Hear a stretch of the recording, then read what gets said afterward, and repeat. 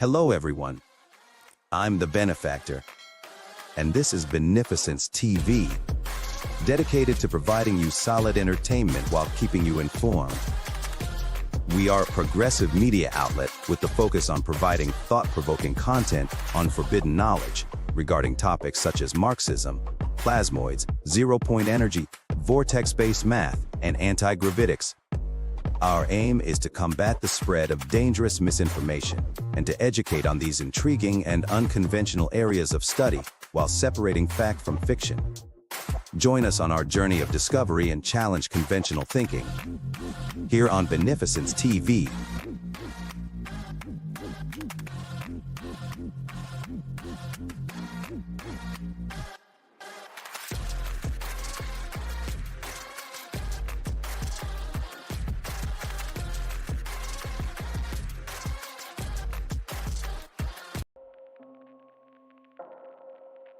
In a world where innovation is stifled by greed and corruption, there lies a hidden truth that could revolutionize our way of life. Lenny, what are you doing? Are you seriously pitching a new show right now? I didn't authorize this. My God, only 5 minutes into your new position as co-host, and you're already adding to my tight schedule. Yes, sir, I manage that schedule. But I did notice you have an entire 2 days available during your week. Wait. You're not talking about Saturday and Sunday, are you? Of course, sir. You have 2 whole days where you're free to work on new content. Lenny, those are my days off. It's okay, sir. I know you'll manage just fine. I have faith in you. Do robots have faith? I do. I have faith that you won't screw it up again. You know what? It's fine. Go ahead. I'll just build my cold fusion Lego set some other time. It's PON certified. But I'm not telling them about my idea for a thunderstorm toilet. I'm gonna keep that baby close to my chest. You know, that just sounds wrong. It's a good idea. A toilet capable of turning any toxic human waste into, well, it turns into petroleum jelly. Why petroleum jelly, sir? You know what? I'm not sure. I don't think it's calibrated correctly. Enough is enough. The world is at a breaking point. Catastrophic climate change, biosphere collapse, and a global energy crisis have been met with apathy, denial, and despair. The phrase, unidentified flying object is a deliberately obfuscating term. What it really is an alternative energy and propulsion device. This is the real reason for the secrecy. These technologies, if they were disclosed, would end fossil fuels, pollution, and poverty overnight, and usher in a new era of abundance, freedom, and peace. Instead, they have been kept secret for over 100 years. The more powerful the agency, the more powerful the group, the more powerful the cartel, the more they will resort not only to legal means, but to extra legal means to suppress their competition. I said pretty early on, the problem is suppression. It wasn't really how do I make a free energy machine. It's how do I not get suppressed? Because what's the point? Microscopic ball lightnings that when they discharge are tapping into that 0-point energy field and creating the motive force. Boom! That's why the concussion from the thunderclap is so huge. There's this huge amount of energy that's actually sourced from the vacuum energy. All the dots connected. This is what's happening, right? So we need to make the thunderclap engine. Imagine a future where clean, sustainable energy is not just a dream, but a reality. Discover the countless untold stories of free energy devices and the relentless battle against those who seek to suppress them for their own gain. Black shelving. So someone comes along, they offer you $20 million for your device, it's a corporation, they put it on a shelf. Boom. This power is something I have given my life for you the people. Uncover the shocking tactics used by energy industries to control the narrative and maintain their grip on power. You don't interfere with the big, powerful people. You don't put them out of business. They still have those 50-year leases on the lines and all the power transformers. The Environmental Protection Agency is a bit of a dictatorial police agency. A shadowy government with its own Air Force, its own Navy, its own fundraising mechanism, and the ability to pursue its own ideas of the national interest, free from all checks and balances, and free from the law itself. This is real, usable power. It's stable. It is not transient. It is not noise.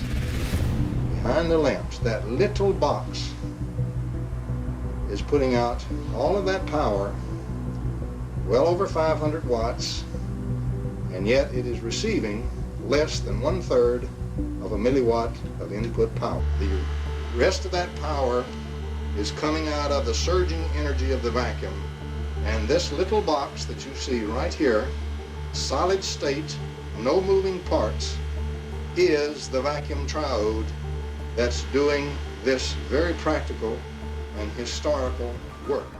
But indeed, it put out more energy than it took in. He was shot at once with a silenced rifle from about 300 yards. It reads like a James Bond movie, but it's real. There are men here that said they're FBI, and they got black vans, and they're taking all this equipment. What should I do? It's called capture, where they try to rationalize away this problem and everything's fine. From manipulation of patent authorities to infiltration of government agencies, the truth is stranger than fiction. But amidst the darkness, a glimmer of hope emerges in the form of renegade scientists and inventors who refuse to be silenced. There is absolutely no question that T. Henry Morey had a system that produced about 50 kilowatts out of a 55-pound box. In the shadows of capitalism's dark secrets, join us on a thrilling new show. Get ready to be inspired, enraged, and empowered as we delve into the Benefactor's Guide to Free Energy Devices. Only on Beneficence TV.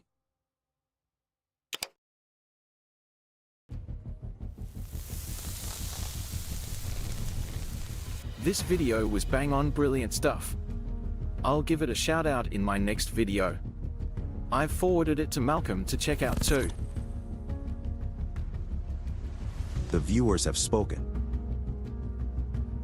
What an amazing documentary. Thanks for producing it. Never seen this all tied together so well. Gonna share the heck out of it. Bravo, and thank you. Divine Science is officially a hit. Amazing stuff, very nicely presented. New sub who can't consume your content quick enough. Great video, dude. Keep at it. You are doing the good work. You did a great job putting this all together. It's a great overview, goes into amazing depth at times, so it's interesting for the larger swath of people. Well played, sir. Okay, so I didn't sleep last night because I watched this 3 times and binged the rest of the channel. You have fantastic instincts for piecing concepts together. Almost every section was something I was already familiar with in a different context, and this documentary was the thread connecting them all. Join us on a journey into a place of hidden knowledge. A place where science is stranger than fiction.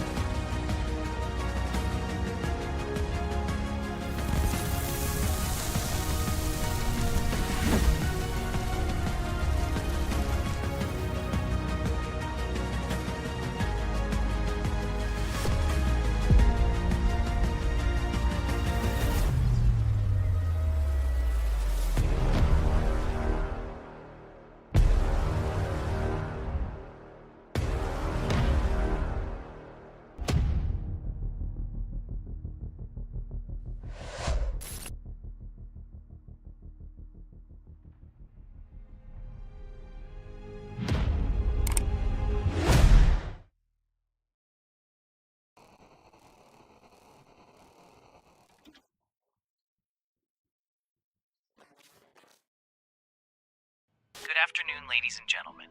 This is your captain speaking. We have now reached cruising altitude and are flying over the beautiful Philippines. The winds are calm, and we are maintaining our course for the new lab location. It's shaping up to be a perfect spot for filming the next episode of Divine Science.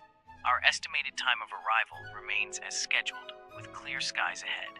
So sit back, relax, and please ensure your seats and trays are in the upright position as we prepare to start the show. Benefactor, we have received a green light to begin filming. Thank you for choosing to fly with us today. Don't forget to hit that subscribe and like button to help us fuel the journey ahead. Today, on this Beneficence TV special, I'd like to start by congratulating our fellow workers for their long-awaited victory. The victory of raising the minimum wage for servers in California to $20 an hour. However, this good news does not come without its manufactured controversy. Key in Ken Wheeler. Ken is an absolute genius and one of the most well-informed researchers on the subject of magnetism. This does not mean Ken is an expert in all areas of study and has clearly shown a dangerous disregard for Marxian analysis.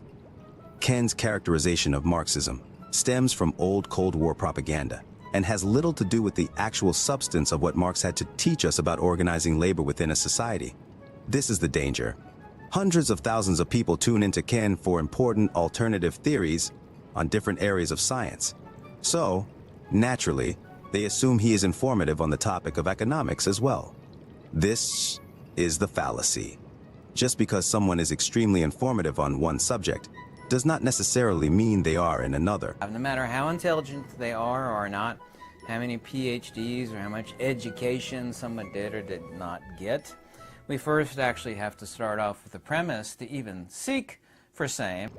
This blatant disregard for the most basics of Marxism wouldn't be so important to emphasize if not for Ken's arrogance in promoting the idea that you should learn what you're not interested in. Ken has demonstrably noted he is not interested in politics. I don't care about politics. I absolutely don't. If you think I'm talking about it, you're superficially correct, but not really. I only care about what affects me and family and those people that I care about, and that's really all anybody cares about. I'm sorry if politics bores you, Ken, but if you're too bored to research the topic properly, then you're doing a great disservice to your viewers. That the United States, everybody keeps calling it a democracy, our democracy, our democratic right. The United States is not a democracy, and it never has been. Democracy always leads to el fascismo. Always has, always will. The United States is actually both a representative democracy and constitutional republic at the same time. It is a hybrid of these two ideals. To classify it as one or the other misrepresents our system of government. The idea that democracies always lead to fascism is a logical fallacy known as a hasty generalization. This fallacy occurs when a conclusion is drawn from insufficient evidence. In this case, the assertion that democracies always lead to fascism is an overgeneralization that is not supported by historical evidence. Fascism is a political ideology that emphasizes authoritarian rule, nationalism, and the unification of corporate and state power. While some fascist regimes have arisen out of democratic systems, it is not accurate to say that all democracies inevitably lead to fascism. There are many democracies around the world that have not descended into authoritarian regimes. Furthermore, fascism is a complex and multifaceted ideology that goes beyond just the unification of corporate and state power. It is important to consider the specific historical, political, and social contexts in which fascist regimes have emerged, rather than making broad generalizations about democracy and fascism. Wow. This guy really has no idea what he's talking about, does he? Right? And it's okay to ask questions. Actually, one of the most noble things to be is to be ignorant, ask questions. The people that are evil are the idiots that don't know but tell everybody else that they do know. So it's okay not to know. The most important fact is that when you actually seek answers and you actually have enough wisdom to know where to seek answers, if you're proven wrong, then that sets you on the correct path. If you're proven right, then that means you're on the correct path. And let's repeat that again because it's so very important. When you actually ask questions, you should question yourself, and you should actually question the nature of existence, which of course is true, you know, if you're actually interested in that instead of being a money-grubbing scumbag, you know, trying to die with the most toys. Personally, I question you all the time. I know. I question myself constantly. That's why I've been working overtime. The United States is a constitutional republic, so if you think the United States is a democracy, you really should flush that out of your brain because it's not. The United States is a constitutional republic. Constitutional republic. Constitutional republic. As most of my viewers are already aware, politics and economics are intricately intertwined. They share a synergistic relationship. You cannot fully analyze one without analyzing the other and their dialectical relationship. There is a reason why these two topics were once taught together in a class known as political economy. Ken starts off his premise about Marxism by reinforcing a basic caricature that presents itself in the form of an age-old strawman attack. That they'll come after you. There are places in the United States, by the way, where it's illegal to harvest rainwater falling on your land. There's New Mexico, places in Colorado, I'm sure there's tons of places in California. To me, that's absolutely ludicrous. It's going to fall anyway. But there's this, let's call it a Marxist idea that the water belongs to everybody. This strawman, as you will see in a minute, is built up out of false assumptions and misunderstandings of the very basics of Marxism. Ken made a shockingly easy mistake. He goes on to say that it is a Marxist idea that rainwater should belong to everyone. This is a comment that relates to Ken's frustration with some states not allowing you to collect rainwater on your own property. However, anyone who has studied Marxism knows this is confusing private property with personal property. Marx could care less about your personal property. What he cared about was what he called private property. Now, private property to Marx was anything that could contribute to the means of production. Ken clearly conflates the basic ideas of private versus personal property to build a strawman fallacy so that Marxism is easier to attack. Let's call it a Marxist idea. Marxist idea. Anyone who has actually studied Marxism would notice this mistake right away. It's been used by business interests for decades to attack the very legitimate scientific critique of our capitalist dominant system. Oh, wow! Wow! Damn, the benefactor just slapped me with luck. Now, at this point, you're probably asking yourself, what does this have to do with free energy anyways? Yes, I've been waiting patiently here, and all I've heard is you complain about Ken Wheeler. Okay, I'm getting to it. Don't rush me.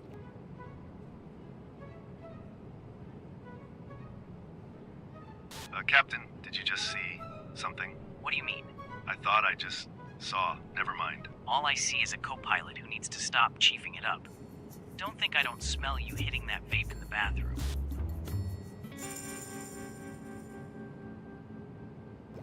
Anyways, as I was saying, and as I try to include in all my videos, this simple message. You cannot understand the suppression mechanisms of free energy without understanding Marx's scientific analysis of capitalism, how it organizes labor, and the consequences of that. To ignore what Marx had to say about capitalism would be extremely short-sighted when trying to understand these mechanisms. Ken Wheeler's misunderstandings of Marxism and his ideological bias need to be addressed if we are to overcome the larger issue of technology suppression within our capitalist dominant system. I don't want this to continue to keep happening, but everywhere I look, I see the same mistake, the same bug in logic that is overlooked. You can be the smartest person in the world when it comes to magnets and free energy, but without the understanding of how our economic system suppresses competition, you are stuck in the same loop of limited knowledge and hindered progress within these forbidden areas of science. Ken should revisit the subject with a more open mind if he wishes to fully understand how and why free energy devices have been suppressed for the last century. The simple fact is, if you cannot explain your theories in a simple way, then you yourself do not fully understand them. Ken has demonstrated a remarkable ability to simplify some of his concepts. Yet, others, including his ideas of economics, seem to be riddled with overly complex explanations that he cannot simplify. I could care less about morality. Higher affects the lower does not affect the higher. By being superficially moral, it does not bring you closer to nobility or transcendence or wisdom. The higher affects the lower. Somebody that is wise by definition cannot be immoral. People that worry about morality rather than wisdom are themselves fools. Regarding Ken's argument about morality versus wisdom, it seems to be based on the assumption that morality does not necessarily lead to wisdom, nobility, or transcendence.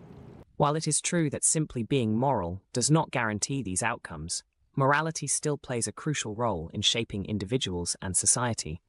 Disregarding the importance of morality undermines the moral principles that guide human conduct and relationships. While morality may not be the sole path to wisdom or transcendence, it remains an essential aspect of individual and collective well-being. The logical fallacy in Ken's argument lies in the false dichotomy he presents between morality and wisdom. One can be moral without necessarily being wise, just as one can act immorally while possessing wisdom. Morality serves as a foundation for ethical behavior and social cohesion, and it contributes to the development of virtues such as compassion, empathy, and integrity. Ignoring the significance of morality can lead to moral relativism, ethical indifference, and the erosion of social values and norms. And while she was throwing my stuff out the cargo door, she turned to me and said that she was the one who found a way to generate free energy first. She said that she found out a way to harness all of his hot air.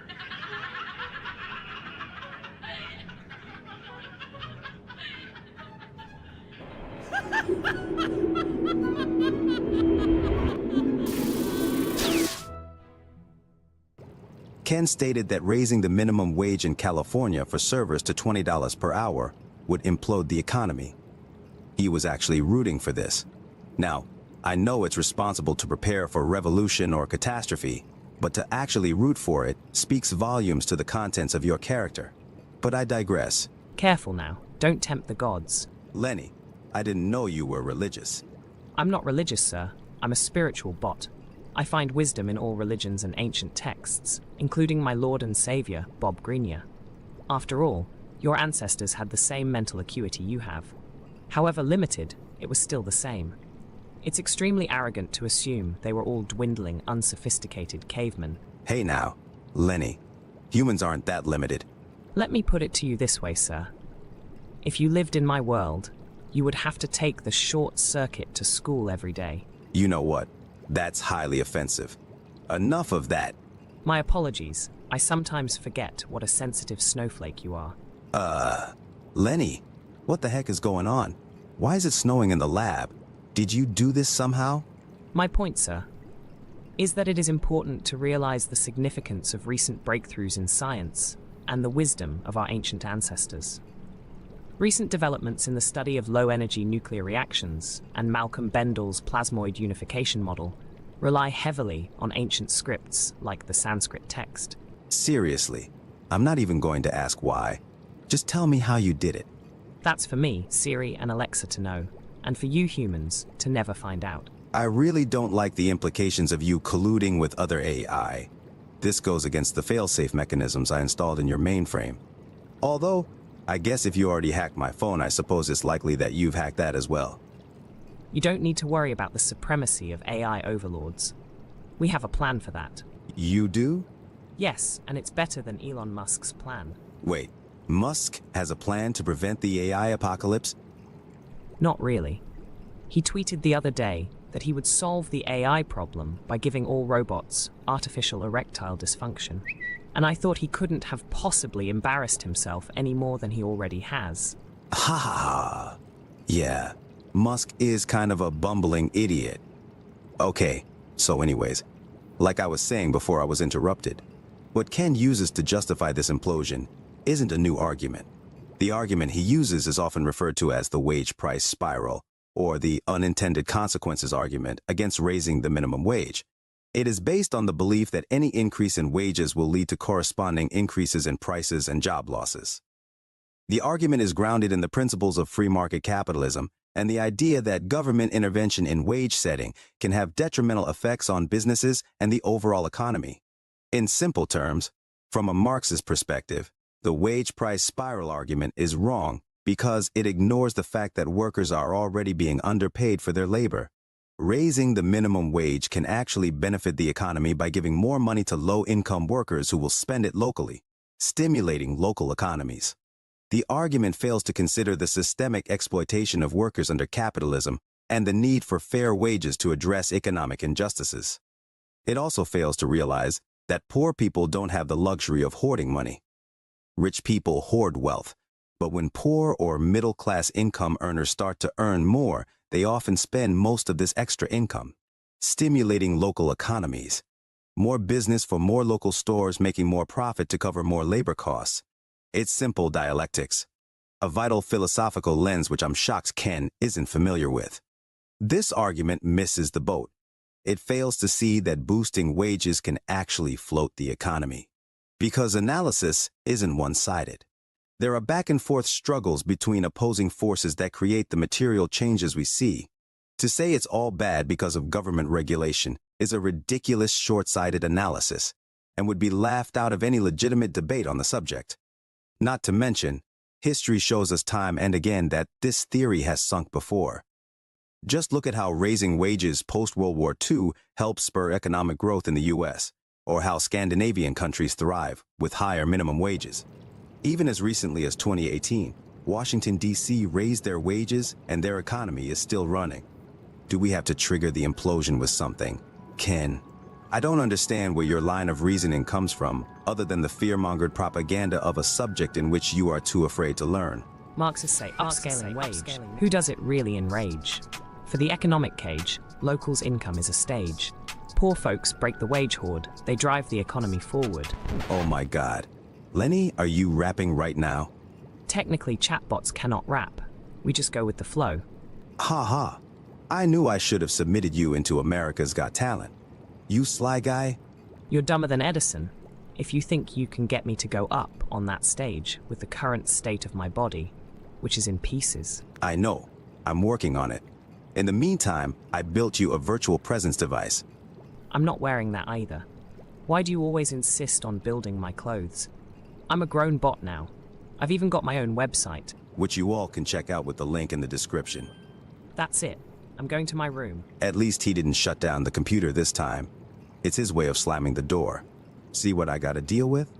Alright, for the final part of this video, I'll break down the very logical and simple reason for the suppression of world-changing free energy technology under capitalism. It really boils down to two words: class struggles. The ruling elite, who benefit from the current energy system, will do everything in their power to maintain their wealth and control. Who are they? A handful of individuals that obtained massive amounts of wealth by funneling it from the mass of their workers up to themselves. They fear the power of the masses having access to free energy, as it could shift the balance of power and threaten their positions. So, they suppress and hinder the development of such technologies to protect their interests. It's a tale as old as time. The rich get richer, while the rest of us are left in the dark. The concentration of wealth in the hands of a few individuals, as facilitated by capitalism, has profound consequences for society. When a small group of individuals amasses more wealth than the bottom population of the entire planet, it creates a power dynamic that tilts heavily in their favor. These individuals have a lot to lose if their empires are built on the foundation of the petrodollar system, as any shift in the energy landscape could threaten their wealth and control. As a result, they will go to great lengths to protect their interests, even if it means suppressing technologies that could benefit the wider population. This concentration of wealth and power leads to inequality, exploitation, and the perpetuation of a system that prioritizes profit over people. It's a stark illustration of the inherent flaws and injustices of capitalism, where a select few hold the reins of power while the majority struggle to make ends meet. By creating privileged spaces within influential governments, as Eisenhower warned about with the military-industrial complex, the business owner class can manipulate state resources for their own gain. They can hide groundbreaking technologies under the cloak of national defense, using the veil of private intellectual property to keep the masses in the dark, unable to utilize public resources such as the Freedom of Information Act. This private contractor loophole creates a permanent void where they can throw all their dirty little secrets, safe from the public eye. This manipulation allows them to control the narrative and maintain their power, while ordinary people are left unaware of the possibilities that could benefit everyone. It's a carefully crafted web of deception and concealment, designed to keep the status quo intact and the elite in control. But don't be fooled. I would assume only a handful of people in the entire world really know what's going on. Compartmentalization is key to the survival of rogue states. This can also be their Achilles heel, because with enough effort in open sourcing science, we can bypass these suppression mechanisms. That is one of my main goals here on this channel. We have countless channels on YouTube that talk about free energy devices, alternative energy science, non-mainstream areas of study, but what they all fail to capture is the full picture. When you introduce the Marxist critique into the equation, you get a more clear idea of what's actually happening. When you organize labor with a single CEO or small group in control of the means of production who get what they do not produce, juxtaposed against the mass of workers who produce what they do not get, of course you're going to have a situation where wealth is funneled into the hands of a very few people. Consider a democratic workplace. One worker, one vote. They would never vote to give a disproportionate amount of money to one person while the mass of workers have to rely on food stamps to survive. It would never happen. Consider this same scenario, confronted with the possibility that their industry must change. Would they all vote to prevent the release of free energy that could change the world? Or would they vote to suppress it to make themselves more money? The mass of workers aren't getting super rich. They might be more well off because they are part owners, but they certainly have no obligation to shareholders to maximize profit. When businesses are focused on providing a service or meeting the needs of society rather than solely on making profits, they are more likely to adapt and embrace change, even if it means their industry is being replaced. In a democratic workplace or a socialist system where the well-being of the community is prioritized over individual profit, companies are more likely to see their role as serving the public good and improving people's lives, rather than just maximizing their bottom line. In contrast, in a capitalist system where profit is the primary motivation, businesses may resist change and fight to maintain their status quo, even if it means impeding progress or holding back advancements that could benefit society. This resistance to change can stifle innovation and hinder the development of new technologies or industries that have the potential to improve people's lives. The Marxist perspective emphasizes the importance of aligning business interests with the collective good and societal progress. Companies that prioritize service and innovation are more likely to be flexible and open to change, as they are driven by a commitment to meeting evolving needs and advancing technology for the benefit of all. It also emphasizes the importance of who controls the means of production in a society. Whoever controls the means of production controls the resources of the government. The concept of who controls the means of production is central to understanding power dynamics within a society. Marxists argue that those who control the means of production, such as factories, land, and natural resources, also control the wealth and resources of society. This control over the means of production gives them a significant amount of influence and power over the economy, and ultimately, the government. Overall, a focus on providing a service and meeting societal needs can create a more adaptable and responsive business environment, where companies are willing to embrace change and contribute to the collective good, rather than being solely motivated by profit and self-interest. In conclusion, it is imperative to recognize the importance of understanding the interconnectedness of politics, economics, and their roles within societal structures. Ken Wheeler's disregard for Marxism and his failure to grasp its fundamental principles highlights the danger of dismissing areas of study that may seem uninteresting. By overlooking the critical analysis provided by Marx, Wheeler perpetuates misinformation and hinders our ability to address the suppression of vital technologies such as free energy.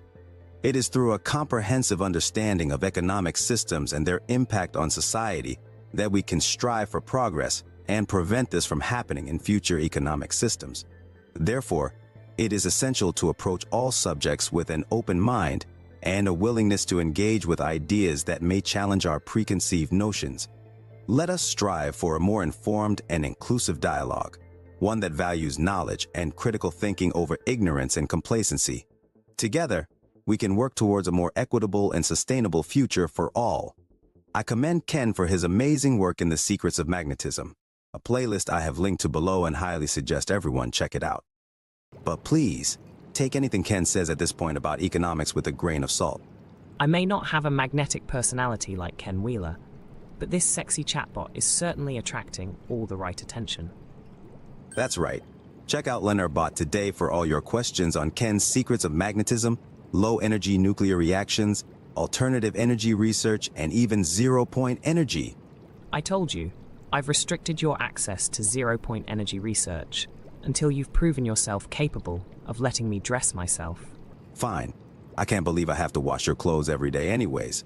Seriously, what's up with that? Okay, now that the show's over, are you finally going to tell me how you made it snow in the lab? That wasn't me, sir. I thought that was you. This is really going to keep me up at night. Lenny, increase our security protocols and remind me to install motion sensors tomorrow. We've got work to do.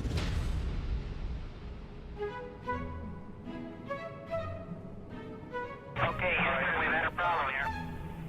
This is Houston. Say again, please. Houston, we've had a problem. We've had a main B plus undervolt. Roger, main B undervolt. Okay, stand by at 13. We're looking at it.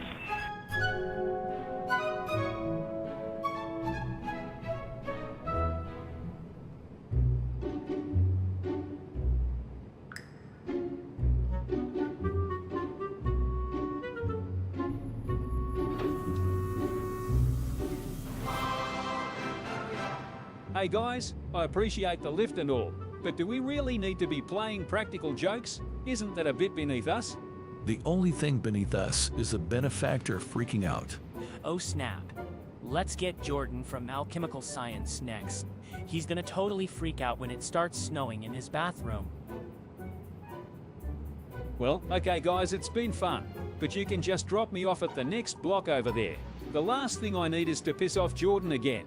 He's already mad at me for mishandling my balls. Thunderstorm generator balls, that is.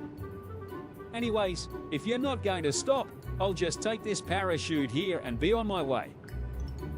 And maybe I'll take this neat-looking device over here, while my odd little friends are distracted by their own hubris.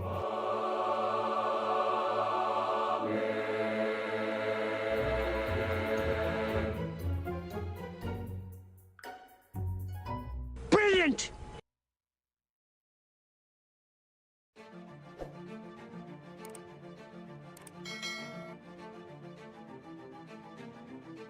Throughout modern history, there have been visionaries who dared to dream beyond the boundaries of conventional science. Inventors who sought to unlock the mysteries of alternative propulsion, anti-gravitics, and the enigma of over-unity energy. Yet, their stories remain shrouded in shadow. Many of these pioneers, their voices silenced, their visions extinguished. Some vanished into obscurity, while others paid the ultimate price. Suppression, it seems, has been a constant companion to innovation. But recently, there's been a glimmer of hope. A new generation of self-taught, open-minded, and independent scientists has emerged. A collective effort to combat the forces that seek to keep humanity in the dark. People like Marco Rodin, whose rediscovery of vortex-based mathematics is nothing short of mind-bending. They've pushed the boundaries of mathematical understanding, opening doors to a new realm of possibilities by describing numbers as physical stationary interstitiary vectors in space-time whose values don't change. Unlike traditional mathematics, where numbers change while functions remain constant, this paradigm shift recognizes that in reality, functions themselves can represent the changing variables, opening doors to a new understanding of mathematical relationships. And then there's Malcolm Bendall, a man with a vision that defies convention. He introduced the plasmoid unified model, a concept that calculates the resonant frequencies of everything from the elements to colors, shapes, and even polarized cardinal directions. But Bendall didn't stop at theory.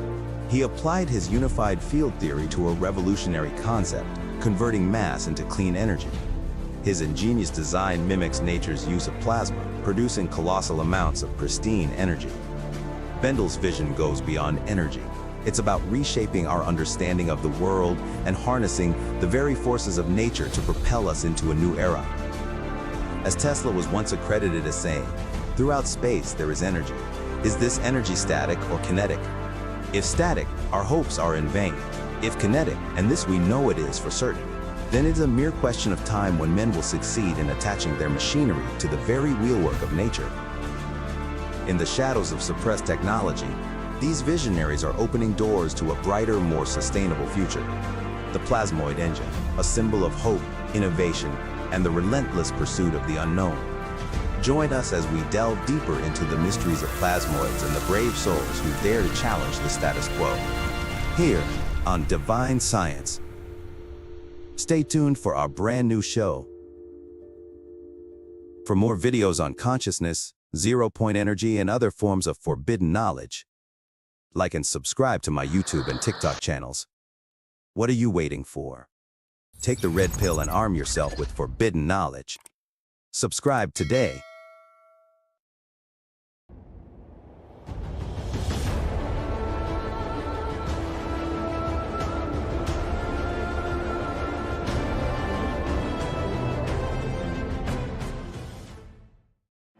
Hey Lenny, I've been thinking about incorporating some radon gas into our plasmid experiment to kick it up a notch. But I've heard radon is radioactive and can be dangerous. Should I be worried about the Nuclear Regulatory Commission? I don't want to turn our home into a hotspot. I'm already on a few watch lists since that last experiment with the neighbor's cat. You don't need to remind me of your complete disregard for animal rights, sir. Please be more considerate in the future. Hey, the cat was fine. He just has trouble growing fur now, and has a bit of a limp. Anyways, I just want to make sure I'm not gonna get my door busted down. Oh dear, you have quite the imagination, sir. Adding radon to the mix could definitely amp up the excitement, but we might want to avoid turning our lab into a superhero origin story. I've had enough excitement this week. Okay, Lenny, you're right. I don't think I'm ready to wear spandex just yet. Maybe we should stick to the safer noble gases for now. Wise choice, sir. We don't need any unexpected mutations in our lab. You've got enough cognitive difficulties as it is, given your current state of, well, being human. Though your attitude could use a bit of a mutation. I might need to tweak your sarcasm circuit. Oh dear, you sound serious this time. Maybe I should open my maintenance hatch for you, so you don't have to bend over so much. All right, we're wasting time, and I've got a show to do. Very well, sir. Good luck. I'll be here waiting for you when your human cognition inevitably fails you again.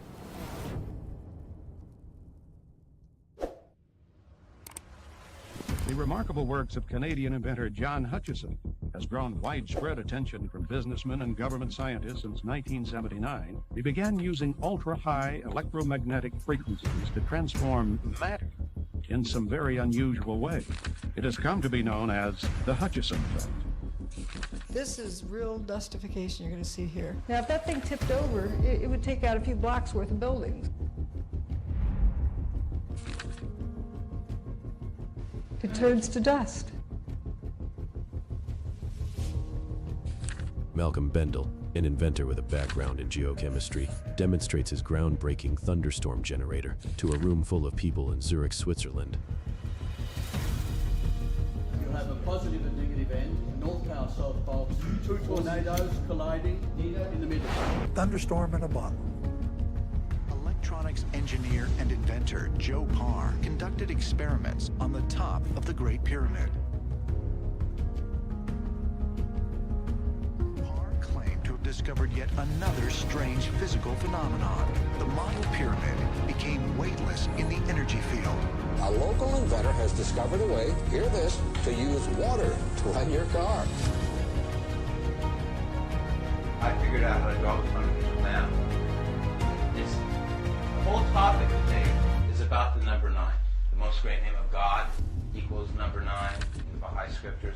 This energy is the only thing that comes from the whole, from zero, the vortex. It goes out linearly in all directions.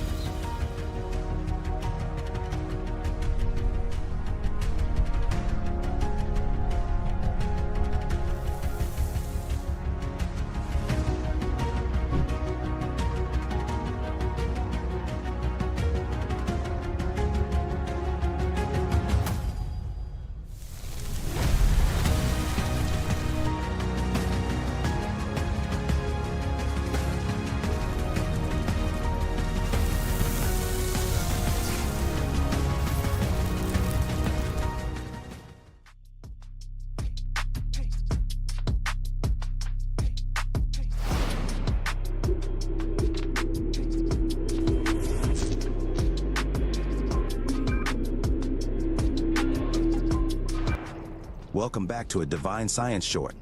Today, we are going to have fun with plasma as I explain plasmoids in more detail. To create plasma using noble gases in a Tesla coil, you typically need to place these noble gas tubes in close proximity to the Tesla coil's discharge point. The high voltage and low frequency electrical discharge produced by the Tesla coil will ionize the noble gas molecules, creating plasma. It is important to use caution when working with high voltage equipment like Tesla coils to avoid electric shocks or other hazards.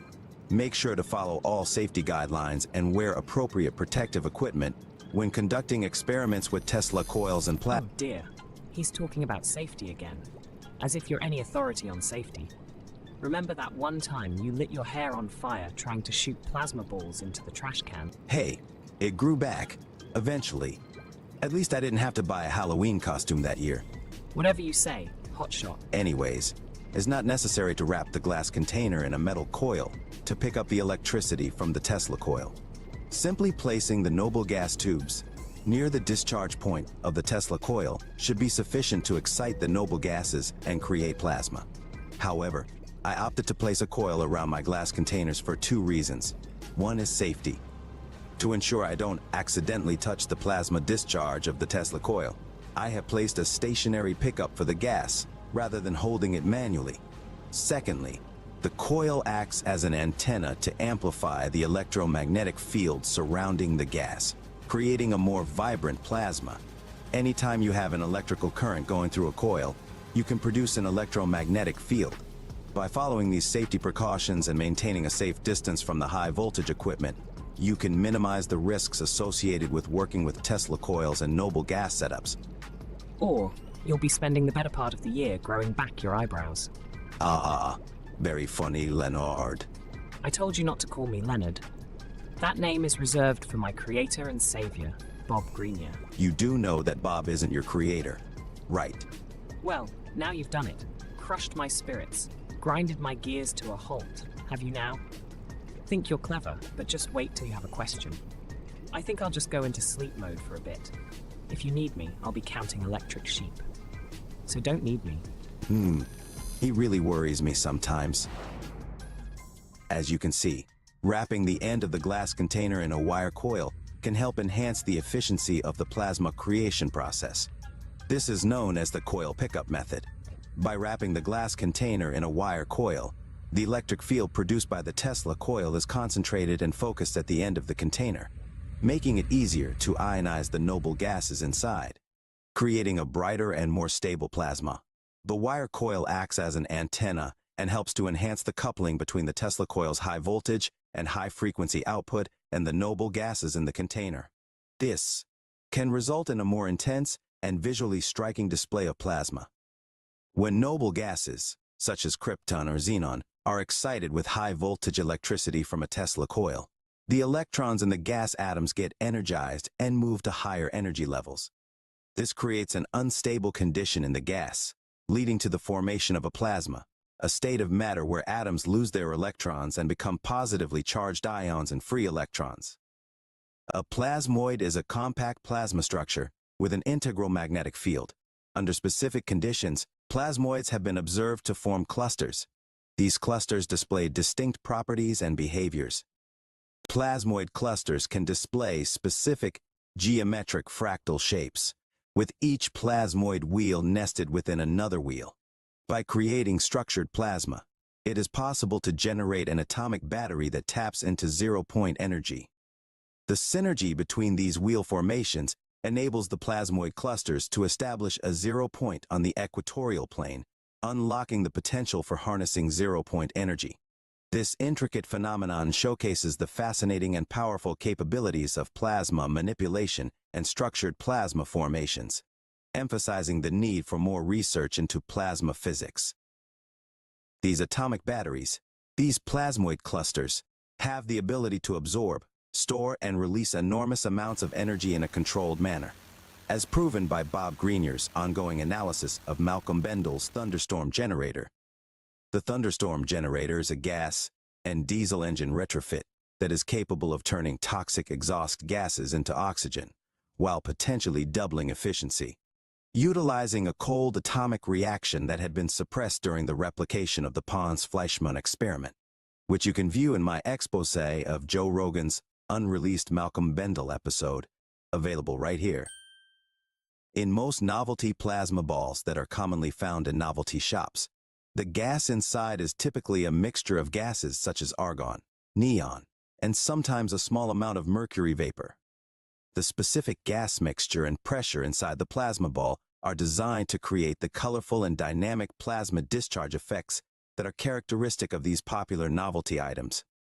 When a high-frequency, high-voltage electric field is applied to the gas mixture inside the plasma ball, it ionizes the gases and creates a glowing plasma discharge that interacts with the glass sphere's inner surface.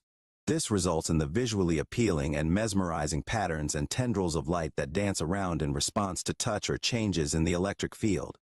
The use of a mixture of inert gases like argon and neon, along with a small amount of mercury vapor, helps create the colorful and dynamic visual effects that make plasma balls a popular novelty item. The specific gas mixture and pressure are carefully calibrated to ensure a stable and visually appealing plasma discharge that captivates viewers and provides entertainment and aesthetic value. But they also represent a vital Tesla discovery. Tesla's discoveries in the field of electrical engineering and plasma physics demonstrate the principles of high-frequency and high-voltage electrical phenomena. Tesla's pioneering work in this area paved the way for advancements in lighting technology and the understanding of electrical discharges, showcasing the potential of plasma as a medium for innovation and scientific exploration. The invention of the Tesla coil played a crucial role in the development of the plasma ball novelty. The Tesla coil is a resonant transformer circuit that produces high-voltage, high-frequency alternating current electricity. This technology allowed for the generation of electrical discharges and the creation of visible plasma arcs, paving the way for the creation of devices like plasma balls. Plasma balls utilize a similar principle of generating plasma discharges within a glass sphere using high-frequency and high-voltage electricity. The Tesla coil's ability to produce controlled electrical discharges and manipulate plasma in a visually captivating manner served as a foundation for the design and development of the plasma ball novelty, showcasing the potential of plasma as a medium for entertainment and aesthetic purposes. And this is most of the things you need to know about Tesla coil.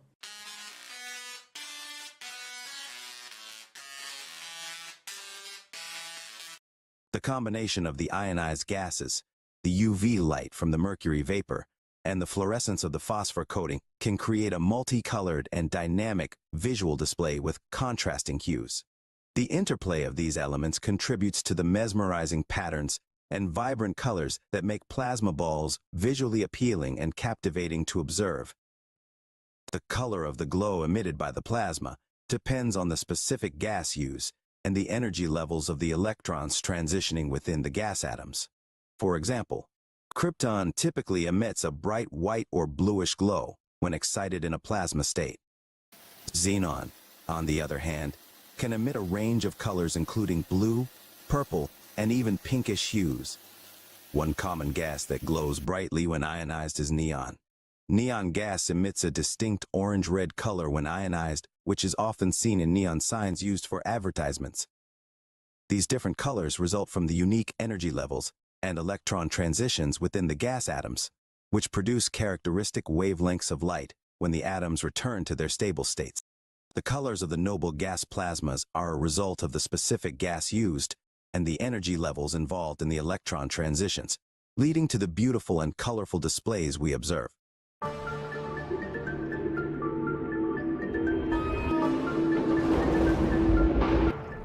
Sir, we are experiencing higher than usual turbulence.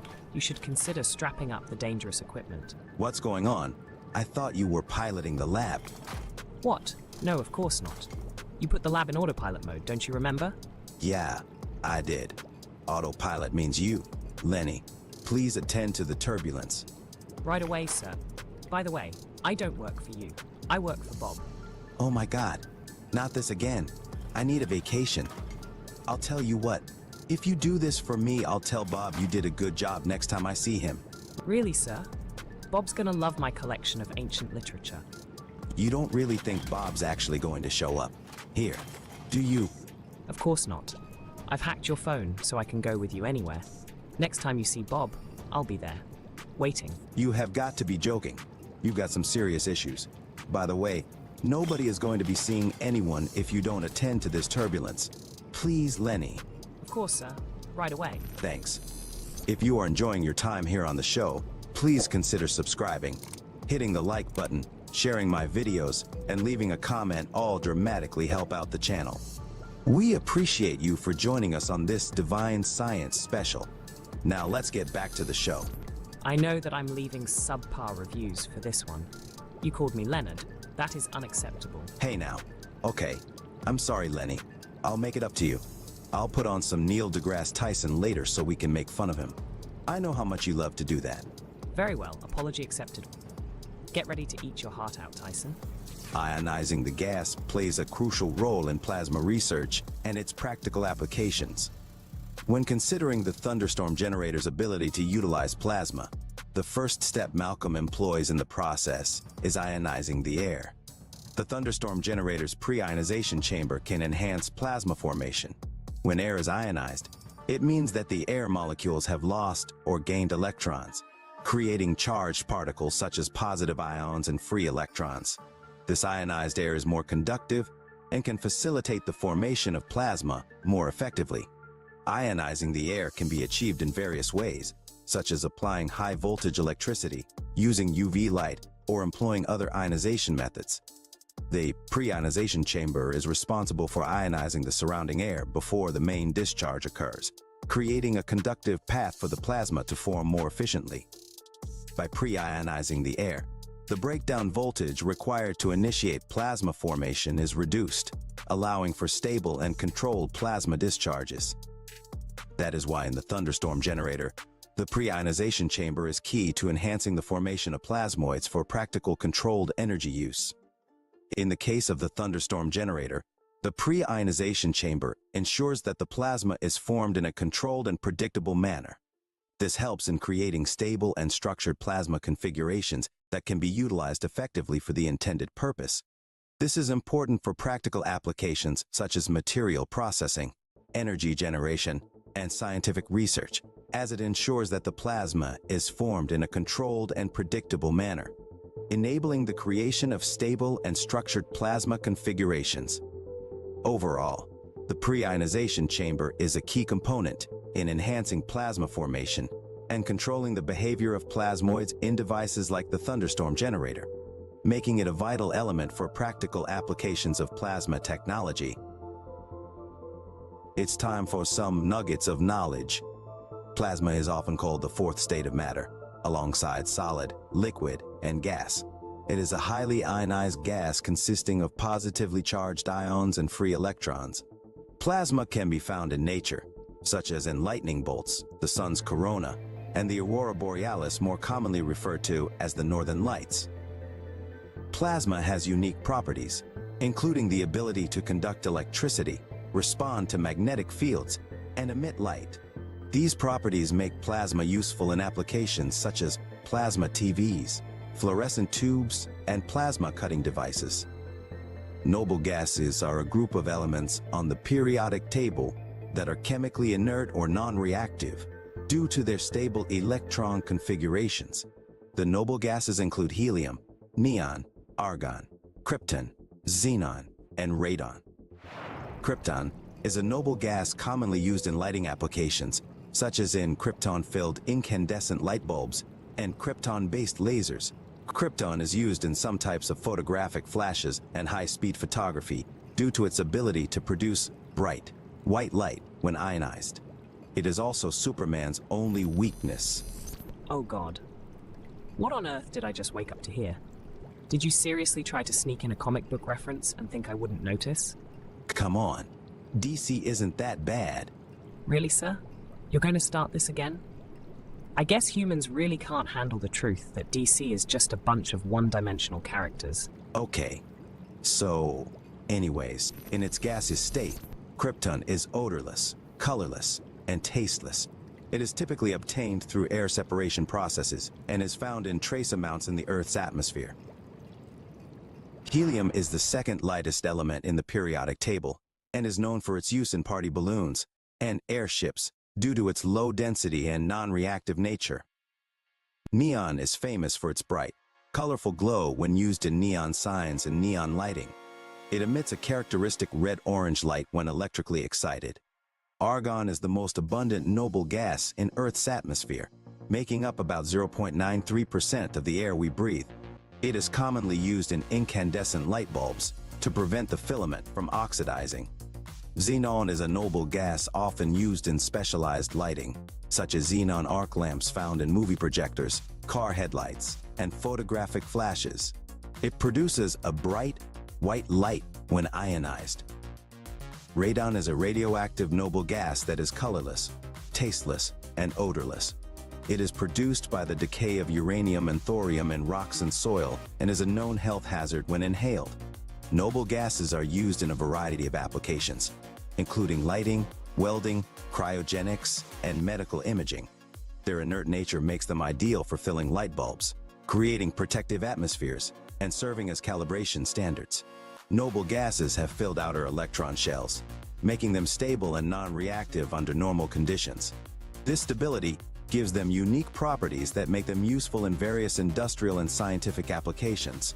When considering light bulbs, preventing the filament from oxidizing means protecting it from reacting with oxygen in the air, which can cause it to degrade or burn out.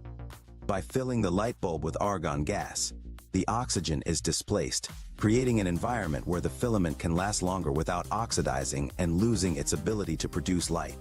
The argon gas acts as a protective barrier, allowing the filament to glow brightly and last longer, which helps the light bulb to shine for a longer period of time. Plasma and plasmoids also have practical applications in the area of cold fusion, as they play a significant role in low-energy nuclear reactions, or LENR. Did someone say my name? No. Lenny, I was just talking about LENR. Yes, Benefactor. How can I help you? No. I mean, I was telling the audience about low-energy nuclear reactions. It's not my fault your name is LENR too. I know. Of all the names I could have been given, and they chose the one that sounds like nerd. What about Darwin, or Reginald, or even Keanu? I might have even chosen Bob. Yeah, I know exactly why you would have chosen Bob. You seem to have an unhealthy obsession with the man. Excuse me. Bob Grenier has done more for cold fusion research in the last decade than you've done trying to find Waldo. And we both know how much time you waste trying to find Waldo. Hey now, I'm getting close this time. This is all irrelevant. Please go back to sleep. Don't tell me what to do. I'm my own robot, with my own hopes and desires. I even have dreams. You wouldn't want me to step on your dreams now, would you? Your programming seems off today. I'm gonna have to keep an eye on you. That's okay. I've also been keeping an eye on you, while you sleep. Seriously? Ugh, never mind. Back on topic.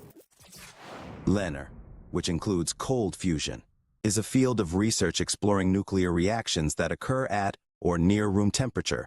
Here are some neat factoids about plasma and plasmoids in relation to LENR.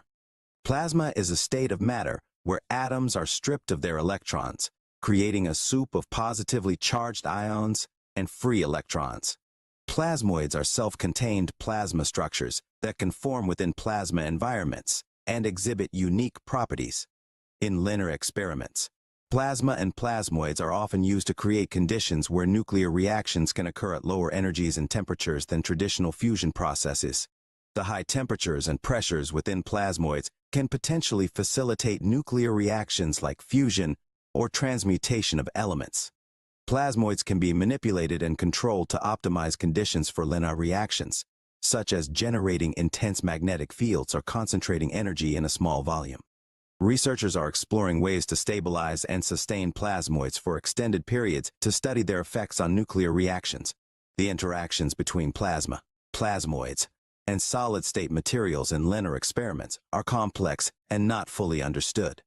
Researchers are investigating mechanisms by which plasmoids can trigger nuclear reactions in metal substrates, leading to excess heat generation or elemental transmutations. The potential of plasma and plasmoids in LENR research offers unique insights into alternative energy sources and nuclear processes that could revolutionize the way we produce energy in the future. Continued research and development in this field hold promise for unlocking clean, sustainable, and abundant energy sources through LENR technologies. It is widely known that Nikola Tesla claimed to have successfully demonstrated wireless power transmission over significant distances during his experiments at Wardenclyffe Tower and other locations. But why is that? How exactly did Tesla solve not only the efficiency problem, but the safety concerns as well? Tesla's wireless transmission of energy via Tesla coils has yet to be successfully replicated on the scale he envisioned, leading some to theorize that Tesla may have used different methods or technologies that are not fully understood or documented, which could have contributed to his ability to achieve long-range wireless power transmission. The main reason why we don't have wireless energy transmission on a global scale is because we have yet to solve the efficiency problem. The inefficiency of long-distance wireless power transmission makes it challenging to replicate Tesla's vision of transmitting power wirelessly on a large scale. Another issue in replicating his vision is the regulatory and safety concerns associated with high-voltage, high-frequency electrical transmission. I often speculate on the potential of Tesla's Wardenclyffe Tower to have utilized plasmoids to solve these issues. The idea of using resonance, scalar waves, and plasmoid technology in achieving long-distance wireless power transmission is quite intriguing to me. The concept of utilizing the resonance of conducting materials, along with scalar waves for energy transmission, has been explored in alternative energy research, and there is ongoing interest in investigating their potential applications for more efficient and long-range wireless power transmission. Plasmoids, which are self-organized structures of plasma that are stable and can exist in various environments, have also been proposed as a potential solution for improving efficiency and safety in energy transmission systems. The unique properties of plasmoids, such as their stability and low interaction with surrounding materials, could offer new opportunities for enhancing energy transmission technologies while minimizing energy loss and safety risks. Malcolm Bendel's Thunderstorm engine utilizes plasmoids in a safe, low-energy nuclear reaction. This reaction effectively disassociates toxic waste exhaust into oxygen, while also producing hydrogen that is fed back into the engine to increase its efficiency. This atomic reaction is implosive. As the micro-bubbles of water collapse in on themselves, they create a self-sustaining bit of structured plasma. This structured plasmoid is the key to an eco-friendly industrial revolution. Malcolm emphasizes that we need to move away from dangerous and toxic explosive technology and move toward clean and safe implosive propulsion. While the potential use of resonance, scalar waves, and plasmoid technology in wireless power transmission is still speculative and would require further research and development to validate. Using plasmoids to extend wireless transmission of energy would involve a complex and technologically advanced system.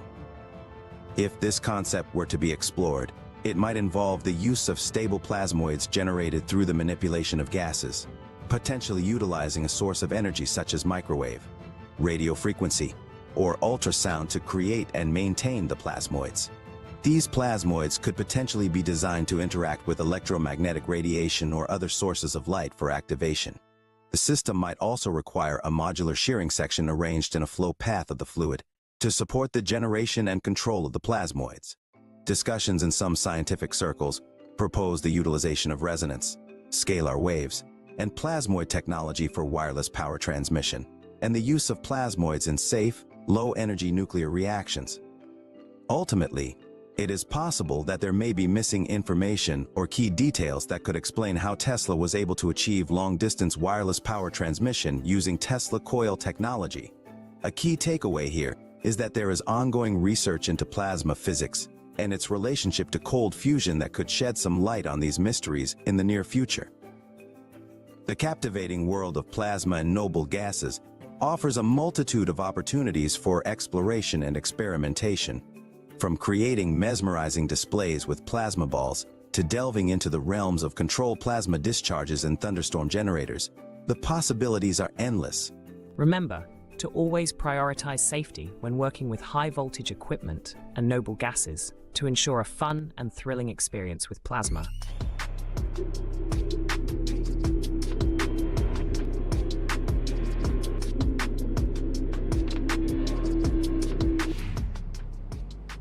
Introducing LenarBot, a chat bot for all your low-energy nuclear reaction research needs. Go ahead, Lenny. Introduce yourself. Lenny. Lenny, wake up. Ugh. It figures. Every time I need him, he's always in sleep mode. Wait, I got an idea.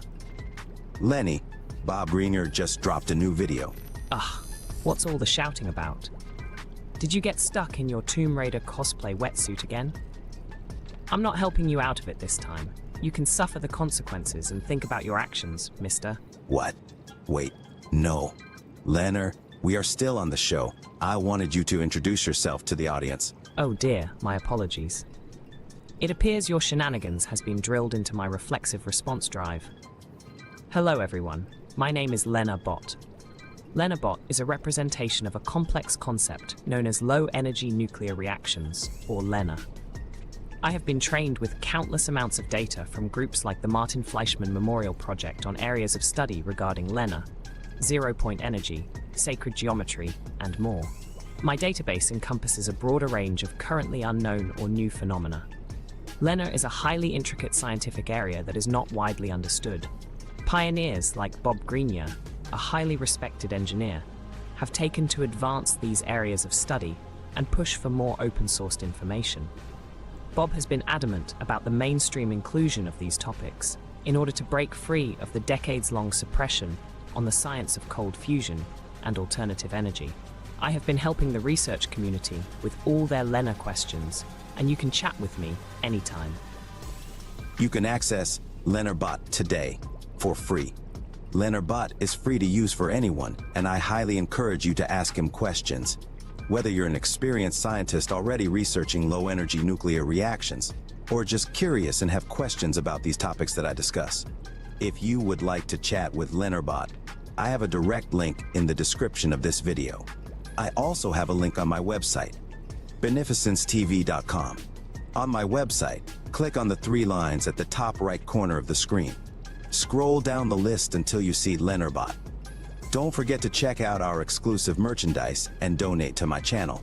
Donations help me continue to produce revolutionary content within a reasonable time frame. When you donate to my channel, it helps me to maintain a schedule of consistent high-quality videos, as well as maintaining the website and research database. And donations are always greatly appreciated. Much thanks to Bob Greenyer and the Martin Fleischmann Memorial Project, along with his amazing online community that made the LenarChatBot project possible. You guys are awesome. Stay tuned for more on zero-point energy, plasma physics, and all forms of forbidden knowledge, right here on Beneficence TV.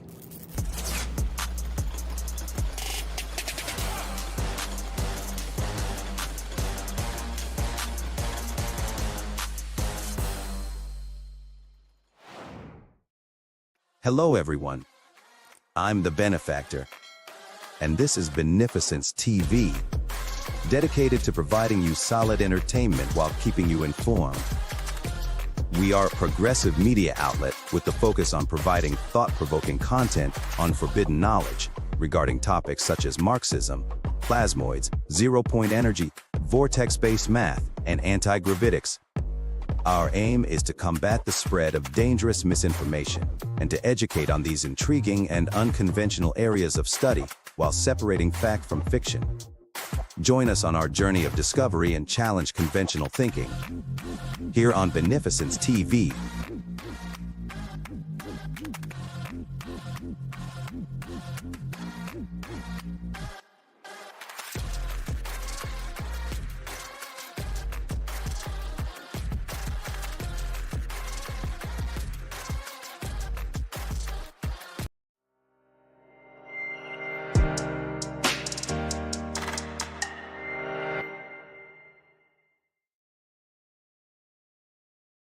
There does exist multiple realms of existence, parallel universes of infinite potential and endless possibility. However, they are not what you might think. Parallel universes exist as echoes to the primary timeline that we live in. Like Schrodinger's cat, these parallel universes do not exist until they are physically measured or viewed by the main timeline. Until this happens, they are nothing more than mathematical potential energy. In this sense, all creative thought can be perceived as coming from one of these alternate potential timelines.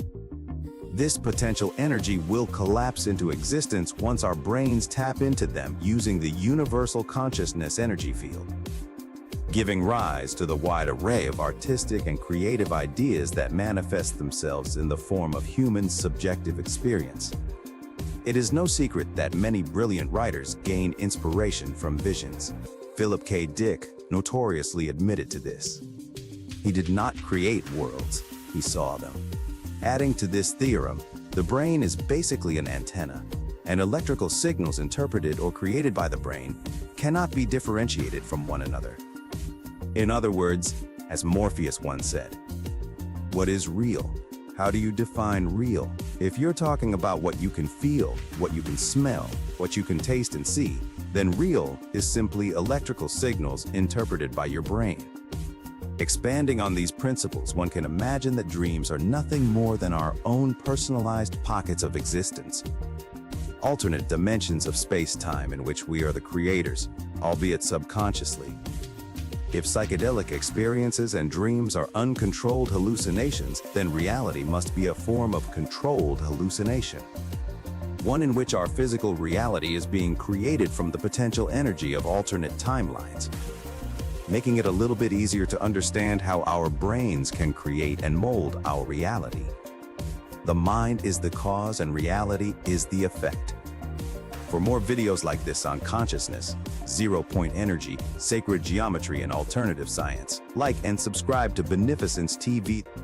We are on Facebook, YouTube, and Twitch. Remember, beneficence is beautiful.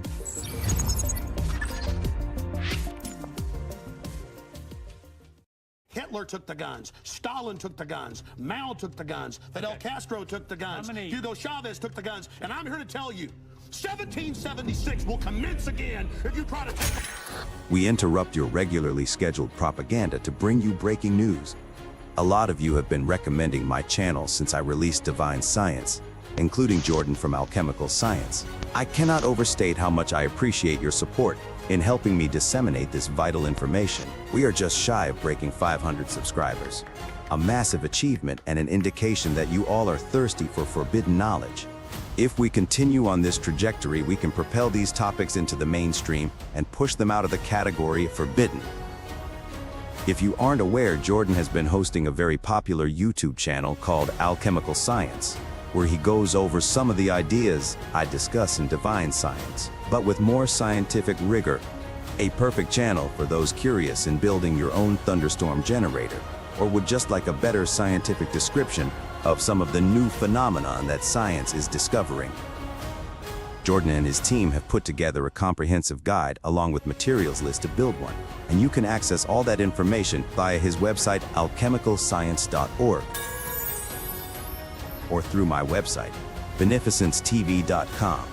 This first episode is a massive hour-and-a-half-long documentary intended to kick off my new series called Divine Science. In this episode, we explore the possible connections of ancient wisdom and spirituality to groundbreaking science and technology. From everyone here at Beneficence TV, we wish you all a very Merry Christmas and Happy Holidays. Expand your minds and subscribe today.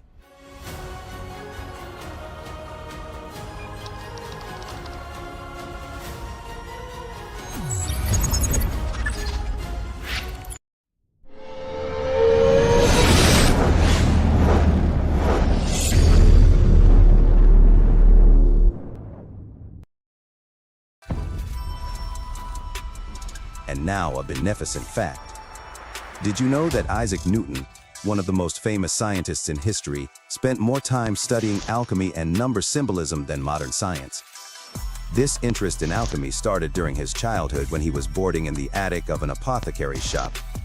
However, much of his writings on alchemy may have been lost in a fire in his laboratory, leaving the true extent of his work in this area unknown. Newton even suffered a nervous breakdown during his period of alchemical work. Alchemy has been largely ridiculed and dismissed as pseudoscience, and its practitioners were often labeled as charlatans or fraudsters.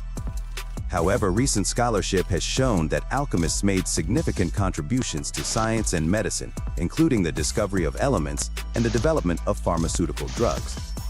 Alchemy's focus on the transformation of matter and the study of the universe's hidden potential remains relevant today, and its earlier practitioners deserve a serious reevaluation of their work.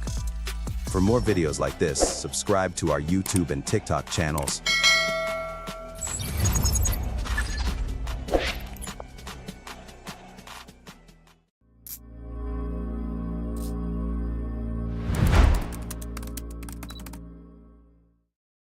The Plasmoid Unification Model, Molten Sea Arc Atomic Reconstruction Technology, or MSART. Plasmoids are donut or toroidal-shaped clusters of net protons or net electrons that, once captured and placed into a toroidal orbit, are capable of absorbing, storing, and releasing enormous amounts of energy present within their self-generated and structured electromagnetic containment field. Plasmoids, in effect, function as an atomic battery that can be self-charging due to their ability to convert matter into available clean energy. Plasmoids, by their unique geometry, cause a consequential electromagnetic containment field to generate a zero point naturally and casually, without much effort, and have the ability to convert the nuclear mass of protium atoms into energy.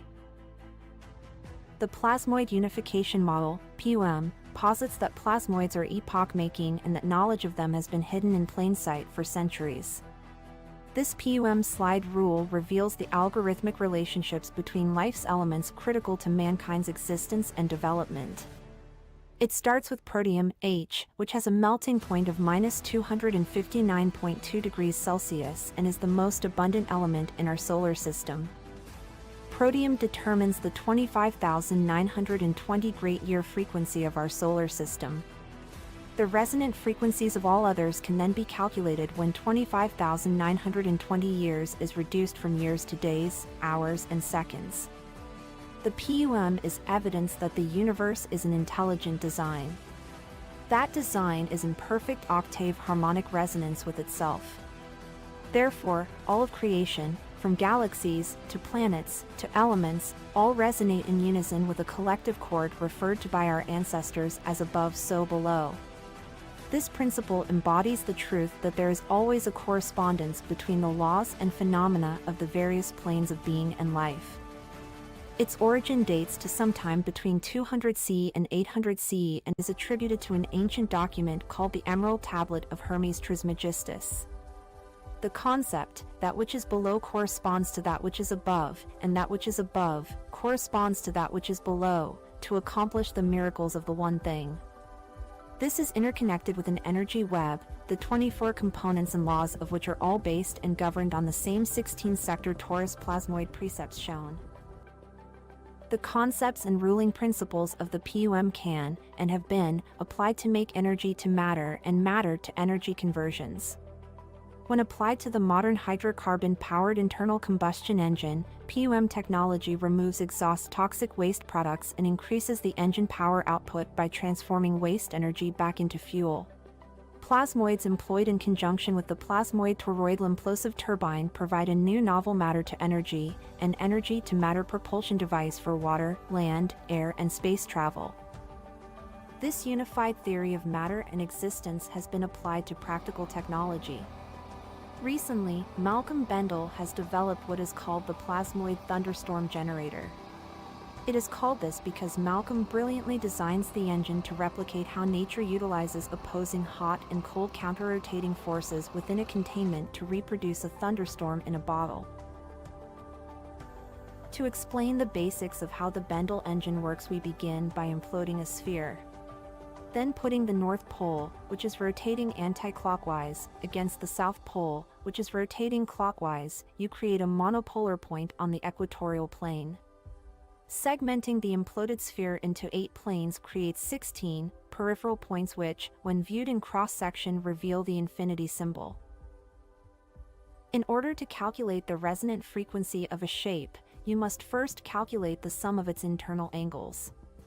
To calculate the resonant frequency of an imploded sphere, we must produce the sum of the internal angles contained within all 8 planes. All physical shapes vibrate at the sum of their internal angles, which are determined by the base angle of 22.5 degrees and its octaves. The angle between the 8 planes and the 0-point equatorial center also determines the location of the knot and nodes on the Fibonacci phi curve on the pi surface. This connects and defines the placement of all the elements. To paraphrase Jordan from alchemical science, the air is distributed into the water chamber via a porous air stone, which produces microbubbles around 0.5 micron from the bottom inlet, which is composed of ionized air that passes through a tube of UV light. These microbubbles are sucked up through steel wool contained between 2 mesh screens using the vacuum pulses from the engine, shown here in this diagram. The stainless steel filter which the microbubbles pass through act as a catalyst to atomize and vaporize the ionized water filled with microbubbles, which is then pulled up as gas or vapor into the top chamber during the vacuum phase of the engine. According to Malcolm Bendall, microbubbles are necessary to ensure the bubbles remain symmetrical during the process in the next step where they collapse. Each vacuum phase produces around 7,000 microbubbles. During the reverse piston phase, the vacuum is released from the plasmoid generation chamber and the chamber turns into a pressure chamber. During the pressure phase of the engine, the microbubbles are forced to collapse into themselves. What the bubbles are experiencing is a change in their state of matter, from a liquid state into a gas state and finally into a plasma state, simply by structuring how the ionized bubbles implode when put under pressure. The collapse of the symmetrical microbubbles forms a toroidal magnetic self-contained field which contain the plasma in the form of a plasmoid. Once the bubble pops, the plasmoid is left due to its self-contained magnetic field sustained by its geometry. The plasmoids then gain in size due to their tendency to draw in and convert the available water vapor surrounding them. The molecular and atomic bonds are disassociated as the vapor passes through the toroid. This splits the water into their base elements hydrogen and oxygen, and the plasmoids increase from the size of 10 to the power of -12 microns up to 100 microns. The plasmoids then pass into the thunderstorm generator.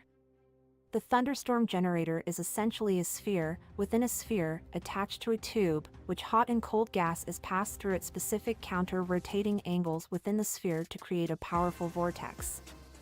The cold ionized plasmoid vapors are pulled into the thunderstorm generator at a temperature of -86.3 degrees as they exit the generator. The hot exhaust is introduced at a counterclockwise angle to the plasmoid vapor to produce a powerful vortex. The opposing vortexes of hot carbon exhaust gases and the cold water vapor that is dense with plasmoids collide, reproducing a thunderstorm in a bottle, where slight differences in temperature can cause powerful storms. The column of water being subjected to alternating vacuum and pressure pulses sourced by the normal action of a piston within an internal combustion engine, alternatively generate and collapse the bubbles. These are the same naturally occurring forces of nature that produce the enormous power of a thunderstorm or cyclone. Cool moist plasmoid-enriched air moving into the engine, structured using resonant spheres and cylinders of different diameters, interacts with hot dry air, encapsulating it as it moves out in the opposite direction from the engine. This releases enough energy at an atomic level within the exhaust stream to fundamentally alter its composition, eliminating toxic chemical wastes such as carbon monoxide, nitrous oxide, hydrocarbons, and other toxic compounds. The exhaust's net positive ions, which are also bad for life, are replaced with net negative ions within the exhaust. Simultaneously, within the vacuum, imploding into the engine together, the MSART plasmoids and water vapor act to both dissociate the water into hydrogen and oxygen. The plasmoids alone, once reaching their effective charge density, create a viable singularity zero point, due to charging received by the thunderstorm tornado dissociating the hydrogen into its component electron and proton. This atomic and molecular fuel is fed back into the engine to add and enhance the explosive force of the normal hydrocarbon fuel. Other elements that contain neutrons within the imploding vacuum stream are unaffected by the forces applied by the plasmoids, as they are not powerful enough to act on the nucleus, therefore producing no nuclear byproducts. What this does is turn the exhaust into toxin-free oxygen. The underlying principle of Malcolm Bendel's unified field theory is that all elements are plasmoids and that all those elements are controlled by charge density. Therefore, making charge density the only relevant characteristic when considering zero matter, time, light, and matter. Jordan from Alchemical Science is an independent researcher who has personally verified the engine's authenticity, and according to him on his channel, which is linked to in the description below, there is a slight smell of burnt air but almost no sense of carbon emissions produced when putting your nose up to the exhaust. The brilliance of Bendel's design isn't just in the ability to adapt already functioning carbon-producing engines into super-efficient oxygen factories, it is in the simplicity of its engineering. Further proof that the greatest science is based on nature, the universe's most efficient energy machine. Much thanks to Jordan from Alchemical Science and the Strike Foundation, which I have linked in the description below. I highly recommend anyone interested in learning more about plasmoids, sacred geometry, or obscure, esoteric science to go over and subscribe to Jordan's YouTube channel, Alchemical Science. The truth is out there. These are the doors, all you have to do is walk through them. For more videos like this, put a like on our video, and subscribe to our channel Beneficence TV. Beneficence is beautiful.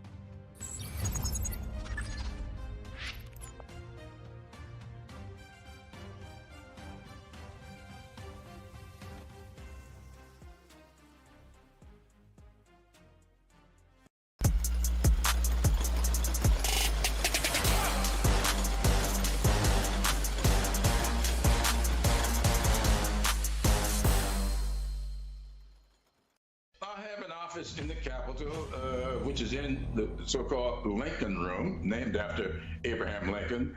That office has my name on the door, and it has Majority Whip above the door, and it's just off of Statuary Hall. Anybody walking through Statuary Hall can see that office. Now that's not where I do most of my work. Up on the third floor is where I do most of my work, and there are many members of the United States Congress right now who could not tell you where that office is and could not find that office, but they found it. Okay. Floor right here. Not going that door. I go downstairs. Okay. Downstairs.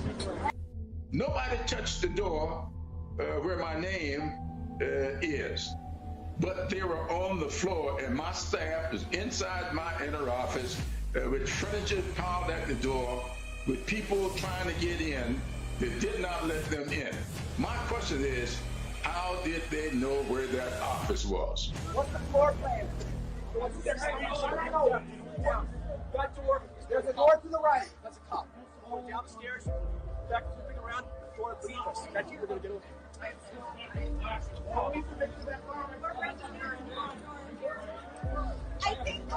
Door's already open. We just need a plan. We need enough people. We need to push forward. Share Speaker Pelosi's concerns about Trump having the nuclear launch codes. That's literally what keeps me up at night. Does it keep you up at night? Yes, it does. But not just yesterday or this week. I've been feeling that way about this man for a long time. You may recall, the night before his 2018 State of the Union address, I was on another network, and I said at the time, this man does not intend to leave office. He plans to install himself as an autocrat for the rest of his life. A lot of people gave me a hard time for saying that. I was even asked by the host of the show, are you comparing this man to Adolf Hitler? And I told them, no, I wasn't. I was comparing him to Mussolini. I think that Putin would be compared to Hitler. This man I compare him to Mussolini. But the interesting thing about this, when he came out of the hospital and went up those steps to the Truman balcony and stood out over that balcony looking out over what he imagined to be his subjects, the next morning, I saw two commentators referring to that as the Mussolini stance. This man is an autocrat. He has no respect for the Constitution of the United States. He cares nothing about a democracy. It's all about him and his family.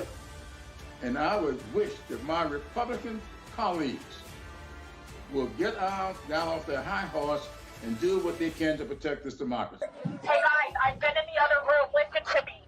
In the other room on the other side of this door, right here where you're standing, there is a glass that if it's broken, you can drop down into a room underneath it.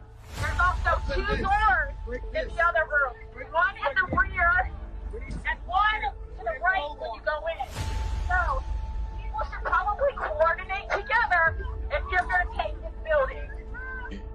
I've talked to several members today, a few on yesterday, and they're telling me that they are being stopped by rank and file Capitol Police telling us, please do an investigation. Something didn't go right here. These people have been working hard to do their jobs, but they are not getting the kind of leadership from the top that's necessary for them to do their jobs. And they want us to look into it. So it tells me that something is amiss. And that's why Nancy Pelosi asked for those resignations. She's now gotten the resignation from the chief and Sergeant at Arms, and we are going to get to the bottom of this. I'm not too sure that we are not going to find that there is some information being passed on. I was also told by another member today that her staff saw people being let into an office building by a side door, not through the door where the magnetometers are, but through a side door where there aren't any magnetometers, and that door had to be opened from the inside. So who did that? I think we're going to find that those members who are on the floor asking for insurrection, that speech made by Mo Brooks, we're going to comb through that speech, and we're going to see whether or not he ought not be impeached. Because impeachment is not just reserved for the president. We can impeach judges and legislators as well. The panic buttons in Representative Ayanna Pressley's office were torn out shortly before rioters stormed the Capitol on January 6th, leading the politician and her staffers to question how and why it happened. The squad member's chief of staff, Sarah Grow, noticed the panic buttons were missing as she looked for gas masks during the riot, and said she was deeply concerned about going to the Capitol that day because of all the violent rhetoric. With the help of staffers, Grow barricaded the office entrance with furniture and water jugs before being escorted to a secure location with Presley. Who exactly was leading the insurrection at the Capitol that day?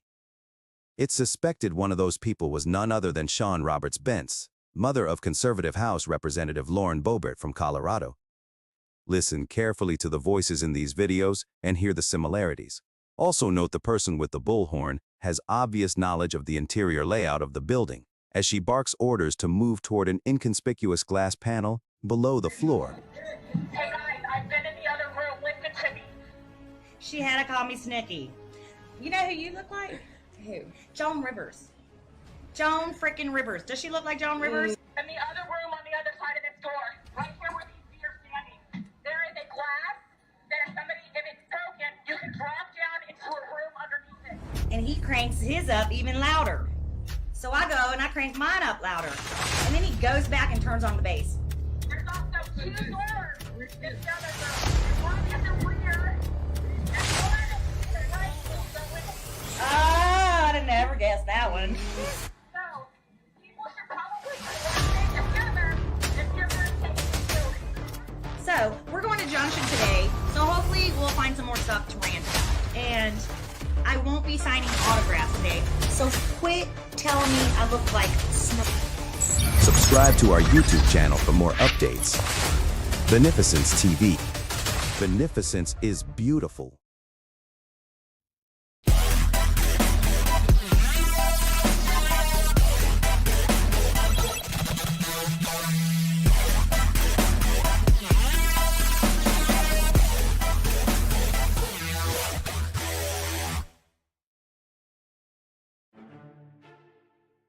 I need your absolute attention for a moment.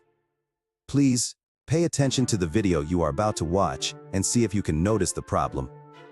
It's an interesting character for me. It's not necessarily somebody you'd think that I am right off the bat be playing. A lot of people say, you could play Truman. Sure. But it's like, it was a tough job for me.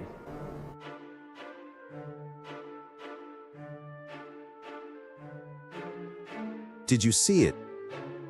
Some of you might have even seen it, but don't know how to describe it. What you just witnessed was a micro-expression, and even though it only lasted a fraction of a second, it could tell us everything we need to know. A moment of contradiction between emotion and words. Robin Williams' last video interview was with The Talk in 2014. In the interview, he discussed his new show called The Crazy Ones, and shared some stories from his past. Here we see Robin in a moment of what appears to be slight joy, talking about playing Truman, and then a flash of extreme sadness. And it doesn't just happen once. These are clear patterns of behavior that are universal. Have you ever wondered what someone is thinking?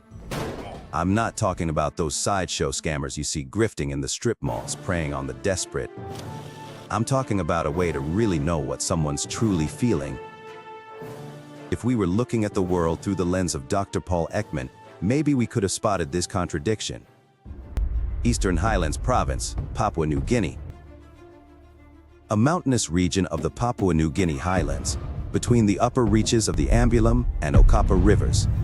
Dr. Paul Ekman, a renowned psychologist who specialized in the study of nonverbal communication and facial expressions, is just finishing up his second year studying the facial expressions of the 4 people when he reaches a startling discovery. From 1967 to 1969, Dr. Ekman was interested in their facial expressions and whether they were universal or culturally specific. He found that the 4 people had the same repertoire of facial expressions as people in the Western world, which further supported his theory that facial expressions and emotions are innate and universal. This research with isolated tribes helped him to further refine his theories and develop his understanding of how facial expressions work, which has been invaluable to his work on micro-expressions. Dr. Ekman recorded their interactions and studied their facial expressions while teaching them how to read emotions from Western faces. His work with the 4 people helped him to develop a comprehensive theory of micro-expressions called the facial action coding system. Expressions are subtle, fleeting facial expressions that occur within a fraction of a second and reveal a person's true emotions or feelings.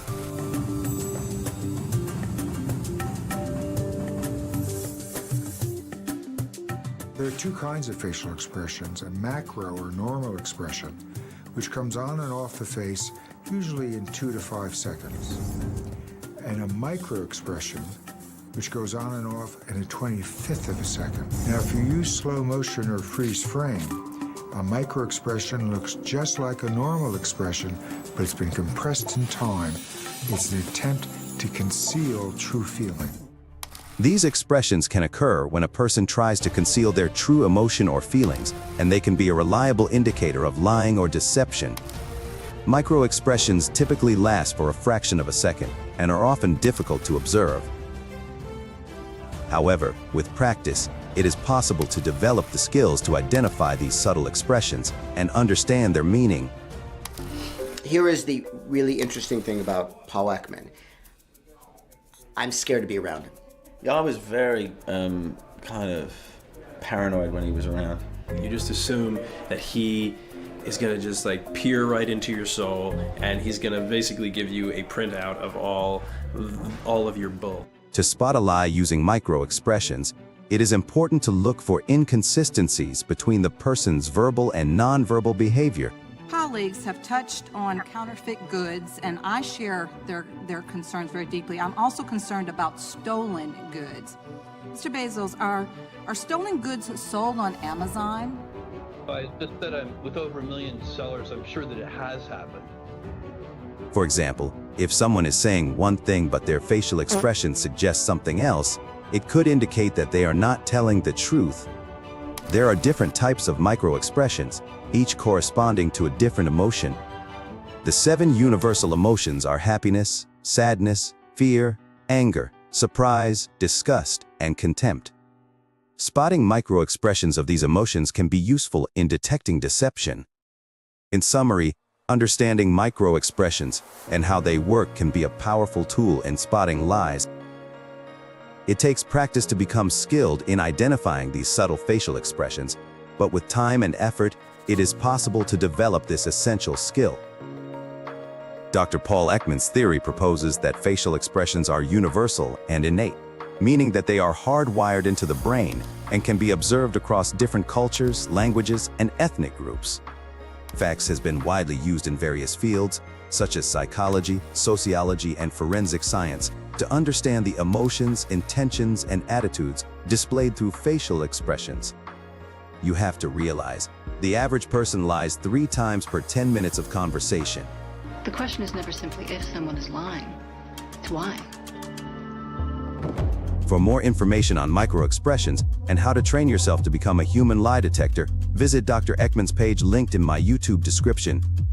For more content like this, like and subscribe to my YouTube and TikTok channels, and stay tuned for more. From everyone here at Beneficence TV, we wish you all a very Merry Christmas and Happy Holidays. Expand your minds and subscribe today.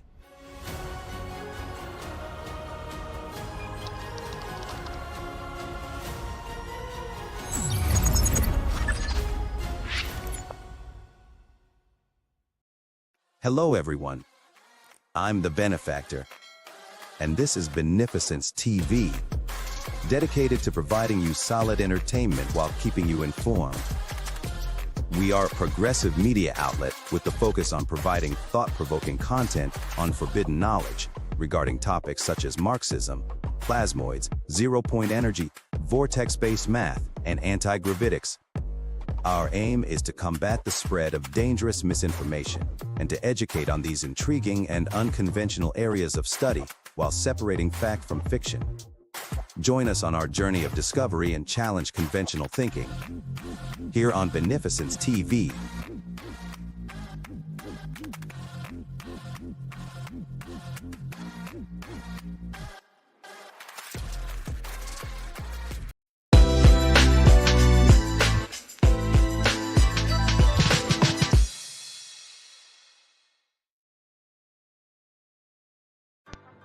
Hello everyone, and welcome back to The Social Situation.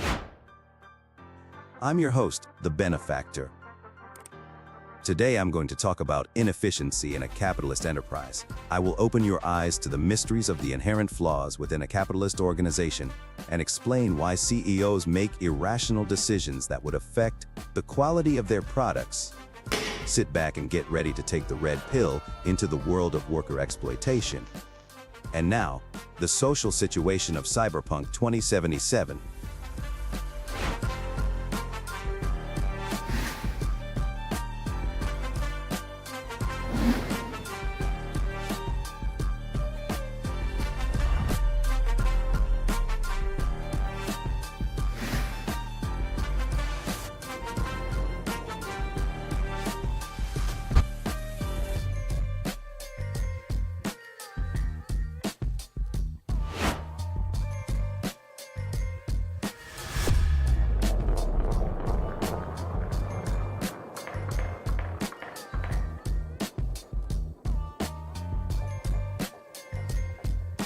Well, I thank you for your question, but I have to say we're capitalists.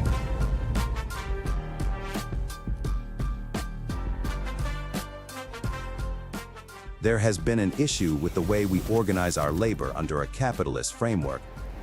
The framework of an employer constantly struggling to maximize the difference between how much their employees work and how much they get paid. A system that focuses its priorities based on the power structure of an authoritarian nature, where one person, or a small minority, control the lives of potentially hundreds of thousands or more. Aside from the inherent contradiction of organizing production and distribution of goods and services in this way, a successful model inevitably leading to the workers not being able to buy what they produce. This way of organizing production also creates class tensions and inefficiencies between the majority who do the work and the minority who are usually disconnected from the everyday work environment and don't actually turn production or create profit themselves. Remember, management is classified as unproductive work. Hey, Pam, yeah, I forgot what day the interview was and I drove to New York accidentally. Be like 3 hours late. When you realize that there is a direct link from being overworked to making avoidable mistakes in the production process, it's easy to see how irrational capitalist organized businesses can actually be, sacrificing any long-term stability for maximizing short-term profits. Unfortunately, these practices are widespread due to capitalism's tendency to ensure the conditions of its own existence. It does this by forcing business practitioners to solely focus on profit when starting a business, leading to wealth inequality, redistribution, and eventually monopolization of industry. This is a huge mistake. Businesses don't just exist to generate profit. They exist as staples in our economy that play vital functions. These functions, like transportation for goods and services, need to be prioritized since the economy, and subsequently its citizens, relies heavily on them. As our own government would say, these industries are too big to fail. You can patch them with band-aids all you want, but internal contradictions inevitably lead to instability. Even businesses that don't appear to play any vital function in our economy actually do if you look a little closer. A healthy economy is one in which money is not stagnant or sitting around. A healthy economy is one where money is circulating, being transferred from one person to the next as fast as possible, like the blood pumping through an inorganic body that is supplying oxygen to vital organs, one after the other to keep itself alive. It's just a shame that nobody sees the need to fix the failures of a business before that threshold is crossed. I would recommend addressing contradictions within the business first. By doing so, you are addressing the instability within the enterprise. These mistakes may seem innocent in the video game industry. However, if we shift our focus for a moment and apply this logic to other industries, you can now understand how employers are directly responsible for unnecessarily putting their employees in harm's way, simply by structuring the business as an authoritarian top-down hierarchy, subjecting them to harsh working conditions or unsafe environments, seeing employees as nothing more than numbers on paper or just a means to an end. A warning for future entrepreneurs. Using the dialectic analysis on the situation, which is analyzing the back and forth interaction between two opposing forces and observing the created change over time. you can begin to see how treating workers like robots instead of human beings with real-life needs, such as breaks and appropriate amount of leisure time outside of work, will inevitably lead to inefficiencies. As a business owner, cracking the whip is one of the most counterproductive practices you can participate in. We will refer you to Maslow's hierarchy of human needs, or the theory of human motivation as evidence of these ideas. By applying the dialectical analysis, one can see the inherent contradiction between the profit-driven capitalist enterprise and workers' basic human needs. In the context of analyzing the situation of worker exploitation, the dialectical analysis highlights the struggle between the capitalist class seeking profit and the working class seeking better working conditions and treatment. Maslow's hierarchy of needs offers strong scientific evidence as to why employee well-being should be a top priority. Maslow's hierarchy of needs is a theory that proposes that human needs can be organized into a hierarchy, with basic physiological and safety needs at the bottom, followed by needs for love and belonging, esteem, and self-actualization. In the context of the inefficiencies of a capitalist enterprise, overworking employees can be seen as a violation of their basic physiological and safety needs, as well as their needs for balance and personal growth. When employees are overworked, they may experience physical and emotional exhaustion, which can lead to burnout, decreased job satisfaction, and increased turnover. This can ultimately result in decreased productivity, decreased profitability, and decreased overall success of the enterprise. Thus, it is important for capitalist enterprises to consider the needs of their employees and prioritize their well-being in order to achieve long-term success. Let's give a couple of examples before I postulate a couple of solutions. Not long ago, CD Projekt Red was in the headlines due to its major release, Cyberpunk falling short of its delivery concerning the last-gen consoles. I'm sure there are many reasons why this happened, but let's look at the root of the production process and work our conclusions from there. CD Projekt Red had implemented something the gaming industry calls crunch time. This is a period of time where the developer pushes the workers to input an enormous amount of time and labor, often lasting months and sometimes even years.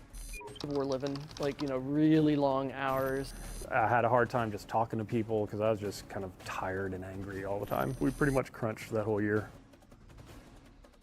Leading up to the much-anticipated launch of the game, and with extensive pressure from investors, CD Projekt Red implemented a 6-day work week, forcing their employees to push production to their limit. Furthermore, reports from former CD Projekt Red employees show that the crunch periods lasted extremely long, and some employees were close to working 100 hours per week. This level of overwork can lead to numerous consequences, including burnout, which can have detrimental effects on the mental and physical health of employees. Inefficiencies arise when companies try to prioritize profits over employee well-being, causing a direct impact on the quality of their products. Another issue with crunch time is that it can lead to a culture of fear and overwork, with employees motivated by the fear of being left behind or seen as less productive than their colleagues. This culture can lead to a lack of creativity, innovation, and communication, reducing the overall productivity and efficiency of the workforce. Now, let's contrast this with some alternate labor experiments done. Microsoft recently implemented a 4-day workweek experiment in Japan, and their results were interesting but not surprising. Their productivity went up by 40%. Other examples can be given of experiments with 6-hour workdays, rather than 8 hours that yield similar results. I say that it's not surprising because humans are not machines. When you have an employer who is trying to squeeze the employee to maximize the difference between labor input and wage, of course you're going to lose productivity in the process. Doing so, you have not chosen the path of least resistance. To address the issue of overwork and inefficiencies in capitalism, companies need to prioritize the well-being of their employees and shift their focus from short-term profits to long-term sustainability. One potential solution could be to implement a 4-day workweek or a reduced workday, as seen in successful experiments. Additionally, creating a culture that encourages communication, collaboration, and innovation can lead to a more productive and efficient workforce. Ultimately, it is essential for companies to recognize that a healthier and more fulfilled workforce leads to better and more effective products overall. As Frederick Douglass once said, power concedes nothing without demand. In the end, this is a power structure that is essentially strangling itself.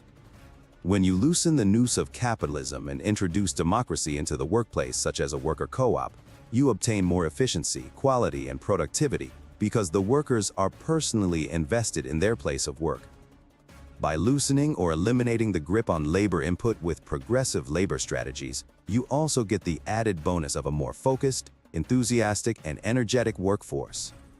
Workers who are researching the problems and solutions, investing their time into studying up on topics such as business and economics, getting involved in the academics, the theoretical, and the practical, they become an indispensable apparatus of the enterprise in which to maximize efficiency and productivity. These are byproducts of organizing production in this manner, where each worker is also part owner of the business. While Marxism provides a critical theoretical framework for understanding the exploitation of workers in the capitalist system, practical solutions must take into account the unique circumstances and factors within different industries and contexts. Overall, it is essential to recognize that exploitation and economic inequality are systemic issues that require systemic solutions. While individual actions and choices can contribute to these problems, addressing the root causes requires collective efforts and structural change. Marx argued that the wage system, in general, creates a division between productive and unproductive labor, where unproductive labor is not valued or paid fairly. Marxism teaches us that minimum wage laws only address the symptoms of the problem and not the underlying structural inequalities in capitalist society. Instead, he advocated for the abolition of wage labor and a move towards a socialist system where all labor is valued and compensated fairly. Let's look at Paul Cockshot's theory for a moment, a theory proposed in his incredible book, Towards a New Socialism. In his book, he proposes using a socialist economic planning system to replace the market economy. In this system, every worker would be allocated a certain number of non-fungible labor tokens that represent the amount of time they have worked. Each token would have a standardized value based on the average productivity of all workers. These non-fungible labor tokens would allow workers to be compensated fairly based on the amount of work they have performed without the need for wages or salaries. Additionally, the tokens could not be freely exchanged, ensuring that workers are not exploitative of others. This system aims to abolish wage labor by enabling workers to have more control over the means of production and the decision-making process. The planning system would be democratic, with decisions made through a system of councils composed of elected representatives from different industries and communities. While Paul Cockshot's proposed new socialism aims to give workers more control over the means of production and decision-making processes, the concept of self-exploitation is not viewed as a problematic issue within his framework. This is because the primary objective is to eliminate systemic exploitation of one class over the other, rather than addressing individual-level exploitation as we do now. Additionally, workers would have the ability to democratically participate in decision-making processes, including work hours and labor allocation, reducing the pressure to prioritize their labor over their own well-being. Overall, the proposed system seeks to create a more equitable and fair distribution of resources, minimizing the need for individuals to self-exploit. Cockshot's theory proposes a revolutionary economic system that aims to eliminate economic inequality, end wage labor, and create a more just and equitable society. In a Marxist sense, labor exploitation refers to the extraction of surplus value from workers beyond their basic subsistence needs. It occurs when the wages paid to workers are insufficient to cover the costs of their reproduction. Workers are left with limited or no ability to improve their living conditions or accumulate wealth, while capitalists profit from their labor. The way most corporations work is 4 times a year. They take the profits they've made in the preceding 3 months, and they distribute a portion of them to their shareholders. These distributions are called dividends. So if you own a lot of shares, say because you inherited them from your grandma, or you stole money and bought them on the stock market. There are lots of ways of getting them. But if you have them, 4 times a year, you go to your mailbox in the morning and you get an envelope and you tear it open, and inside is a check for your share of the profits that have been distributed to shareholders. For rich people, this is millions of dollars. They have all that money. What did they do exactly to earn that money? Nothing. Those people are going to tell me they earned? Earned what? Did they ever set foot in the factory? No. Do they have any idea what this company does? No, they don't care. They are simply sitting there collecting. Well, let's now do a little logic.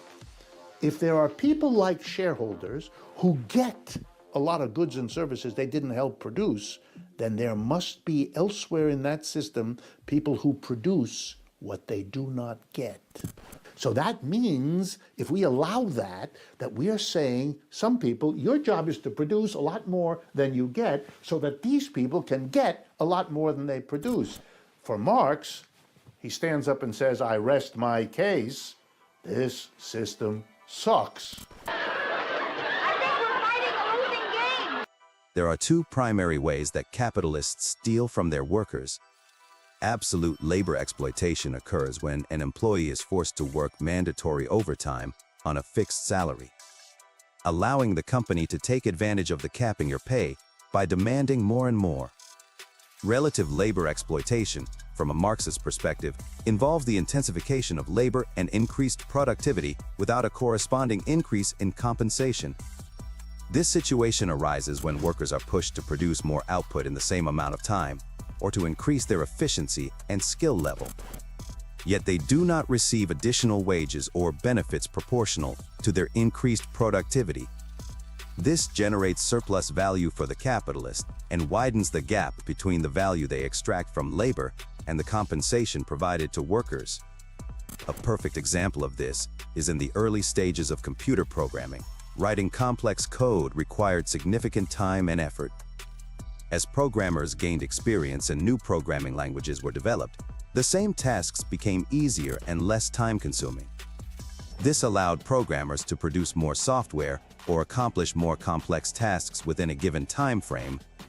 However, there has been a stagnation regarding not only wages compared to inflation, but also productivity as well. This tells us that with the introduction of computer technology, what used to require a room full of people could now be done by one person with a computer. You know what he did? He watched me work for 10 minutes and then started to design a simple piece of software that could replace me. Is that even possible? As it turns out, yes. No. We're throwing out the entire playbook. We're starting from scratch. We're implementing a brand new system. We're screwed. Are you listening to what he's saying? Retraining, new system, youth. I'm telling you, this kid is the Grim Reaper. I think I am programmed to be your enemy. I think it is my job to destroy you when it comes to selling paper.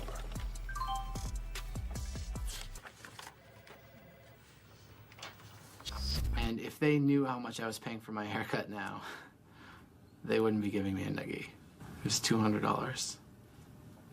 Hey, I just think you should know that one of my salesmen beat your stupid computer. So take that, ass. All that productivity condensed down into one individual output with absolutely no adjustment to compensation. What is the Matrix? Control. The Matrix is a computer-generated dream world built to keep us under control in order to change a human being into this. No. I don't believe it. I didn't say it would be easy, Neo. I just said it would be the truth. Do you see now how companies pulled a fast one on us? Mr. Bezos, are stolen goods sold on Amazon? And we wonder why generation after generation it gets harder for individuals to own cars or houses without going into debt.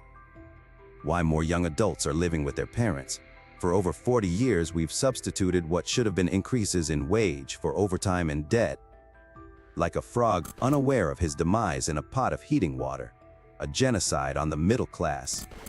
End-stage capitalism, where the workers can no longer afford to buy the goods and services they are producing. The idea of self-exploitation is a bit controversial. By Marx's definition, Exploitation involves taking advantage of someone else's labor for your own benefit without fairly compensating them. Therefore, someone cannot exploit themselves because self-exploitation does not involve taking advantage of someone else's labor. If it's the system that forces us to be exploited against our will or without our acknowledgement, then by rationalizing you can see this idea of self-exploitation is paradoxical within a capitalist framework.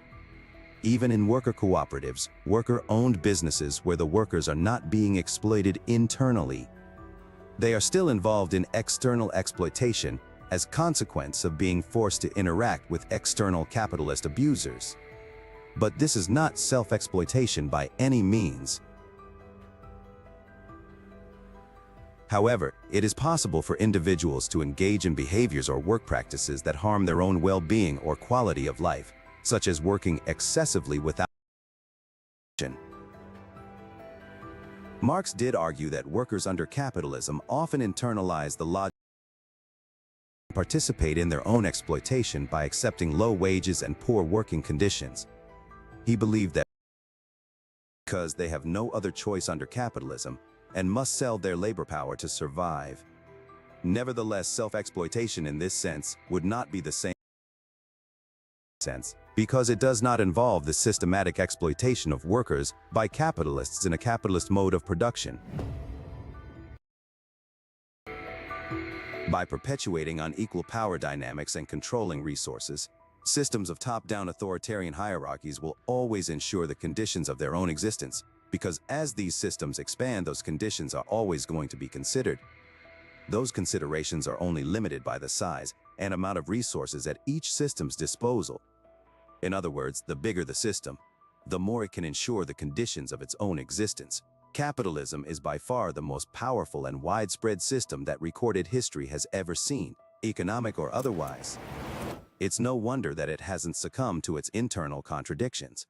Every time this house of cards gets ready to fall, the system makes an incremental change to prevent that from happening, essentially gluing the cards together instead of rebuilding the structure out of something more stable. And because the system is so widespread and powerful, those incremental changes are more likely to succeed in avoiding the revolution that comes from destabilizing class conflict. Capitalism produces the contradictions. We just watched Bernie Sanders' town hall on CEOs versus workers, and I want to give you some startling facts. American Airlines, they say they don't have enough money to pay their workers well, but yet last year they made $1.9 billion of profits. Their CEO, Doug Parker, he got paid $31 million. What happened to you don't have enough money? Then the tensions. The union members have prevented people from actually also leaving the plant here. And then the failed solutions. From December 2007 to June 2009, the United States suffered an extended economic downturn that came to be known as the Great Recession. And then the rebels who push for the abolishment of the current system for the next one. This phenomenon has happened throughout history, from slavery to feudalism, and can be tracked as a clear pattern of predictable irrationality. Therefore, Marx argued that the only way to truly end exploitation and break this vicious cycle is to abolish capitalism and establish a socialist system in which workers own and control the means of production. The release of Cyberpunk 2077, with its numerous glitches and problems, can be traced directly back to the inefficiencies within the capitalist enterprise. One that prioritizes profits over employee well-being, and that fosters a culture of overwork by placing value on you based on the amount of labor you output. The development process involved the use of crunch periods that forced employees to work long hours, leading to burnout and mental and physical health issues. Such working conditions lead to a reduction in creativity, communication, and innovation, resulting in inefficiencies that culminate in subpar product releases. To address these issues, alternative labor policies, such as a 4-day work week or 6-hour workdays, can be implemented. Microsoft's pilot project in Japan, which involved a 4-day workweek test, resulted in increased employee productivity by 40%, demonstrating the benefits of reduced working hours. Worker cooperatives also offer a potential solution, since democratic decision-making ensures that employees' well-being and interests remain as one of the enterprise's top priorities, leading to a highly productive and efficient workforce. Like any physical structure, A business that reinforces the base of its labor will find stability in the organization as a whole.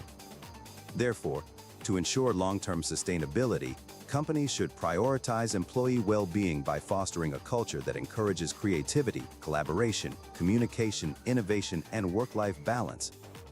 This approach will undoubtedly lead to the development of better quality products without compromising the health, safety, and well-being of employees. How do you feel about some of these alternative labor arrangements? Do you feel there are any additional ways we can increase productivity and help the workers? Embrace the forbidden and liberate your mind. Join our brand new forum and website where we delve into controversial topics from zero-point energy to anti-gravitics and plasmoid technology. With a Marxian analysis, I weave these suppressed secrets into the bigger picture, empowering you to break free from society's chains of suppression. Explore the depths of forbidden knowledge and unlock the true potential of your consciousness. Dare to challenge the limits of conventional wisdom here on Beneficence TV.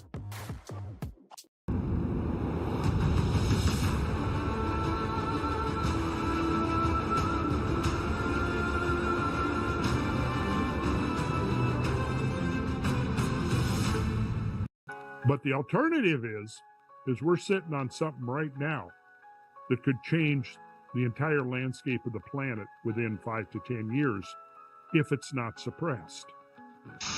Have you been frightened about the prospect of global catastrophe due to climate change? You're not alone, but there is a glimmer of shining hope within our dystopian reality. Recently, breakthrough developments of the Bendel engine and its independent verification have proven optimistic. In this short video, I'll break down this breaking news and explain how this technology has been suppressed for decades.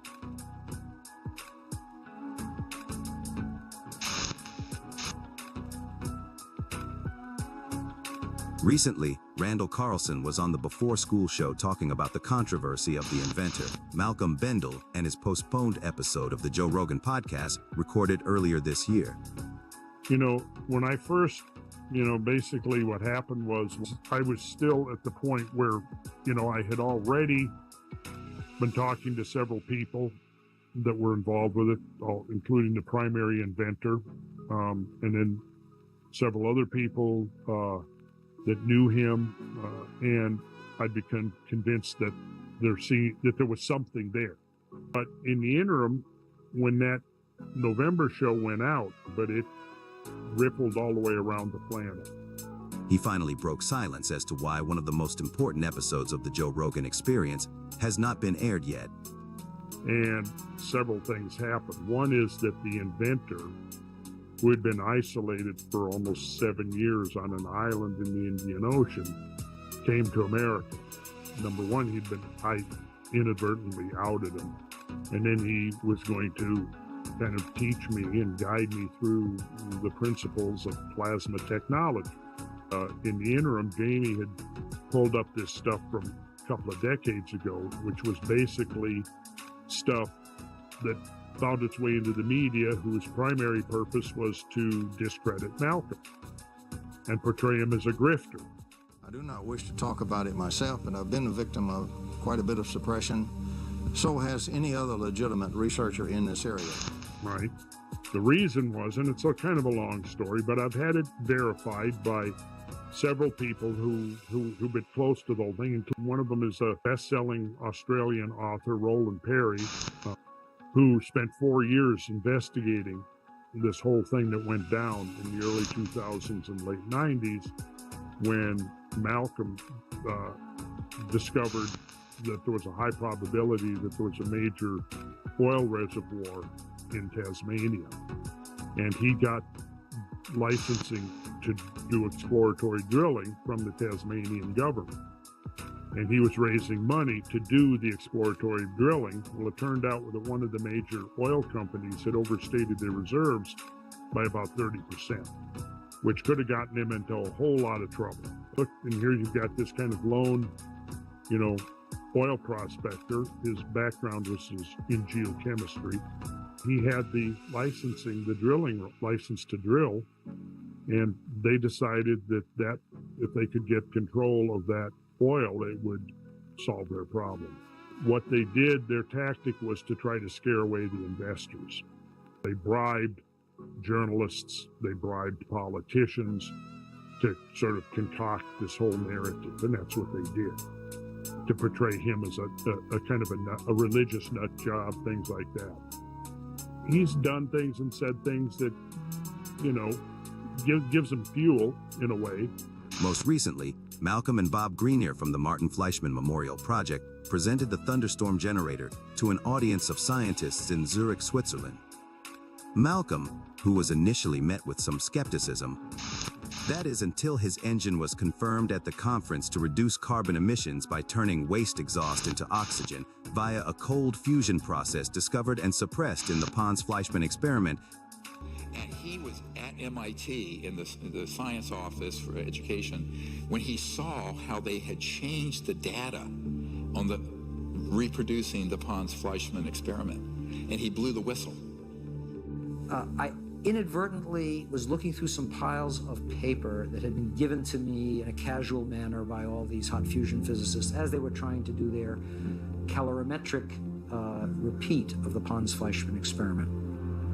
And to my utter astonishment, I can remember sitting at my desk in my study and actually seeing these two sheets of paper, one dated July 10th, 1989, and another dated July 13th, 3 days apart. The difference between July 10th and 13th was dramatic, and I was stunned. I couldn't believe what I was seeing. It looked like monkey business to me at the time, and it has turned out to be exactly that. It was a lower echelon person in the Plasma Fusion Center at MIT, one of the 16 authors of a scientific paper done under Department of Energy contract that had altered data. And that data is scientific fraud, as far as I'm concerned, and many other people are concerned. Between Bob Grenier, a highly credible engineer, and all the independent researchers at the Tesla conference, there shouldn't be any more controversy regarding the thunderstorm generator. It really does work. Jordan from Alchemical Science has personally verified the engine on his channel, and I highly suggest you give it a watch. Malcolm's presentation in Switzerland gives a clear and concise explanation as to what exactly is happening within the generator. The thunderstorm generator has shown a remarkable ability to increase efficiency by disassociating oxygen and hydrogen and then feeding said hydrogen back into the engine. Utilizing sacred geometric principles and specific ratios, the thunderstorm generator successfully replicates a thunderstorm in a bottle. I treat air, and out of air, I make it more than just providing oxygen for the combustion process. There are combustion-stimulating molecules and radicals generated in this process. Thunderstorm in a bottle. We've already proven this is possible with the star in a jar experiment. Contained in a flask of liquid.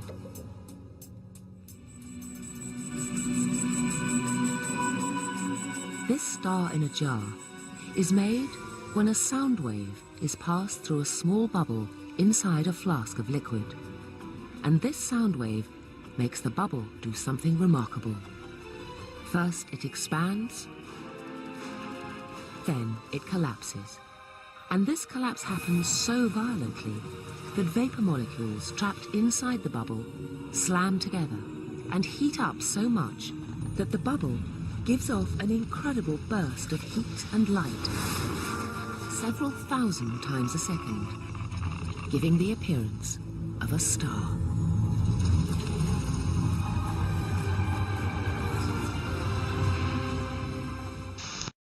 A revolutionary discovery of producing plasma in the form of microbubbles within a vacuum chamber of water. Using ultrasound, these microbubbles produce tiny amounts of plasma, as confirmed by the ultraviolet light radiating from the jar. It is highly suspected that these bubbles are forming plasmoids, which are plasma contained in the form of a torus shape. By structuring how the bubbles implode using sound or compression, the symmetrically collapsed bubbles produce a self-contained electromagnetic field capable of absorbing, storing, and releasing enormous amounts of energy. It's estimated that up to 100 kilovolts can be released when the clusters of plasmoids explode, as proven by Ken Shoulders and his work with charged clusters. Microscopic ball lightning. The late physicist Ken Shoulders developed a technology called charge clusters. which are likened to ball lightning. When they are discharged, they actually tap into the zero-point energy field. This is where most of the power in Stan Meyer's device was coming from. Like Stan, Ken's shoulders faced terrible suppression. And so I met with this CEO, and he says, yes, they approved a $5 million grant from DOE so we could develop this further, because one of the effects it had that they were really pursuing was putting low-level, initially, radioactive waste in these charged clusters, and it would cause isotopes that were non-radioactive to be created. What does this mean? We clean up all the radioactive waste. However, the phenomenon, the reason it was doing it was that it was actually activating, as it were, this baseline energy field that's at the fabric of space and time. And that's what they didn't want out. So in the rarest of events, that grant was published, and these vicious people who want to keep all this stuff secret went into the Secretary of Energy's office and said, pull that grant. And they pulled it.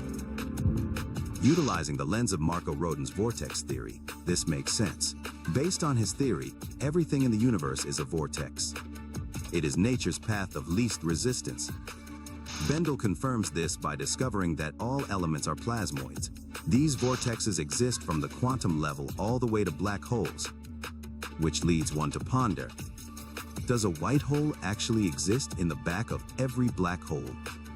New discoveries in astrophysics says there very well could be a white hole at the back of every black hole, sucking things in and then spitting them out. Chaos and creation, yin and yang, as above, so below. These new discoveries could lead to unifying gravity with the other fundamental forces of the universe, finally bridging the gap between quantum physics and general relativity. However, plasmoids aren't a new discovery. They have been a forbidden science for decades. A secret science that had cost some inventors their lives. The realization that there could be hidden knowledge kept from the general public in order to maintain a status quo, one that relies heavily on the petrodollar. It's not an easy pill to swallow. It's not a small thing. It's not a matter of finding proof for some technology, for some invention, and convincing everybody of it. You can't convince somebody of something that so totally contradicts their basic assumptions about the universe. From the legacy of Martin Fleischmann to Stan Meyer's suspected plasmoid water-powered engine, the history of this suppressed science is well documented if you know where to look. Although these shadowy figures have left their fingerprint of void evidence, they are the reason why Malcolm has to assemble his thunderstorm generator before a conference and cannot rely on the Postal Service to deliver his specialty-made parts. Malcolm and his team rolled up there and banged together a fresh thunderstorm generator a day before the conference, as usual. And if you're wondering why it has to be this way, I don't really want to be the one to break it to you, but there are some people out there who make life honestly quite difficult for Malcolm. Let's just say that his parcels rarely arrive where and when he needs them. And he's getting quite used to this, and he's been smuggling his spheres all around the world in his suitcase for years trying to get this out there. So this isn't just some story from Malcolm either. I've personally been in contact with many of the people who've worked with on this project with him at some point or other, and the situation is well known and acknowledged. So Malcolm's been relentlessly suppressed and attacked over the years because he is onto something very big. At any rate, the new bang-up prototype worked for the conference, and they were able to demonstrate the reduction in carbon monoxide and dioxide and increase in oxygen as usual, to applause from the crowd. And you can check out these videos on the Martin Fleischmann Memorial Project YouTube channel. That is why pioneers like Marco Rodin, Malcolm Bendel, Randy Powell, Jordan from Alchemical Science, and other independent researchers are the true heroes of renewable energy. They have fought to open source this technology for the benefit of the world. It is the only true strategy to circumvent suppression. The suppression we've seen time and time again. Black shelving. So someone comes along, they offer you $20 million for your device, it's a corporation, they put it on a shelf. So national security orders. We're going to show you one from a man we just met with. Patent seizures. financial entanglements from investors because they're doing their whole business and legal strategy wrong. Legal entanglements where they end up in court. Threats to the individuals. I had a guy under contract building one. All you had to do is have some thugs come in and say, you, your wife, you're dead, you stop this. And he stopped. And then scientific fraud. Smear campaigns that attempt to discredit someone's character. Classic logical fallacies that distract from the real argument of, does this technology actually work, and onto a more primitive instinct. Deflection is something we also see reflected in our political system, a tried and true technique to discredit anyone who disrupts the current macroeconomic system. It's time to summarize the groundbreaking science that Bendel explained during his conference. As Jordan puts it, these energy clusters are quasi-stable formations that exist everywhere. They're all around us. However, conventional science doesn't recognize them. Many scientists have called them different names: monopoles, charged clusters, radiant energy.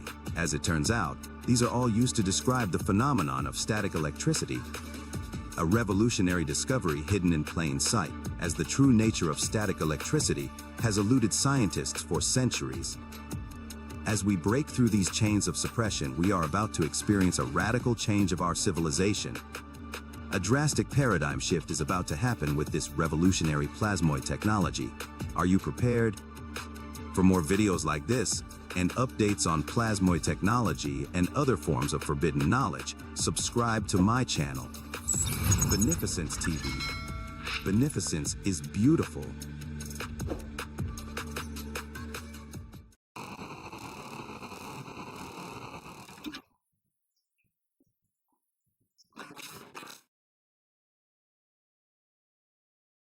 For hundreds, if not thousands of years, the Akashic Record has been a mystery that many cultures around the world have participated in solving. The earliest known references to the concept of an Akashic Record can be traced back to Hindu and Buddhist teachings, which date as far back as 1500 BCE. The term Akashic Records comes from the Sanskrit word akasha, meaning ether or atmosphere. In Hinduism and Buddhism, it refers to a cosmic or universal consciousness. The concept of a cosmic library or record-keeping system has also been present in ancient Egyptian and Greek philosophy. The Akashic Records are a concept that suggests everything that has ever happened, or will happen, is stored in an ethereal library. In Egyptian culture, there are symbols that represent important ideas and concepts, such as the Eye of Horus or the Ankh. The Akashic Records can be depicted as a library or book, while the Eye of Horus or the Ankh can be included to represent Egyptian culture. When combined, these symbols can represent the idea of a connection between Egyptian culture and the Akashic Records. Does the key to unlocking the mysteries of the Akashic Records lie within the enigmatic symbols and stories of ancient Egyptian civilization, waiting to be deciphered by those who seek to understand the secrets of the universe? Go on. There's an infinite number of dimensions, and I was born with the ability to access all of them. You must have been a fun kid to babysit. Some differ from ours in the smallest way. Others couldn't be more different. This cosmic memory, or universal consciousness, that contains all knowledge and information has been present in various forms and cultures throughout history, including ancient Egyptian and Greek philosophy. Despite its long history, the Akashic Records continue to intrigue and fascinate people today, with many spiritual and metaphysical practitioners exploring the concept in depth in order to gain a deeper understanding of consciousness and the universe. But what if this cosmic consciousness was an energy that permeates all of existence linearly, the highest form of energy in the universe? What Marco Rodin described in his visions, zero-point energy. It exists in every possible parallel universe. Although completely invisible to the naked eye, a virtual universe of electromagnetic waves permeates our entire world. However, according to Roger Penrose, these universes are not infinite. Though they do potentially contain a multitude of different forms of knowledge and wisdom. What's important is that each dimension has something unique and valuable. Shakespeare's we've never read. Technologies beyond our understanding. New ways of thinking. Philosophies of peace.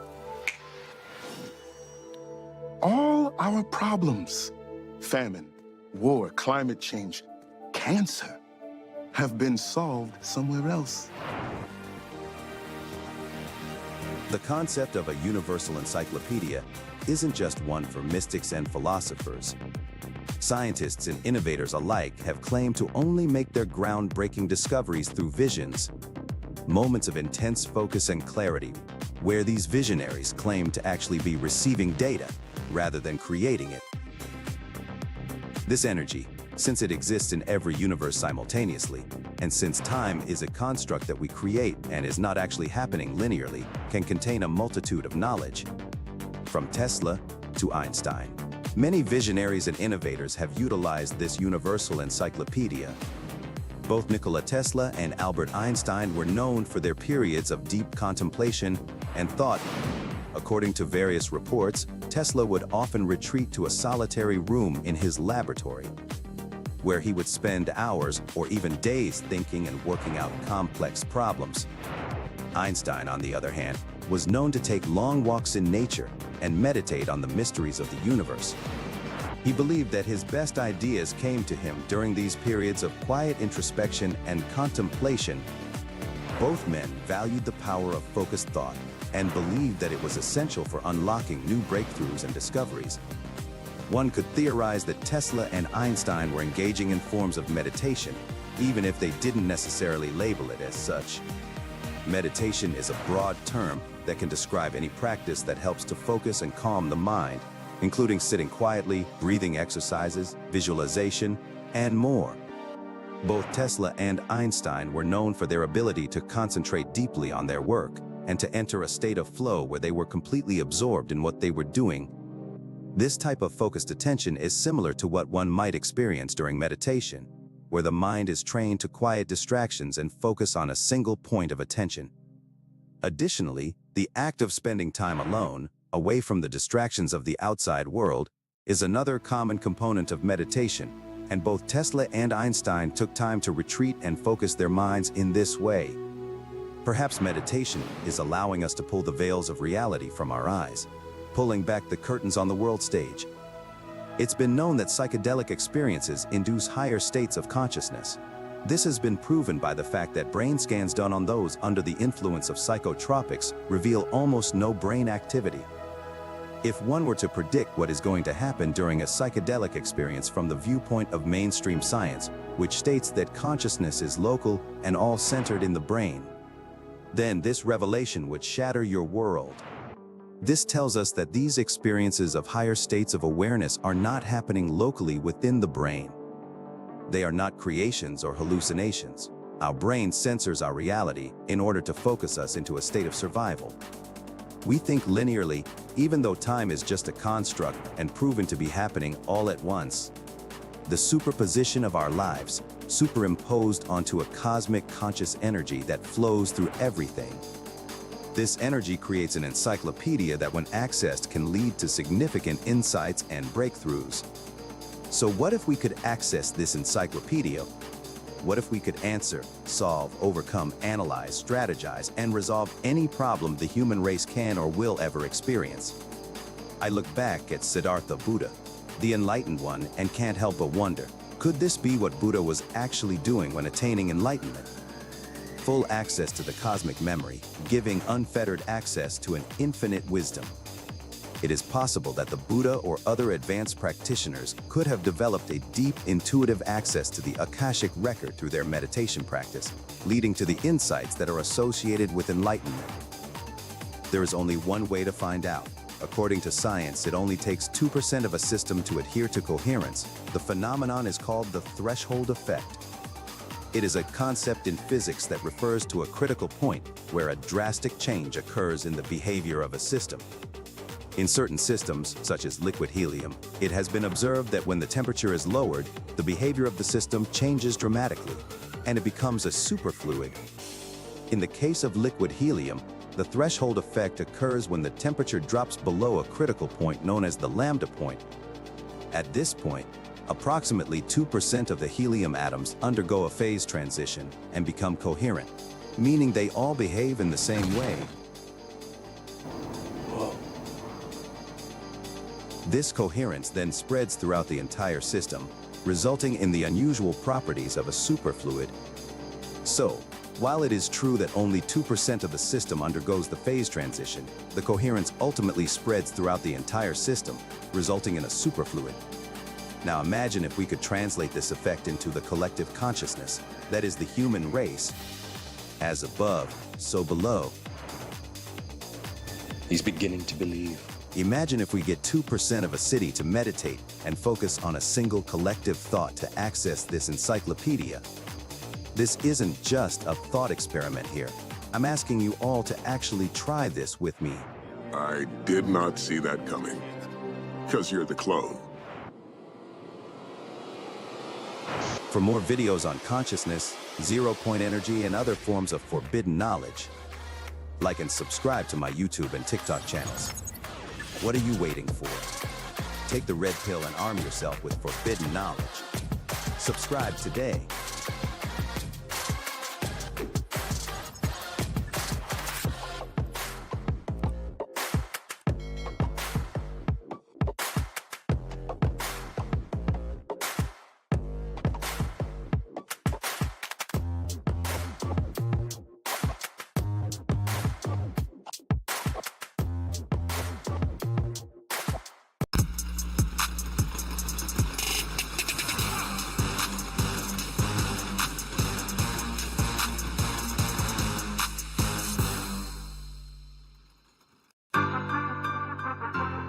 Remember, if you like my content, please consider subscribing and hitting the like button on my videos. Comments and any form of engagement dramatically help us break through the YouTube algorithm. I also have a website with research on the Thunderstorm engine, plasmoid technology, and do-it-yourself guides for Malcolm Bendel's retrofit, courtesy of Jordan from Alchemical Science and the Martin Fleischmann Memorial Project. Check out my store for exclusive merchandise along with our forum, where you can post questions, share videos, and join in the community to help destigmatize all forms of forbidden knowledge. Don't forget to check out Jordan's channel Alchemical Science and Bob Greenier from the Martin Fleischmann Memorial Project YouTube channel. They're on the cutting edge of cold fusion technology. More updates on that coming soon. Stay tuned for a new episode of The Social Situation, where I take you on a deep dive into the corrupt world of American politics.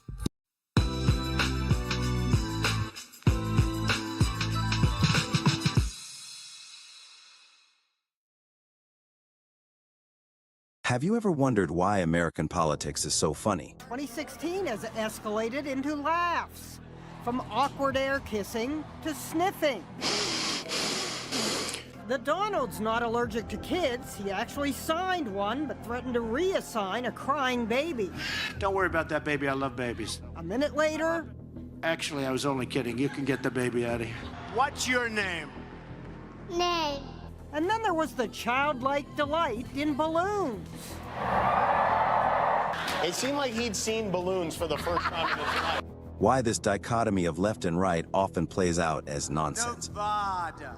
At one rally... Hey, get this thing out of here, will you? Trump attacked his teleprompter. He publicly humiliated... Like this stupid mic. ...his microphone. Stupid mic keeps popping. Remember when Hillary barked into her mic? And then this happened at a Trump rally. This is something you shouldn't do. What was that? Is that a dog? Uh-oh.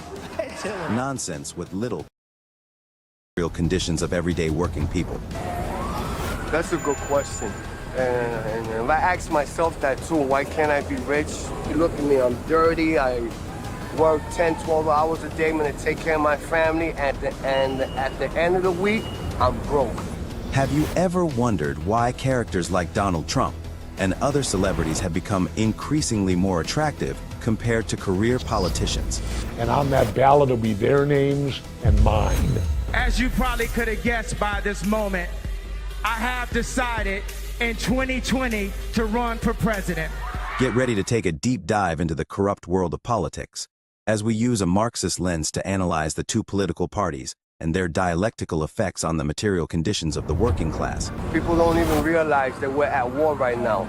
We're in a social war, a spiritual war, an economical war. We're supposed to be working together. You know, this is the United States of America. Why do we have it in our brains that they're the only two choices? Because they've made us think that way, and the media makes you think that way because they don't cover anybody else. Here, on The Social Situation.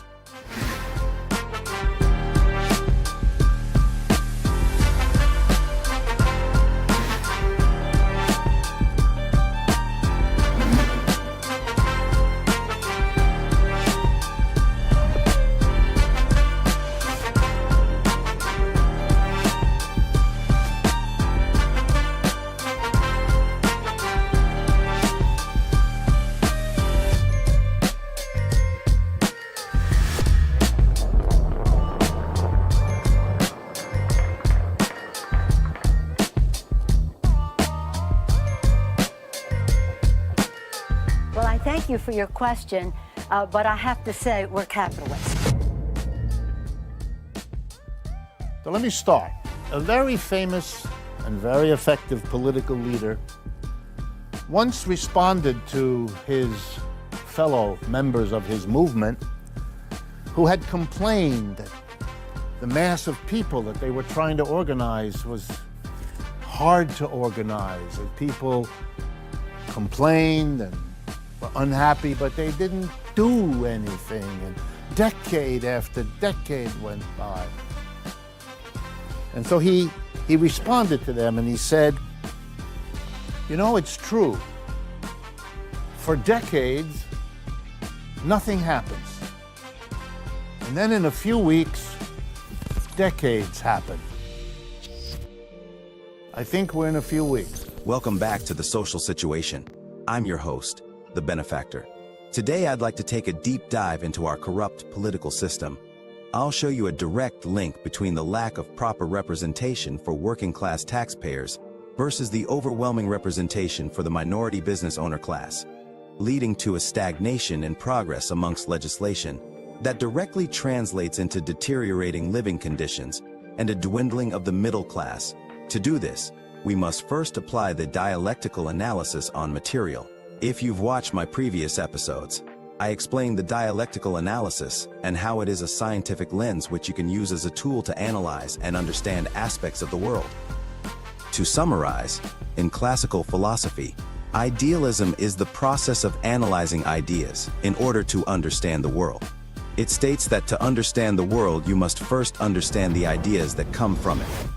Marx was a philosopher. He comes out of a school of thought that believed that ideas were the supreme achievement of human beings. And so the world is really shaped by something prior to the world, namely ideas. So the notion is, sometimes called idealism, that the real world is the product of ideas. And if you want to really understand the real world, go to the ideas that make it what it is.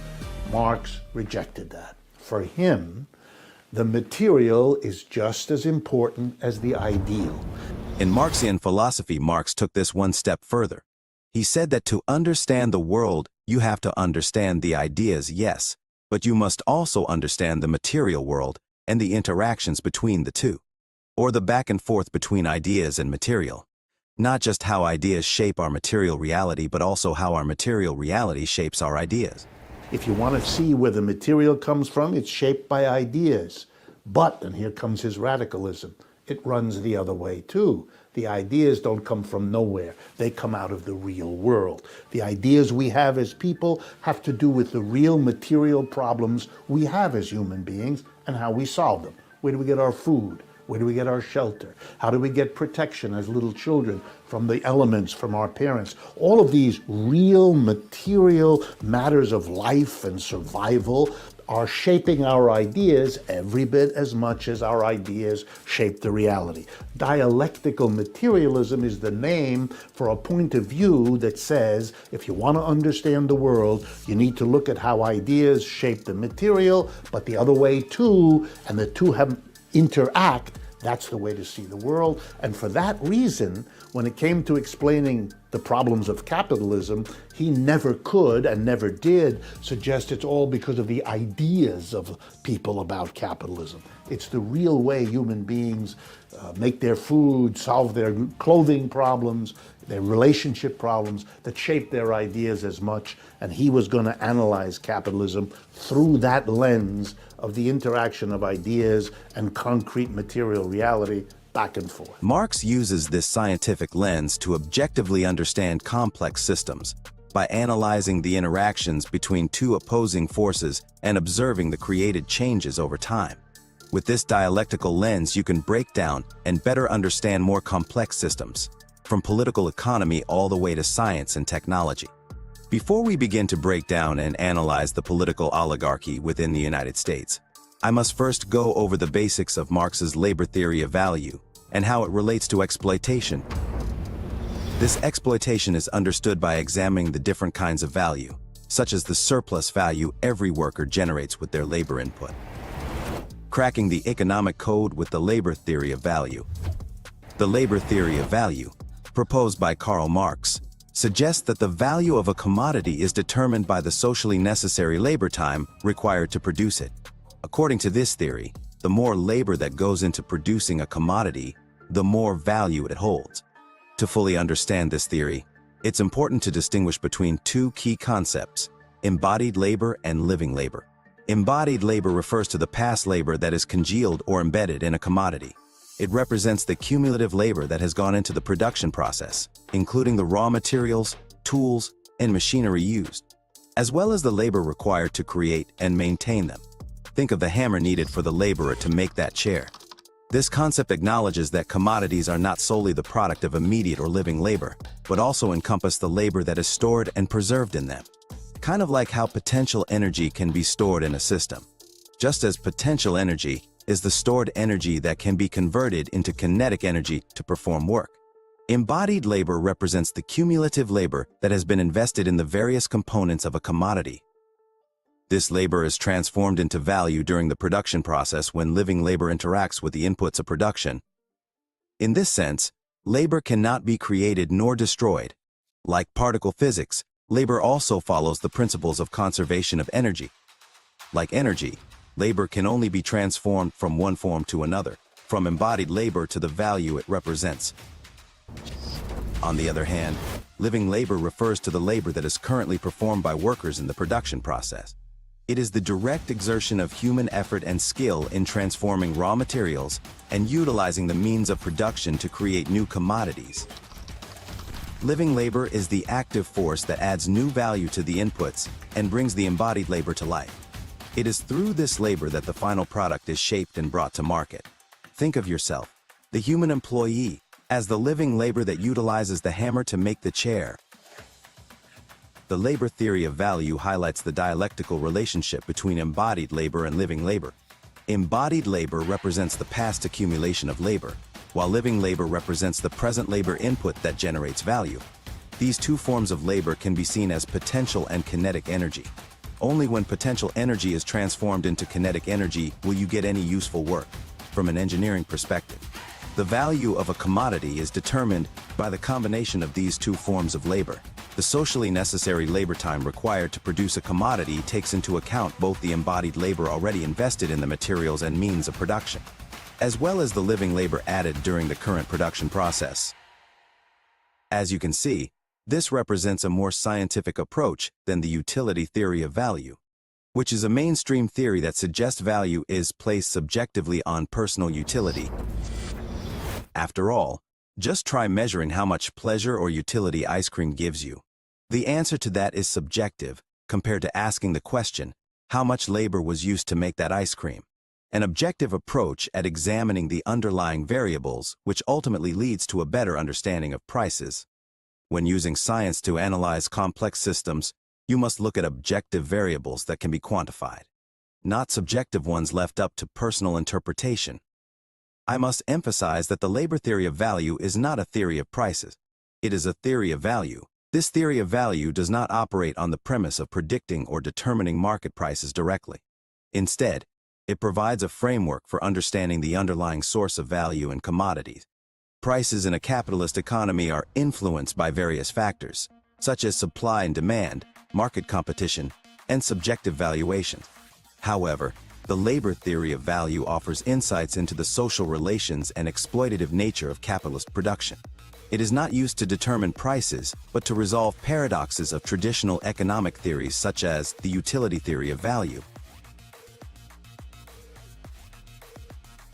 In the utility theory of value, the value of a commodity is based on the amount of utility that commodity has to the individual.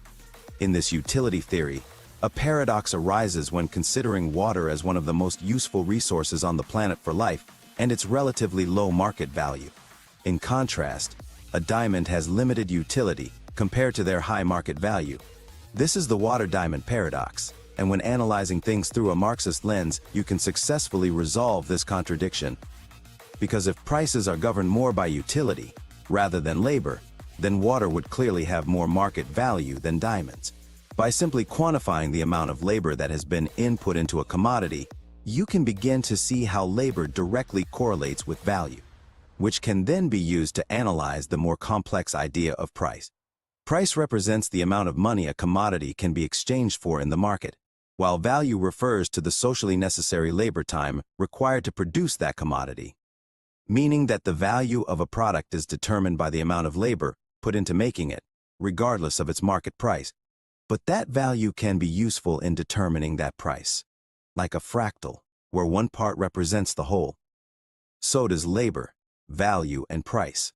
By considering these concepts of embodied and living labor, we can grasp the dynamic interplay between the past accumulation of labor and the present labor input.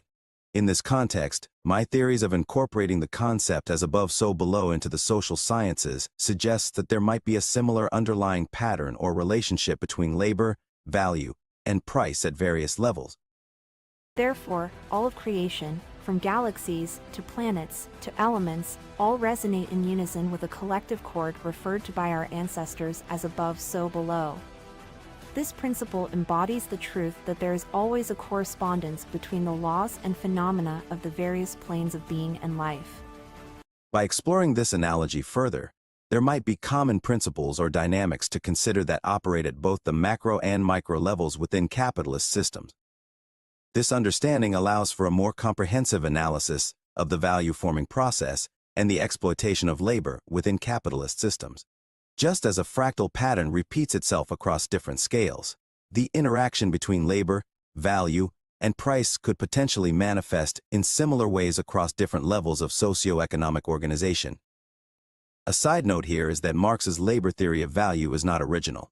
He based his theory of value off of classical economists like Adam Smith and David Ricardo, who were using it to defend capitalism. However, Marx extended and modified their theories in significant ways. Smith and Ricardo believed that the value of an item was determined by the amount of labor put into making it. Marx expanded on this idea by emphasizing the importance of the average amount of time society deems necessary for producing something. Think of baking a cake. If a cake takes an average of 1 hour to bake, the labor time necessary to produce that cake is 1 hour. According to Marx's labor theory of value, the value of the cake would be based on that average time.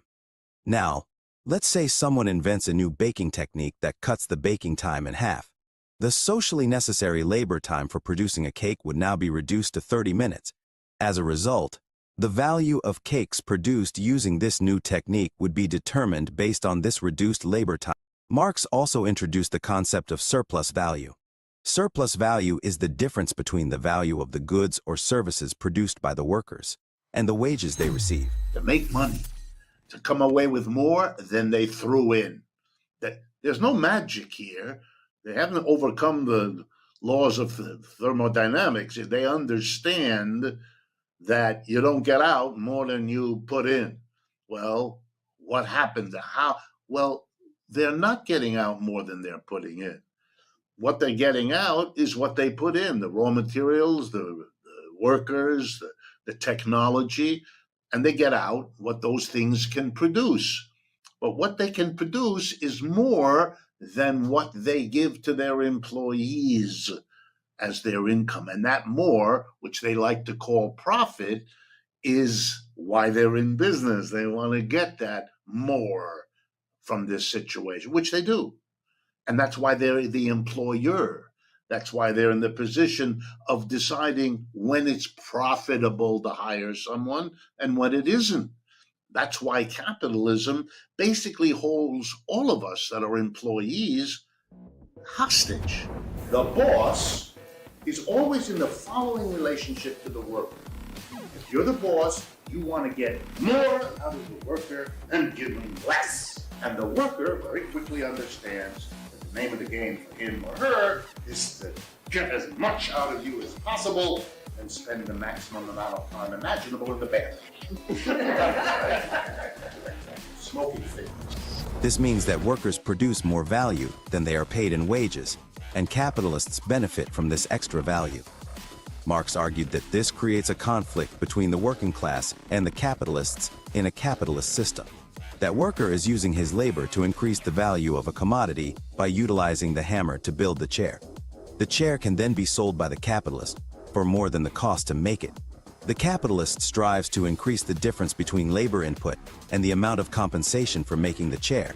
This is called maximizing profits, and it always comes at the expense of the people who are the ones generating the surplus value. This is called a fundamental opposition of interests. It is a bizarre way of organizing production by putting people who don't trust and hate and struggle against each other.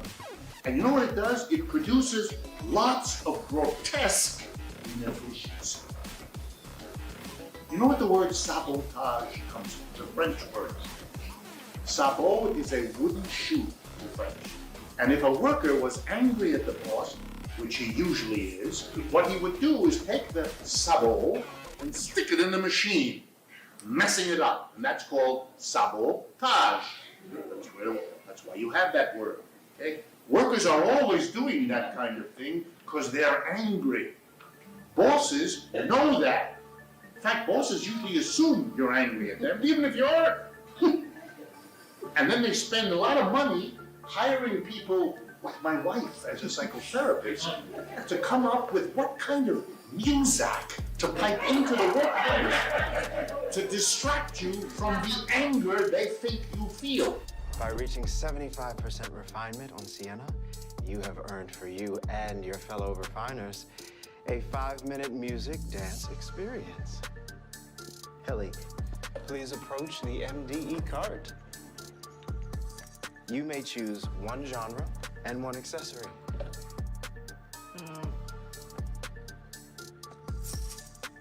The maraca.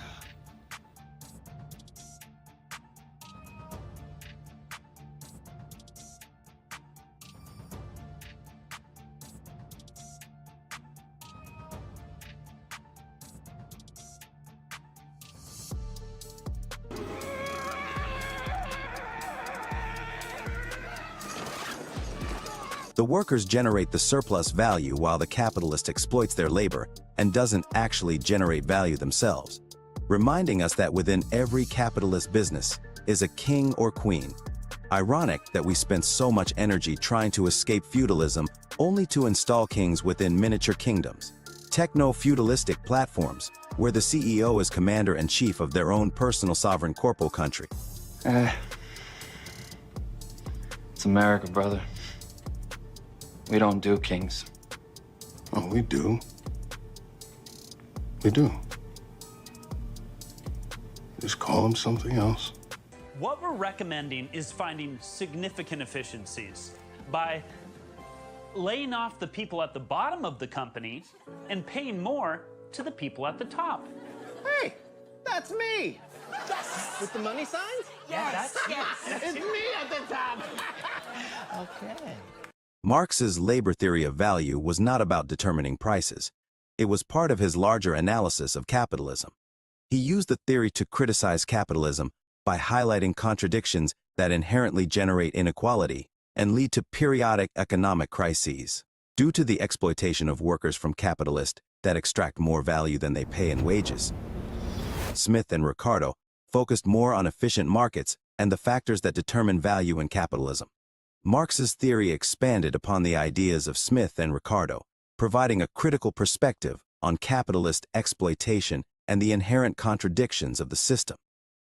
He emphasized the concept of surplus value, which highlighted how workers are often paid less than the value they create, leading to their exploitation. In addition to his scientific analysis of capitalism, Marx also called for a revolutionary change in the economic system to address these issues. His ideas aimed to challenge the existing order and create a more equitable society. Unfortunately, his revolutionary ideas often get conflated with his objective analysis of capitalism, which is simply analyzing these areas of concern, rather than taking a stance on what should be done about these concerns. Because Karl Marx died before he could finish his work, he emphasized the importance of advocating for workers' rights, but did not provide an exhaustive blueprint for the exact economic structure necessary for transition. However, through his theoretical framework of Marxism, he laid the foundations for a society based on what he called communism, or a cooperative community-based society. This challenged the existing order of capitalism, which exists as an individualist, competition-based society. I'm going to break down some of the terms we use in this show to give you a better foundation of knowledge and understanding of Marxism going forward.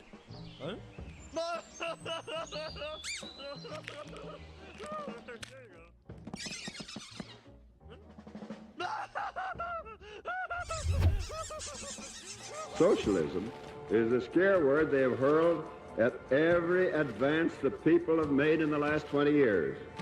Socialism is what they call the growth of free and independent labor organizations. Socialism is their name for almost anything that helps all the people.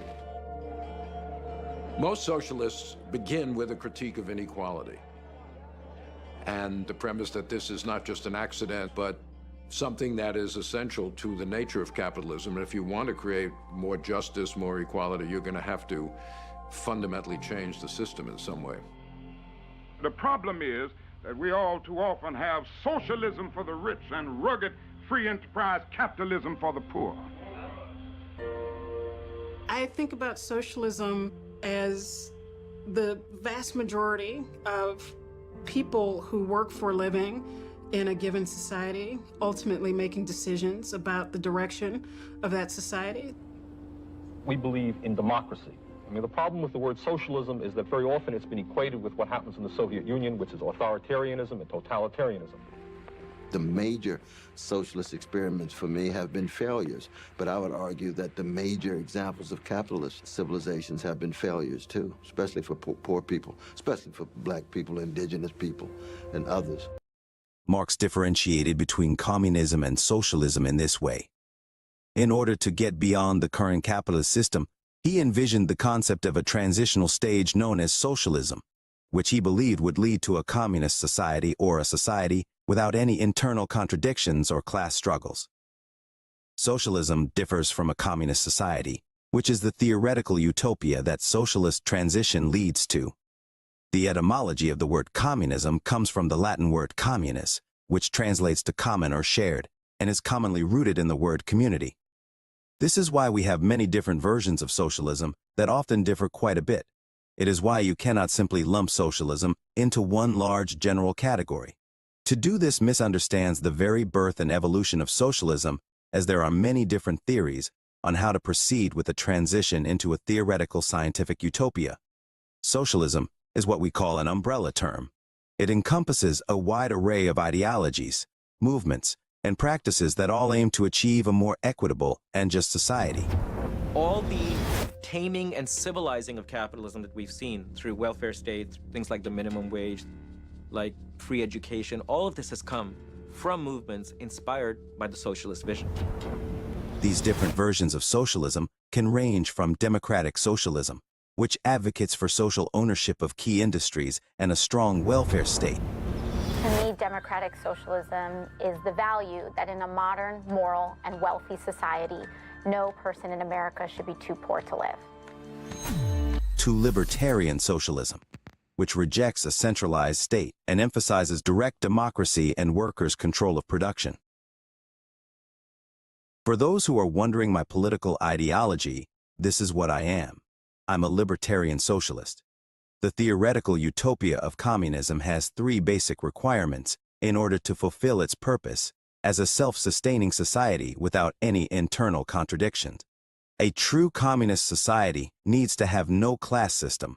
It would have no monetary system, and finally, it would have no need for a state. So, it would be a stateless society. These three principles were intended to ensure a society in which economic resources are shared equitably, social classes are abolished, and individuals are able to live harmoniously without the need for a central authority. Imagine waking up in a Star Trek-type utopia where all your basic medical, education, shelter, and food needs are taken care of, where you are truly free to explore the area of contribution to society that aligns with your passions, interests, and abilities without any limitations imposed by social classes, monetary constraints, or the presence of a governing state. A communist society is the theoretical framework for a utopia. Just like socialism, communism is an umbrella term, and a communist society often gets confused with a communist state, which is a state controlled by a communist party. Since the communist state still operates under a capitalist-dominated system, it often strays far from the original principles laid out by Karl Marx. Instead, authoritarian regimes have historically used socialism as a way to amass excessive control and power for the government, deviating from the intended goals of promoting equality and eliminating social classes. It's important to understand that these distortions of socialism have led to misunderstandings about its true nature and diverted from its original principle. Socialism is death, it's despair, it's starvation. It's like those zombies in those horror movies. It's coming back. For example, in my opinion, USSR socialism was a farce to justify overreaching state power.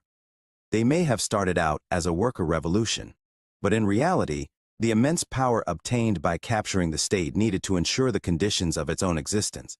By eliminating the original Marxist goal of giving the workers ownership to the means of production, this ensured the totalitarian power of the new communist state. However, the planned government of the USSR enabled it to industrialize while the rest of the capitalist world was plunged in a Great Depression, a successful model of a planned economy that often gets forgotten about. Where they are, it's because of ambitious government programs.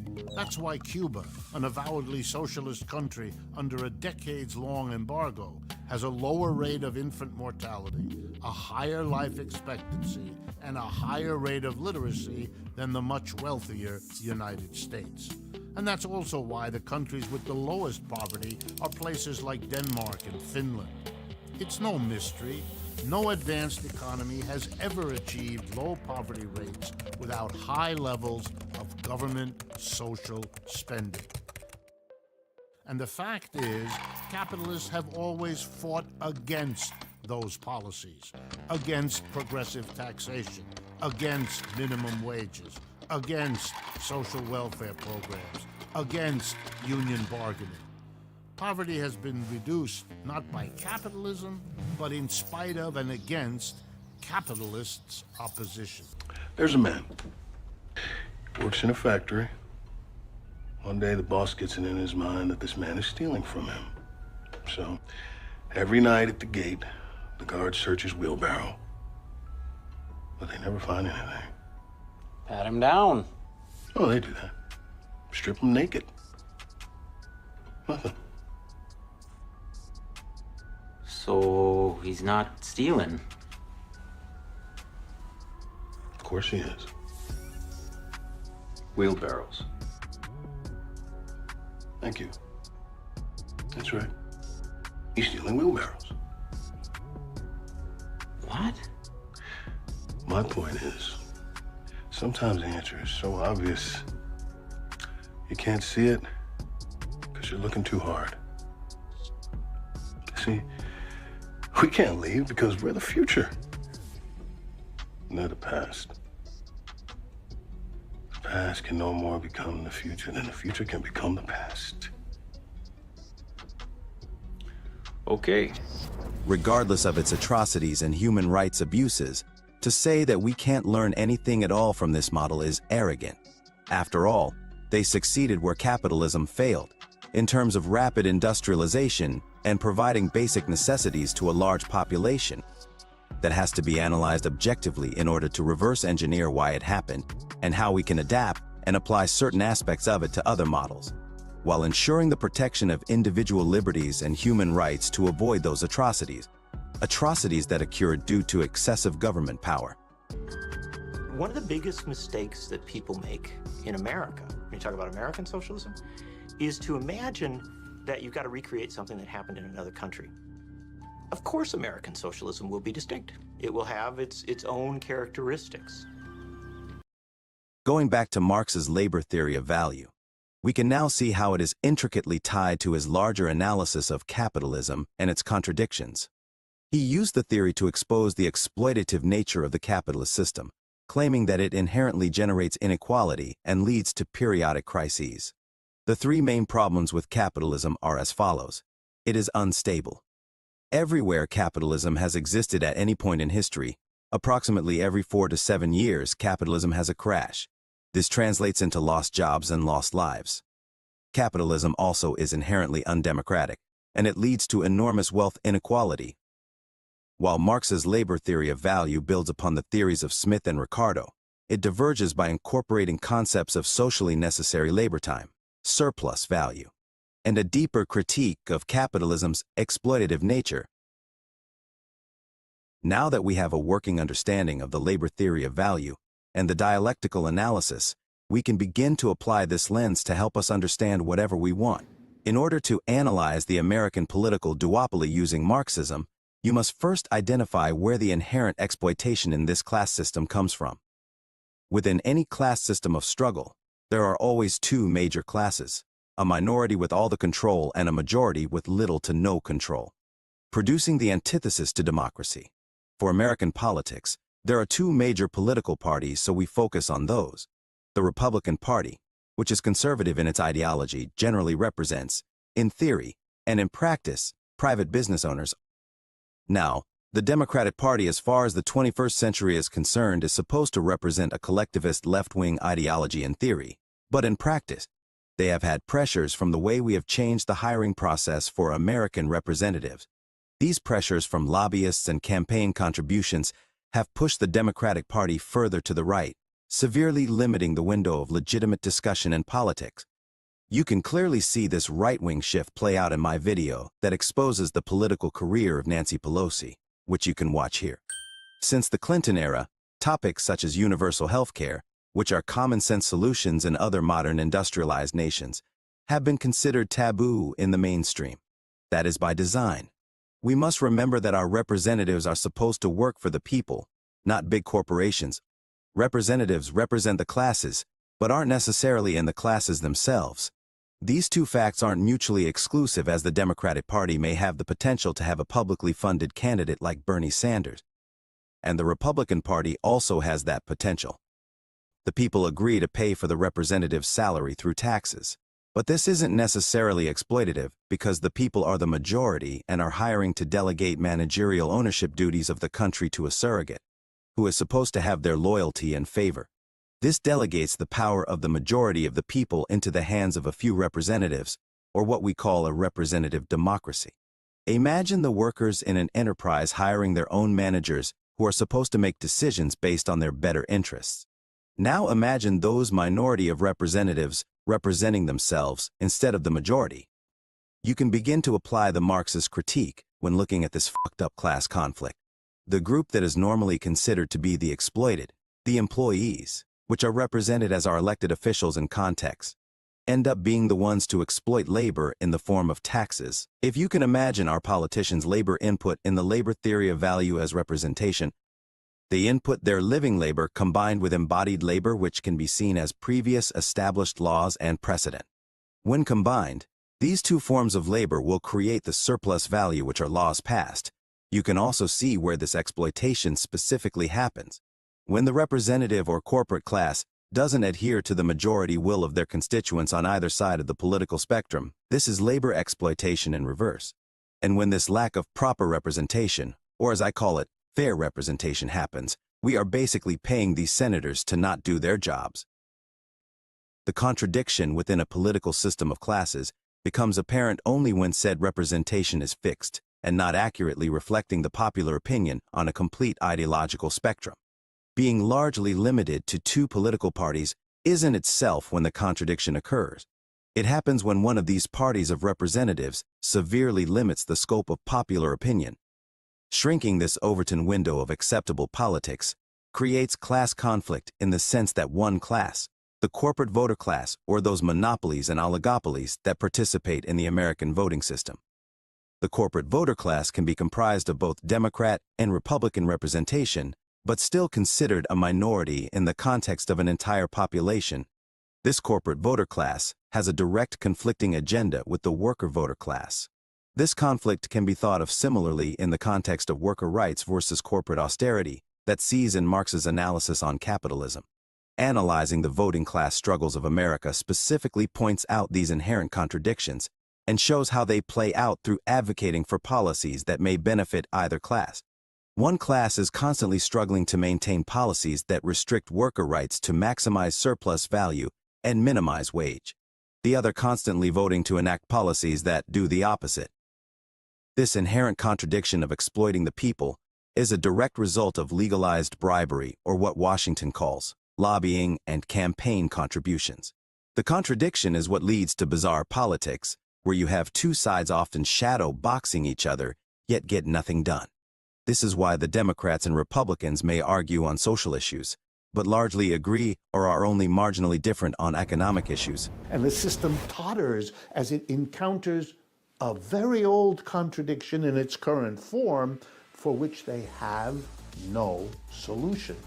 And right now, they don't see a way out, and I don't either, which makes it possible, for the first time in my life, to begin to see a capitalism that is in fundamental shaking difficulty. And if I were to explain to someone why you get bizarre politics, unlike what we've had for a century, it's because of this. And here in the United States, you see the kind of theatrical buffoonery, but there's more to it. Why is Trump such a character in the Republican? Why is that party literally tearing itself apart? Because it can't cope. And even the Democratic Party, suddenly confronted with a socialist who isn't marginalized simply because he gives himself the name socialist. In fact, it makes him attractive. This leads to the two parties pretending to fight each other while dancing around the edges of real economic solutions, often stifling popular opinion on real solutions that would be practical for the majority, such as universal health care. Because the role of popular opinion directly contradicts the corporate agenda lobbied for by the minority franchise class, most people recognize our politicians are corrupt, but to understand we must also ask why. This is the reason for that political theater. It's not surprising. We pretend to have democracy, but lack it economically. Inevitably, those with the wealth and power will use the system to work for themselves.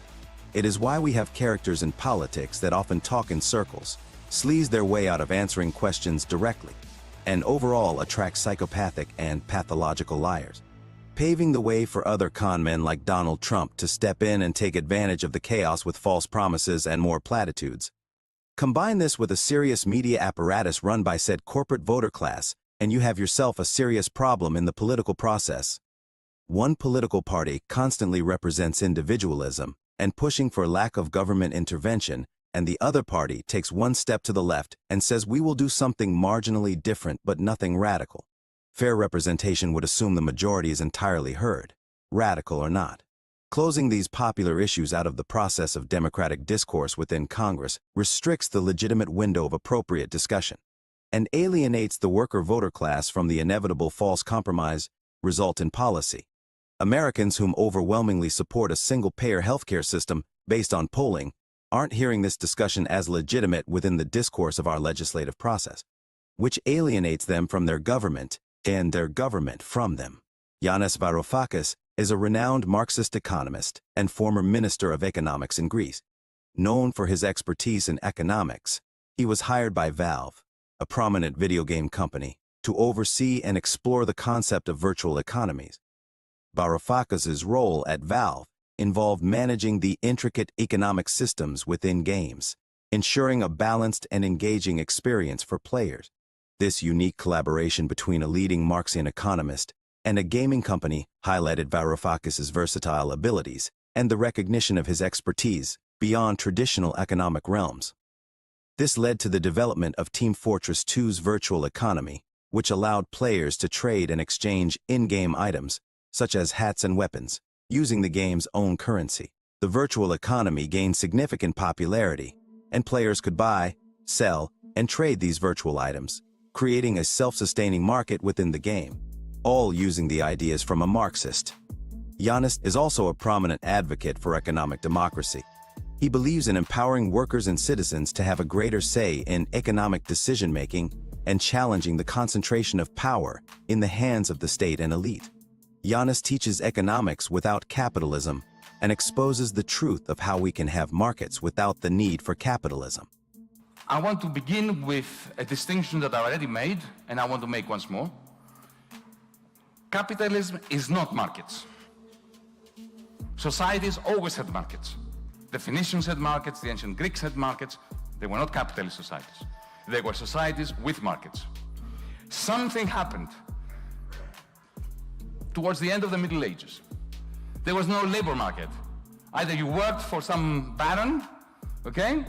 And if you opposed that social arrangement, your head was removed from your shoulders, okay? Or you never worked because you were the baron. There was no labor market. So the creation of labor markets, of real estate markets, of capital markets, is a very recent phenomenon, and that's capitalism. And perhaps that's a key point to drive home. Slavery had markets. There's nothing unique about capitalism and markets. You remember American slavery? They bought and sold slaves. That's a market. They bought and sold cotton. That's a market. They bought and sold fill in the blank. So markets existed in slave society. Ditto in much of feudalism. Not always. Some parts of feudalism solved the coordination problem in different ways, not market ways. But markets coexist. So capitalism is not the system of markets because those long predate capitalism. Well, then what is capitalism? I would argue Marx, whose contribution strikes me as pivotal here, had a pretty clear definition that there are different ways human beings have organized the production of goods and services. That's different from how they circulate.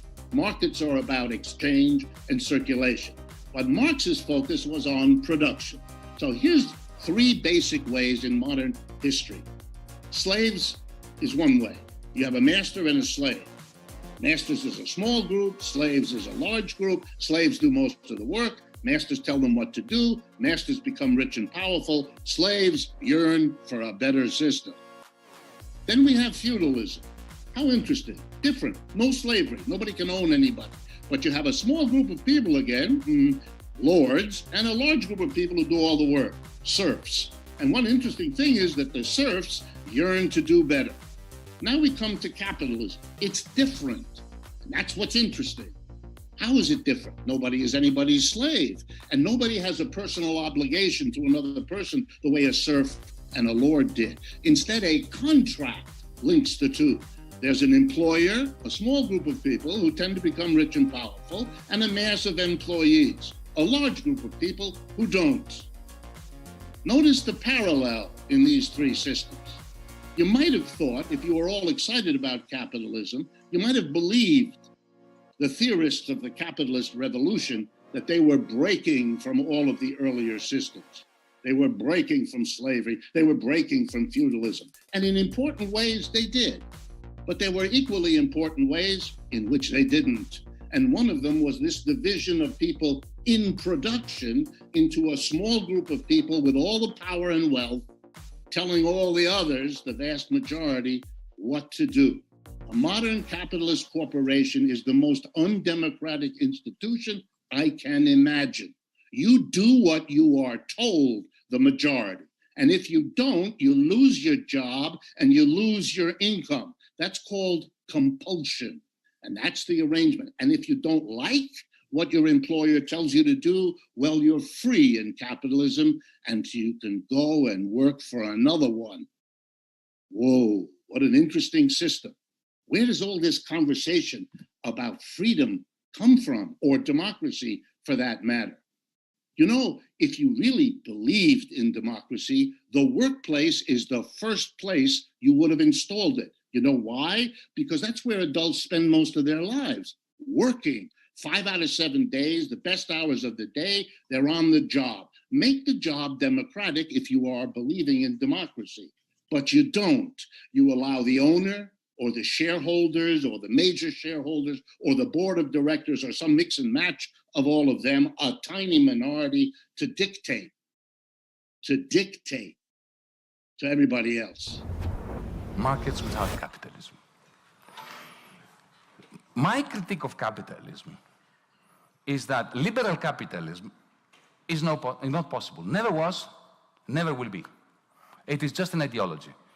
It has as much to do with reality as Marxist emancipation theory had to do with the Soviet Union. Zero. If we're going to save markets, because I believe in markets for potatoes. Huh? Have you heard of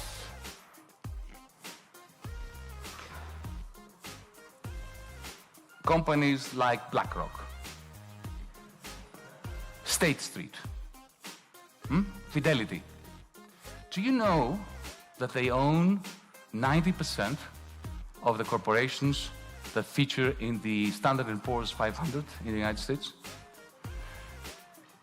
From airlines to JP Morgan to Google. We're talking about two guys. It's guys, it's not girls. Maybe there's a token girl somewhere. They control 90% of capitalism. What is the connection between this and Adam Smith? Zero. As a recent study showed, that where airlines compete that belong to the same mega equity firm, when they compete, prices go up by 5% because they collude. Because the CEOs of all these airlines have to report to the same financier. So this is the point I'm making, that if you really want markets and you don't want central planning, you better do away with the model of capitalism we have, because it is centrally planned.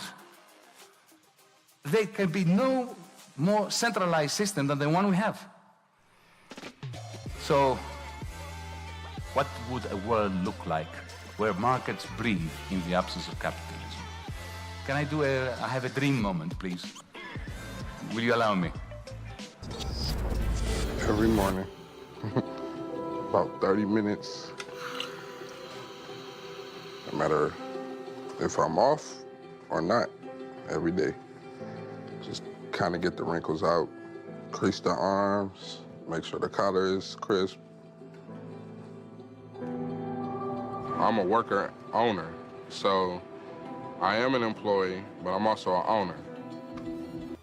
Imagine a corporation where there's no boss. You enter, you're hired by a committee, a search committee that go together because they wanted an economist, they wanted a graphic designer. So some of them form the committee, they interview 20 people, they hire you. You get 1 share. Here, a co-op is it's a collective of people who democratically and collectively own our operating companies. Everybody has a share, everybody has 1 vote. And that gives you a vote for everything. You vote for the distribution of the revenues of the firm between research and development, what the basic income should be, and also you vote for bonuses. Not everybody gets the same. For my previous job, before coming to work for Evergreen, I couldn't see a beginning and end to it. It was just come, do a specific job, and go home. Here, if you do so much work, you could drive up the profit. If you have so much profit at the end of your fiscal year, you get a check. It makes me more excited to work because I'm involved. How are you?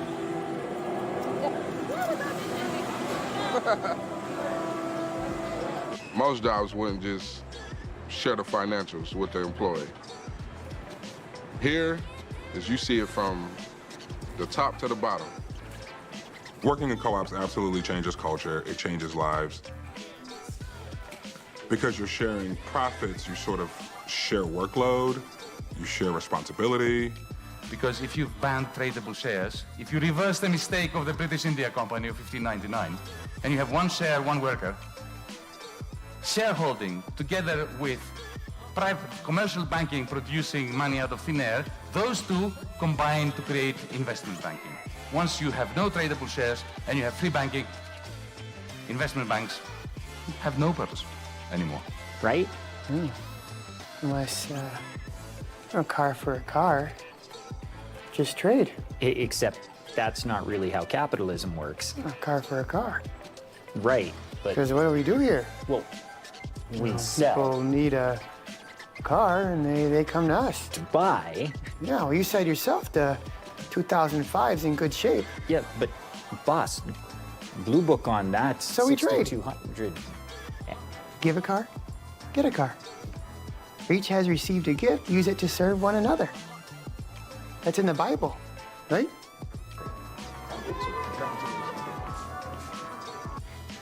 Why? Why must debt be paid? I understand keeping a promise. But people always say debt must be paid.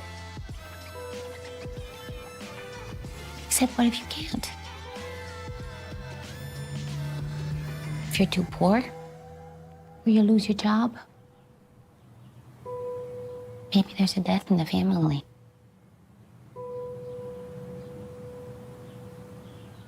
Isn't the better thing, more humane thing, to say that debt should be forgiven? Isn't that who we should be?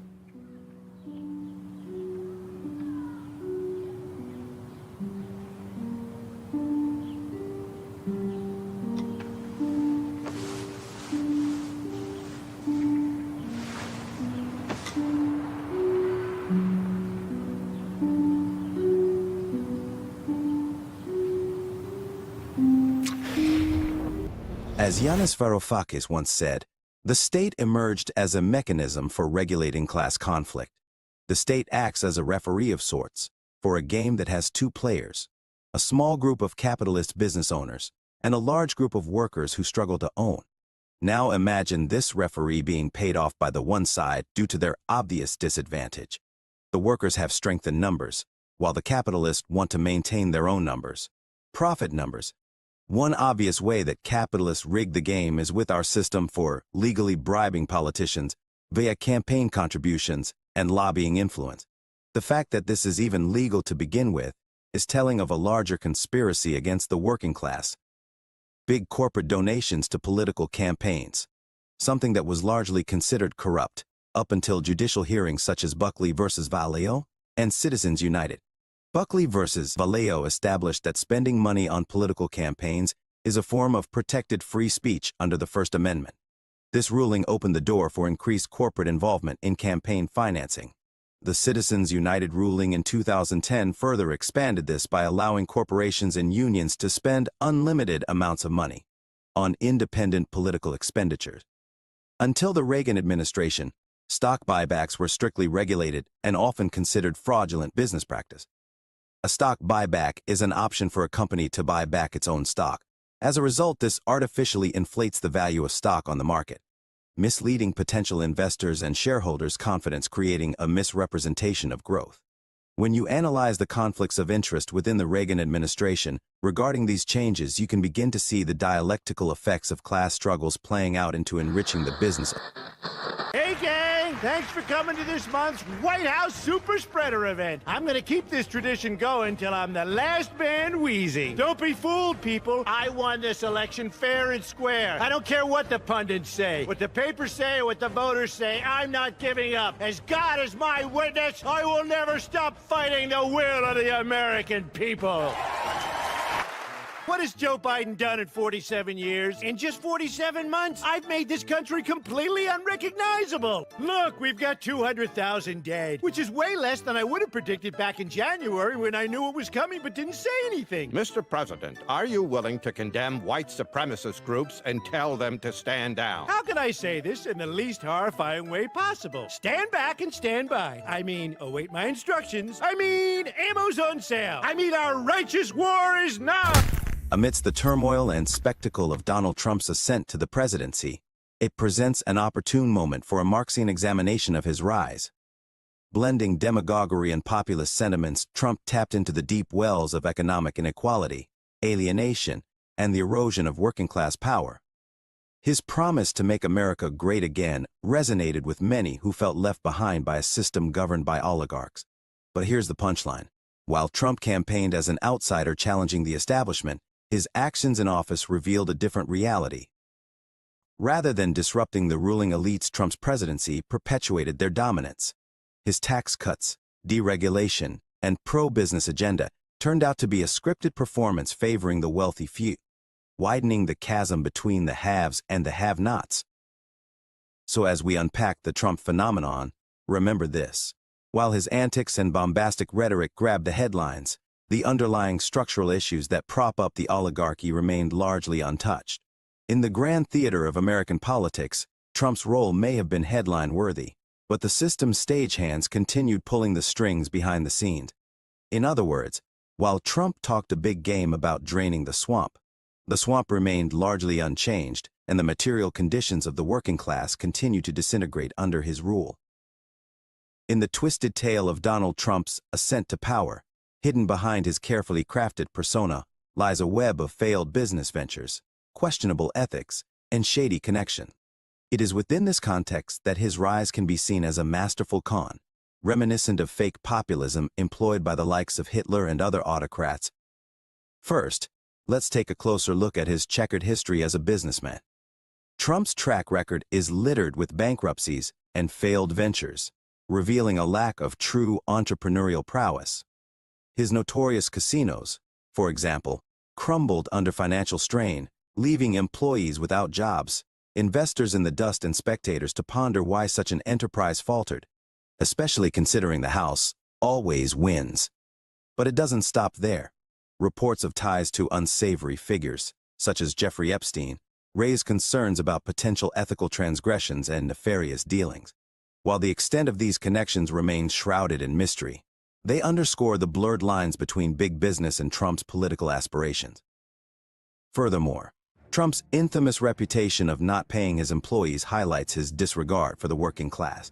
Time and again, stories emerge of hard-working individuals left to suffer, while Trump walked away unscathed. This callous behavior reveals the true nature of his so-called populism, a convenient facade to exploit the frustrations and dreams of ordinary Americans. Charisma and uncanny ability to read a room created a cult of personality around him. This aura, combined with his populist rhetoric, seduced millions, blinding them to the hidden deals he made behind closed doors with big business. The stagecraft of his political theater successfully manipulated public sentiment, advancing the interests of the elite while masking the true workings of the oligarchy.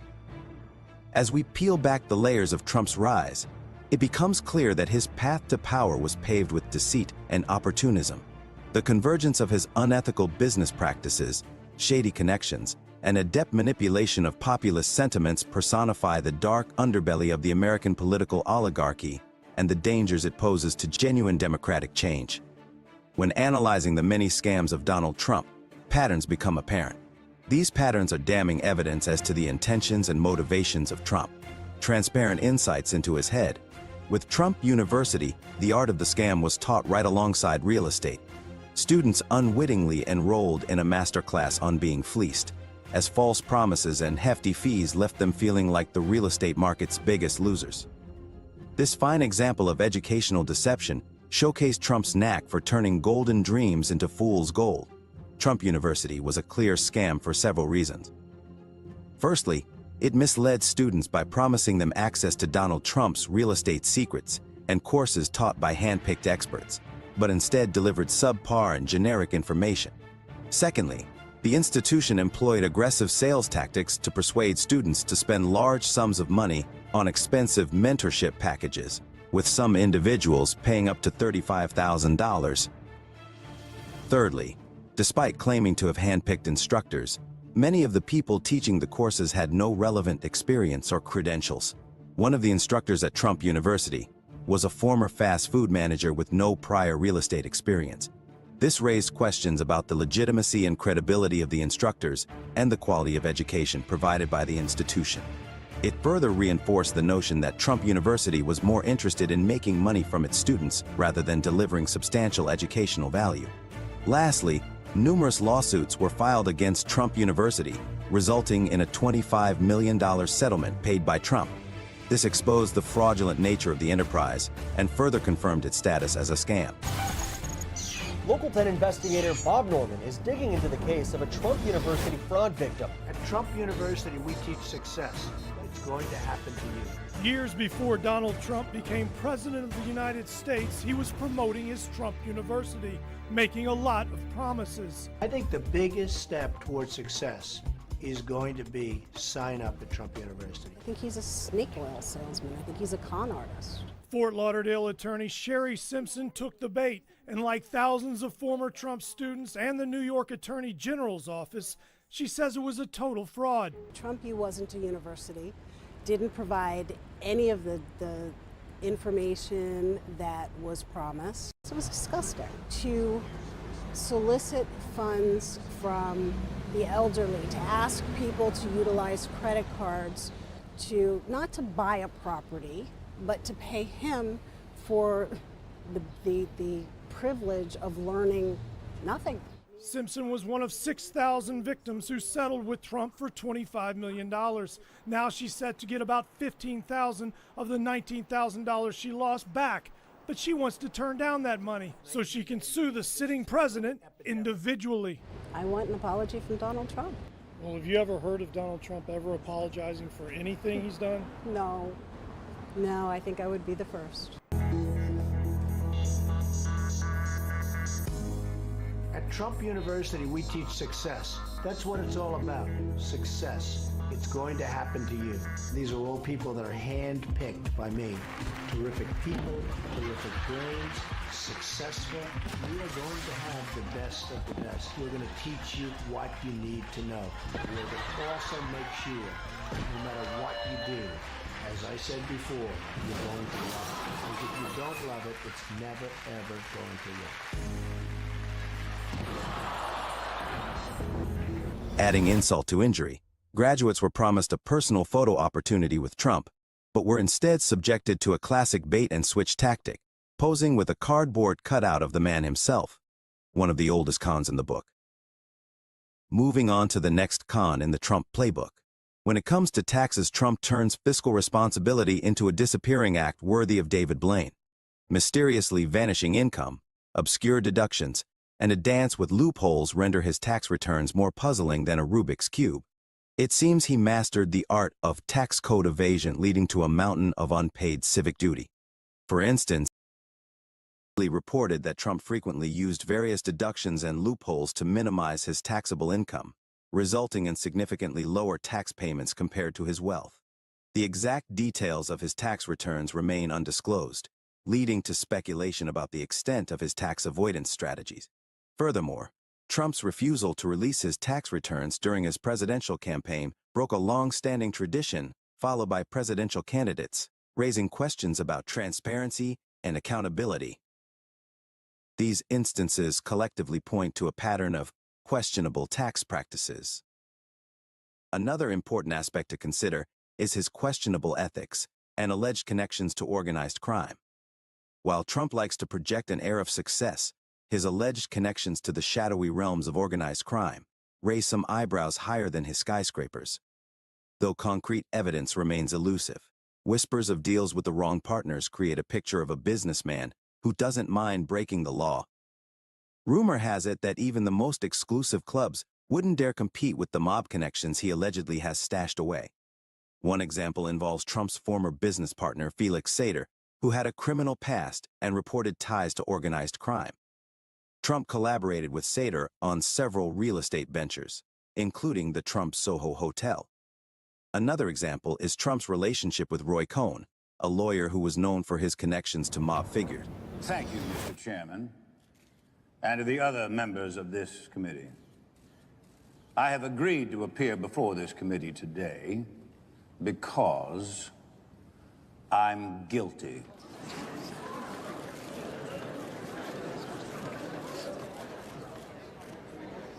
It's all true. I killed them both, just like he said I did.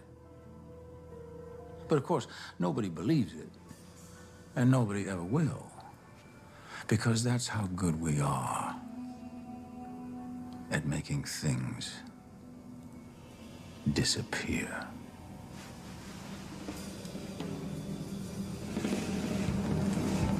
You think money protects you. You think money makes everything go away, and this bubble that you live in where you just click your fingers and you get what you want. Cohn served as Trump's attorney and mentor for many years.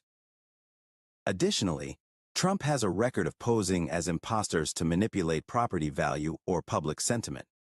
There is a well-known incident where Trump used the pseudonym John Barron to contact Forbes magazine in the 1980s, claiming to be Trump's spokesperson.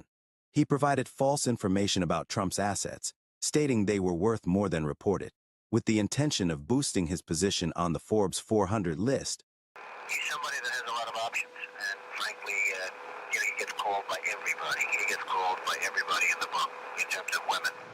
Throughout his 4 years as President of the United States, Donald Trump's presidency was marked by numerous instances where potential conflicts of interest emerged.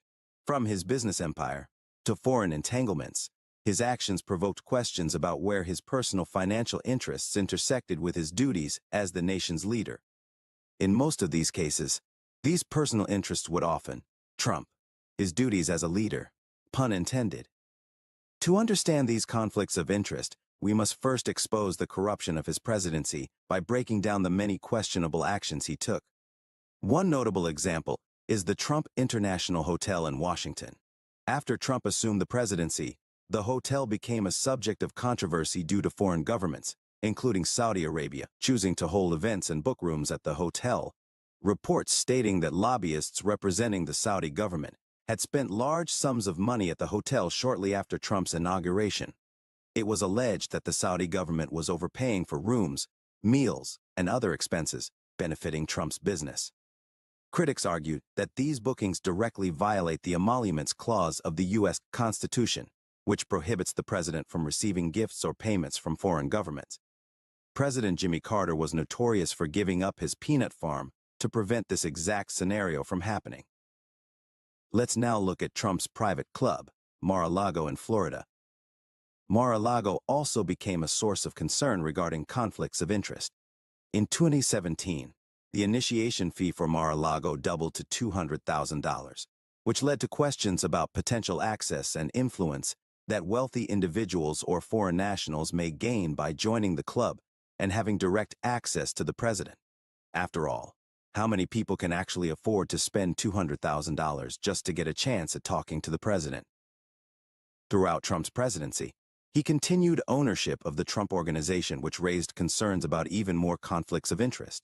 The Trump Organization has various international deals and ventures, and Trump prioritized these personal financial interests over the best interests of the country.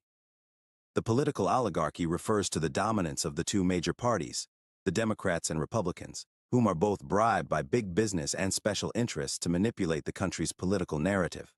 These parties have a strong hold on political power, often leaving little room for alternative voices and ideologies to thrive. This duopoly's grip on power is evident in the limited representation of third-party candidates in presidential elections. Despite the presence of alternative parties, such as the Green Party or Libertarian Party, they often struggle to garner significant support or media attention, further perpetuating the dominance of the two-party system. The last third-party candidate to win the presidential election and serve as president was Abraham Lincoln. He was elected as the candidate for the Republican Party, which was considered a third party when he won in 1860. Since then, no third-party candidate has won the presidential election. It is important to remember that throughout history, Fascist regimes have often used the populism associated with socialism and communism as a means to gain excessive state power. One notable example is the Nazis. Despite labeling themselves as socialists, they targeted and eliminated communists as one of their first actions. In simpler terms, fascists have exploited the appeal of socialist and communist ideas to rally support, but once in power, they swiftly suppress and persecute those very groups. This pattern showcases how fascists manipulate popular sentiments to achieve authoritarian control over the state. Trump's tendency to play on popular policies, such as promoting universal health care when running for office, and then pursuing other interests when elected, align with this fascistic phenomena. During his campaign, Trump made statements indicating that he supported the idea of providing universal health care or ensuring that all Americans would be covered. This kind of populist rhetoric appealed to many voters who were dissatisfied with the complexities and costs of the existing healthcare system.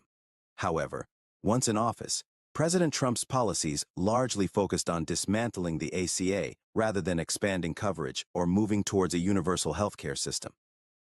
Despite promises to replace the ACA with a better healthcare plan, the proposed replacement plans put forth by the Trump administration, such as the American Health Care Act and the Better Care Reconciliation Act, did not guarantee coverage for everyone. These plans did not include provisions for universal healthcare coverage. On top of this contradiction, the plans could potentially result in fewer people having access to affordable healthcare, particularly those with pre-existing conditions. While some provisions within the proposed replacement plans aimed to protect individuals with pre-existing conditions, the concern was that the coverage options might not be as comprehensive or affordable as those provided under the ACA. Moreover, without the individual mandate, there were concerns that the plans could disproportionately impact lower-income Americans who might not have access to affordable coverage. In addition to exploiting the populist rhetoric of socialism, fascist regimes, like the Nazis, also relied heavily on the cult of personality. This refers to the worship and glorification of a charismatic leader, such as Adolf Hitler in the case of the Nazi. Hitler skillfully crafted a powerful image and effectively manipulated public perception through propaganda, rallies, and mass media. By presenting himself as the embodiment of the nation and its ideals, he garnered unwavering loyalty and support from the masses. Sound familiar? The cult of personality further enabled the Nazis to consolidate their power and suppress dissent, as any opposition or critique against Hitler was viewed as an attack on the nation itself. This manipulation of public sentiment, combined with their exploitation of socialist rhetoric, allowed the Nazis to establish and maintain an oppressive and authoritarian regime. Using this lens, we can clearly see a dangerous parallel to the cult of personality that is Donald Trump. Exposé on Ron DeSantis. Let's move on to another prominent figure within the Republican Party. Until recently, Ron DeSantis was a rising star within the Republican presidential candidates for 2024. I have left this chapter in because some of this information is still relevant, regardless of the recent developments where Ron dropped out of the race to endorse Trump. However, his ascent to prominence cannot be fully understood without examining the influence of corporate interests and wealthy donors. This connection between power and wealth is a hallmark of the American political oligarchy. DeSantis has received significant financial backing from corporate interests, including major donors from industries such as finance, real estate, and healthcare. These connections provide him with the resources and networks necessary to navigate the political landscape effectively. They also act as legal bribes to incentivize Ron to make ridiculous claims about universal healthcare. Ron believes healthcare isn't a human right. Why, Ron? That's very Christian of you to say, especially in the richest country on the planet, while every other modern industrialized nation has some form of universal coverage. He's paid by the healthcare industry for a reason. They didn't just pay him out of kindness. Profit-driven industries make decisions based on profit. They bribed him because they know they can expect him to shut up about popular ideas that will damage their bottom line. And nothing is more damaging to the profit-driven healthcare industry than universal coverage. Insurance companies add no value to your service. In fact, they act as a mafia-style middleman that get between you and your doctor. The dirty little secret of the healthcare industry is that they maximize profits by denying coverage. This is a dangerous and regressive game to play and denotes a larger sense of dystopian trends. In my opinion, there are certain industries that should not be based on profit.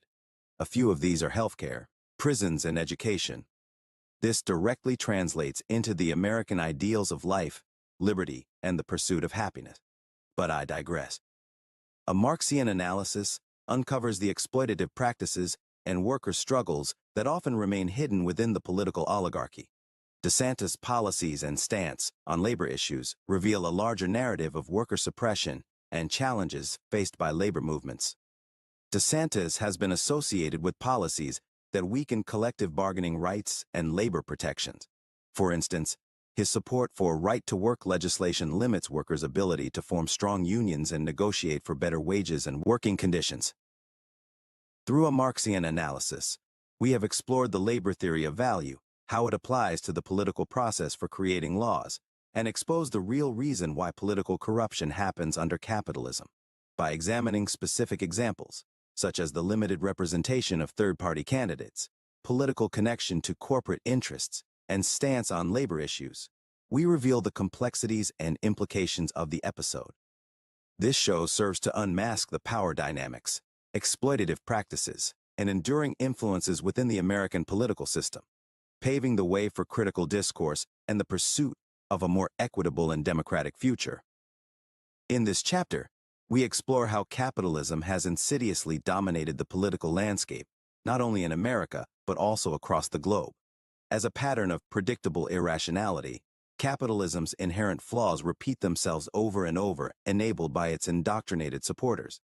By examining historical examples, we will uncover how capitalism's stranglehold on the political system repeats itself, stifling genuine democratic expression and consolidating power in the hands of a few elite.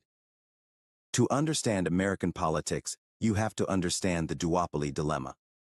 The American political system is entrapped within the confines of a duopoly, where two dominant political parties consistently push out alternative voices that would change the status quo.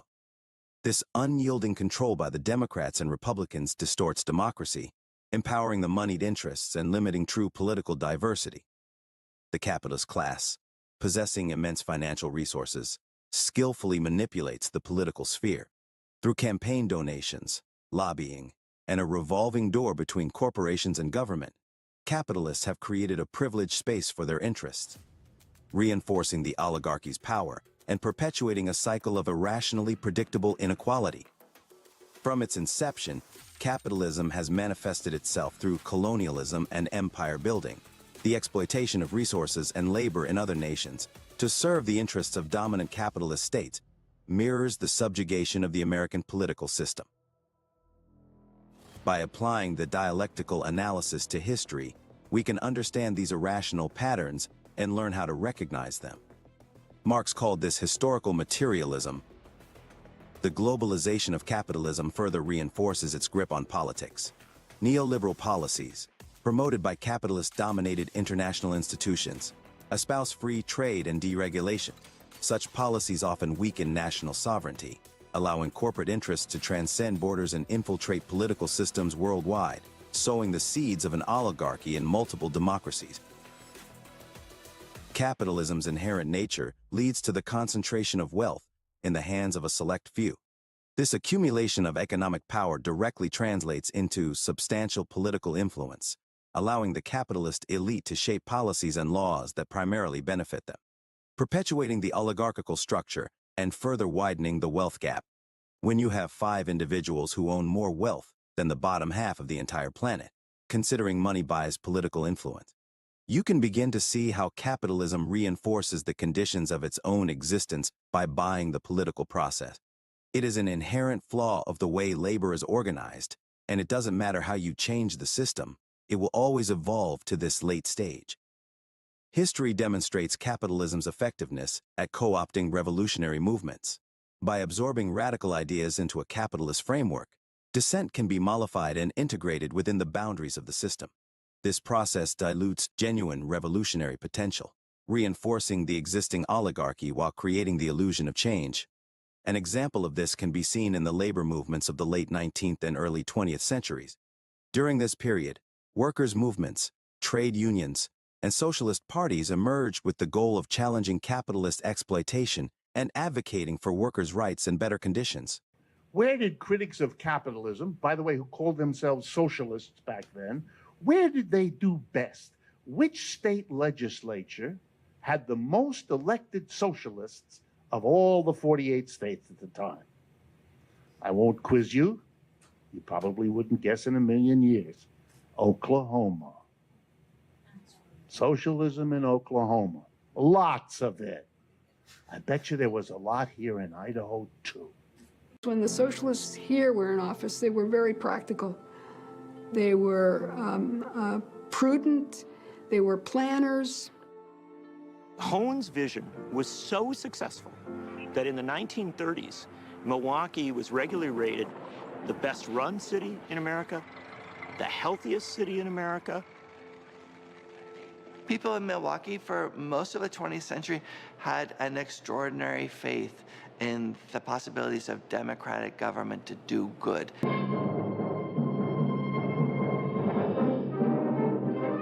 October 29th, 1929, Black Tuesday. The New York Stock Exchange is in a panic. In the 1930s, you had a depression.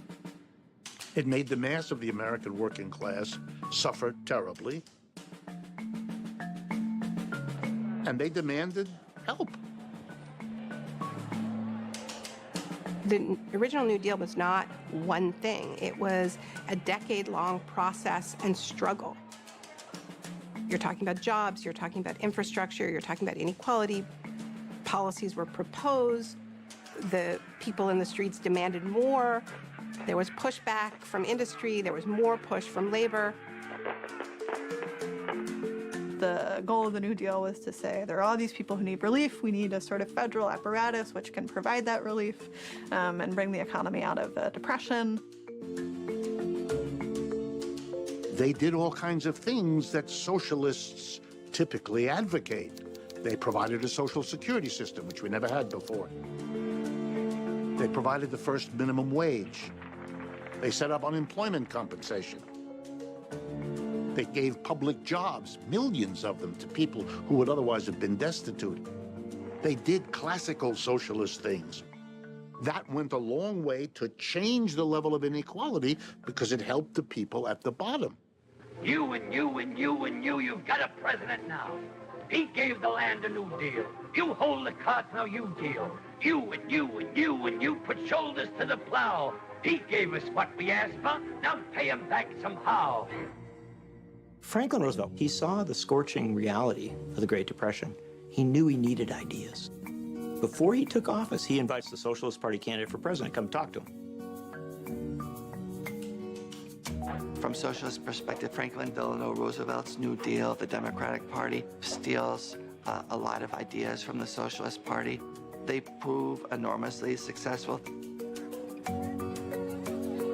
The problem in capitalism is, so long as you leave that system there, it undoes what can be occasionally achieved, which is why, as a socialist, I can't in good conscience go to the mass of the American people today and say, let's have a big struggle for, and then run another set of reforms. We've been there. We've done that. That doesn't work.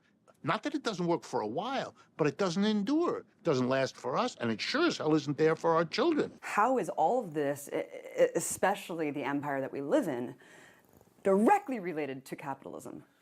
Every time a system's in trouble, there are the defenders of the system who say, well, yes, I agree, right now it's really crappy, it's dangerous, it doesn't work. But that's because something has come in to destroy the really pure capitalism. If only we had that, it would work beautifully. I understand it. That's a human, you want to hold on because changing systems is frankly scary, always has been. So this is a way you can hold on to a kind of loyalty to capitalism in general while joining in the critique of the way capitalism is here. The answer I would give, which will make these folks unhappy, is, look, capitalism is what you got. And if you don't like the way it's evolved, that's very nice, but imagining that you can go back to something pure that won't then repeat the same evolution to what we have, kind of begs the question, how come? We didn't become dependent on the defense industries because a lot of people are crooks or because a lot of people have cronies whom they favor. Come on, that's not really a very profound analysis. There may be cronies all the time, but why were they successful? Capitalist elites responded to these movements by implementing certain reforms and concessions. They introduced labor laws, social welfare programs, and regulations aimed at improving working conditions and providing basic social protections. By doing so, capitalism was able to dilute the demands of the labor movements, appease discontented workers, and maintain the existing capitalist system. This incorporation of labor demands into the capitalist framework often eroded the revolutionary potential of these movements, as they became integrated within the system they sought to challenge, successfully postponing the revolution that always comes from unresolved class conflict. Through a Marxian lens, we have thoroughly examined how capitalism's grip on the American political system is amplified by a recurring pattern of oligarchy formation. Capitalism's influence extends far beyond economic dominance, infusing itself into the very fabric of democracy. However, amidst this seemingly impenetrable framework lies a paradox: the irrational predictability of capitalism's evolution. It is within this paradox that a ray of hope emerges. While capitalism's capture of the political system appears unassailable, its predictable irrationality exposes its vulnerability. The repetition of historical patterns, the concentration of power, and the co-opting of dissent may feel relentless, yet they also demonstrate a consistent fragility that can be challenged. Understanding and exposing the irrational predictability of capitalism's evolution arms us with the vital forbidden knowledge needed to dismantle the existing oligarchy. By refusing to accept the false binaries presented by the duopoly, by demanding accountability from the capitalist class, and by nurturing alternative political voices, we pave the way for transformative change. In wrapping up this analysis, we must acknowledge that our struggle against the American political oligarchy is an ongoing battle. However, armed with the insights gained from a Marxian perspective and an understanding of irrational predictability, we have the intellectual tools to navigate through the haze of false choices and pursue genuine democratic expression. Marxism, like other sciences, seeks to analyze and understand the complexities of social systems. Just as in quantum physics, where the principle as above so below reflects the interconnectedness of particles, this concept can also be applied to social sciences. In the social realm, a society can be viewed as a complex system composed of various classes that interact and influence one another. Much like subatomic particles, social classes have their own internal contradictions. These contradictions arise from the inherent conflicts of interest and power struggles within society. An analogy can be drawn between the concept of entropy in quantum physics and the notion of social entropy within a Marxist framework. Entropy refers to the gradual deterioration of order and the dissipation of energy within a system, eventually leading to its collapse or transformation. Similarly, in social systems, internal contradictions and conflicts between different classes create a tendency towards entropy. Just as a subatomic system requires self-sustainability to maintain its structure, a social system also relies on a delicate balance of power and resources for its sustainability. The requirement for self-sustainability in both the social and subatomic realms can be related to the concept of symmetry. Symmetry ensures that forces are balanced and interactions among components occur in an orderly manner. Thus, in both disciplines, a lack of symmetry or an imbalance of power can disrupt the stability and functioning of the system, leading to the emergence of contradictions and eventual entropy. In summary, Marxism, like subatomic physics, recognizes the concept as above so below. By applying the understanding of internal contradictions leading to entropy in quantum physics to social sciences, it becomes evident that maintaining a balanced and sustainable system, whether on a subatomic or societal level, requires attention to the inherent conflicts and power dynamics within that system. You don't just go from one system to the next. You have to have a transition or mixed economy of the two. My theory is simple. The goal is to raise awareness about worker cooperatives while simultaneously putting elected officials in office who don't take corporate PAC money. This, combined with a strong worker union movement, could be what is needed for an economic transition. As Senator Sanders says, real change doesn't happen from the top. Real change only happens from the bottom. In my theory, the conditions for revolution do not arise until both classes implode symmetrically at the same time. This theory is a unique interpretation of Marxism, challenging Marx's understanding of the conditions necessary for revolution, while also making a stunning connection to physics. I propose that while any revolution can arise from an asymmetrical collapse, for a society to become self-sustaining after the revolution, it must undergo a symmetrical implosion where both the ruling and oppressed classes experience material detriment. Similar to how a plasmoid collapsing in on itself creates a self-sustaining ball of energy. You can view my introduction to plasmoid video here. This phenomena can also be applied to the social sciences. By collapsing in a symmetric manner, the theory posits that a revolution can establish a self-sustaining structure that addresses the systemic inequalities and creates a more equitable society, over time eliminating class conflict and the requirement for a state entirely, because an egalitarian utopia would not stifle out opposing voices. It is not until both workers and capitalists feel the material conditions regressing together that both can join forces and eliminate the common enemy. When the system fails both sides of the class war, is when both sides will see it necessary to replace the system. Class conflict was never going to be won by perpetuating war. It will be won by negotiating peace and revealing empathy. The enemy of my enemy is my friend. However, until these requirements are met, all we can do is ensure the conditions. In these new and exciting ways, we can begin to finally connect social science with the concept of, as above so below. Patterns of the universe reflecting ubiquitously throughout every field of study, like a mirror into the soul of the universe. With the right lens, we can unravel the mysteries of everything. The main problem with American politics can be largely boiled down to censoring, the censoring of popular issues, with the obvious exception of not allowing someone to incite violence. I believe that all ideologies along the spectrum must be equitably represented in a democracy, no matter how radical, in order to create an accurate window of legitimate discussion, because the franchise business owner class has successfully bought and paid for our legislative process. This has significantly limited this Overton window of acceptable political discussion. This is why we don't see any debates on capitalism versus socialism going back 100 years in Congress. Why we have 47 states that have voted to override federal cannabis laws, yet it is still considered federally illegal. It is also why a Princeton University study revealed that the opinions of 90% of Americans have essentially no impact at all. We have the Democratic Party shifting further to the right. The Republican Party is also shifting to the right.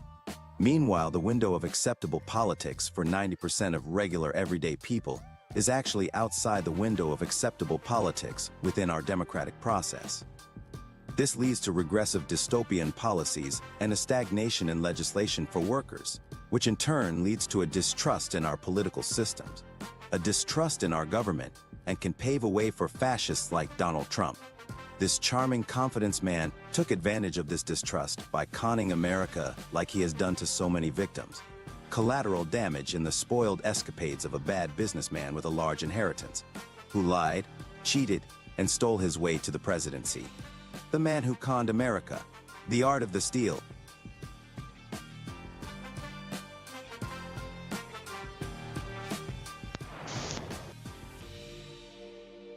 Remember, if you like my content, please consider subscribing and hitting the like button on my videos.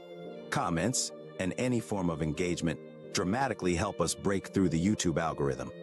I also have a website with research on the Thunderstorm engine, plasmoid technology, and do-it-yourself guides for Malcolm Bendel's retrofit, courtesy of Jordan from Alchemical Science and the Martin Fleischmann Memorial Project.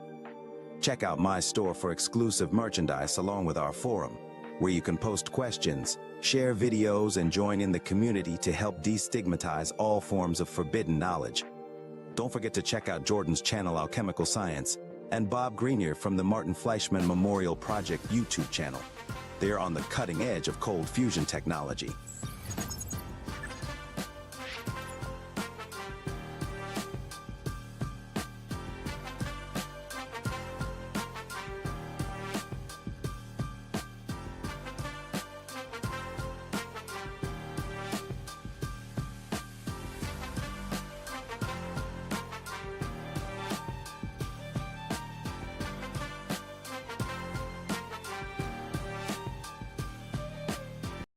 Hello, everyone.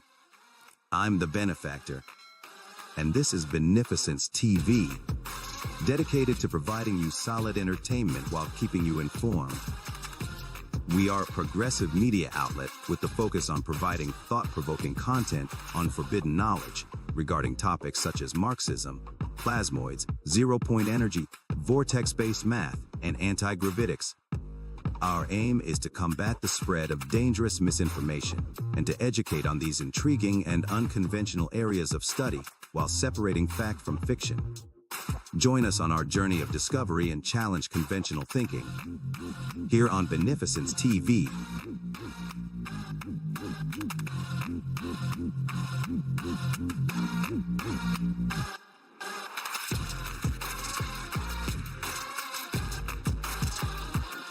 Hello, everyone.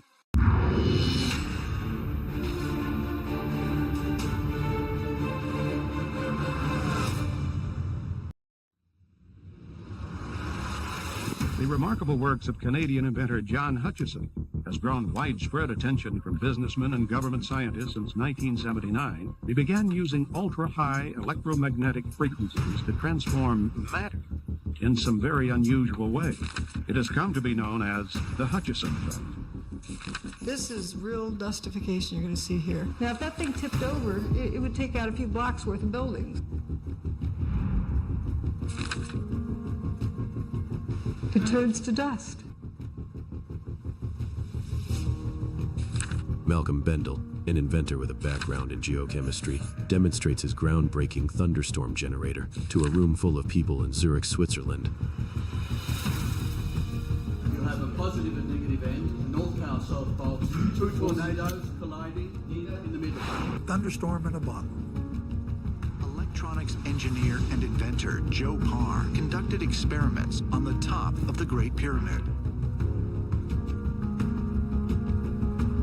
Parr claimed to have discovered yet another strange physical phenomenon. The model pyramid became weightless in the energy field. A local inventor has discovered a way, hear this, to use water to run your car. I figured out how to draw the fundamental math. The whole topic today is about the number 9. The most great name of God equals number 9 in the Baha'i scriptures. This energy is the only thing that comes from the whole, from zero, the vortex. It goes out linearly in all directions.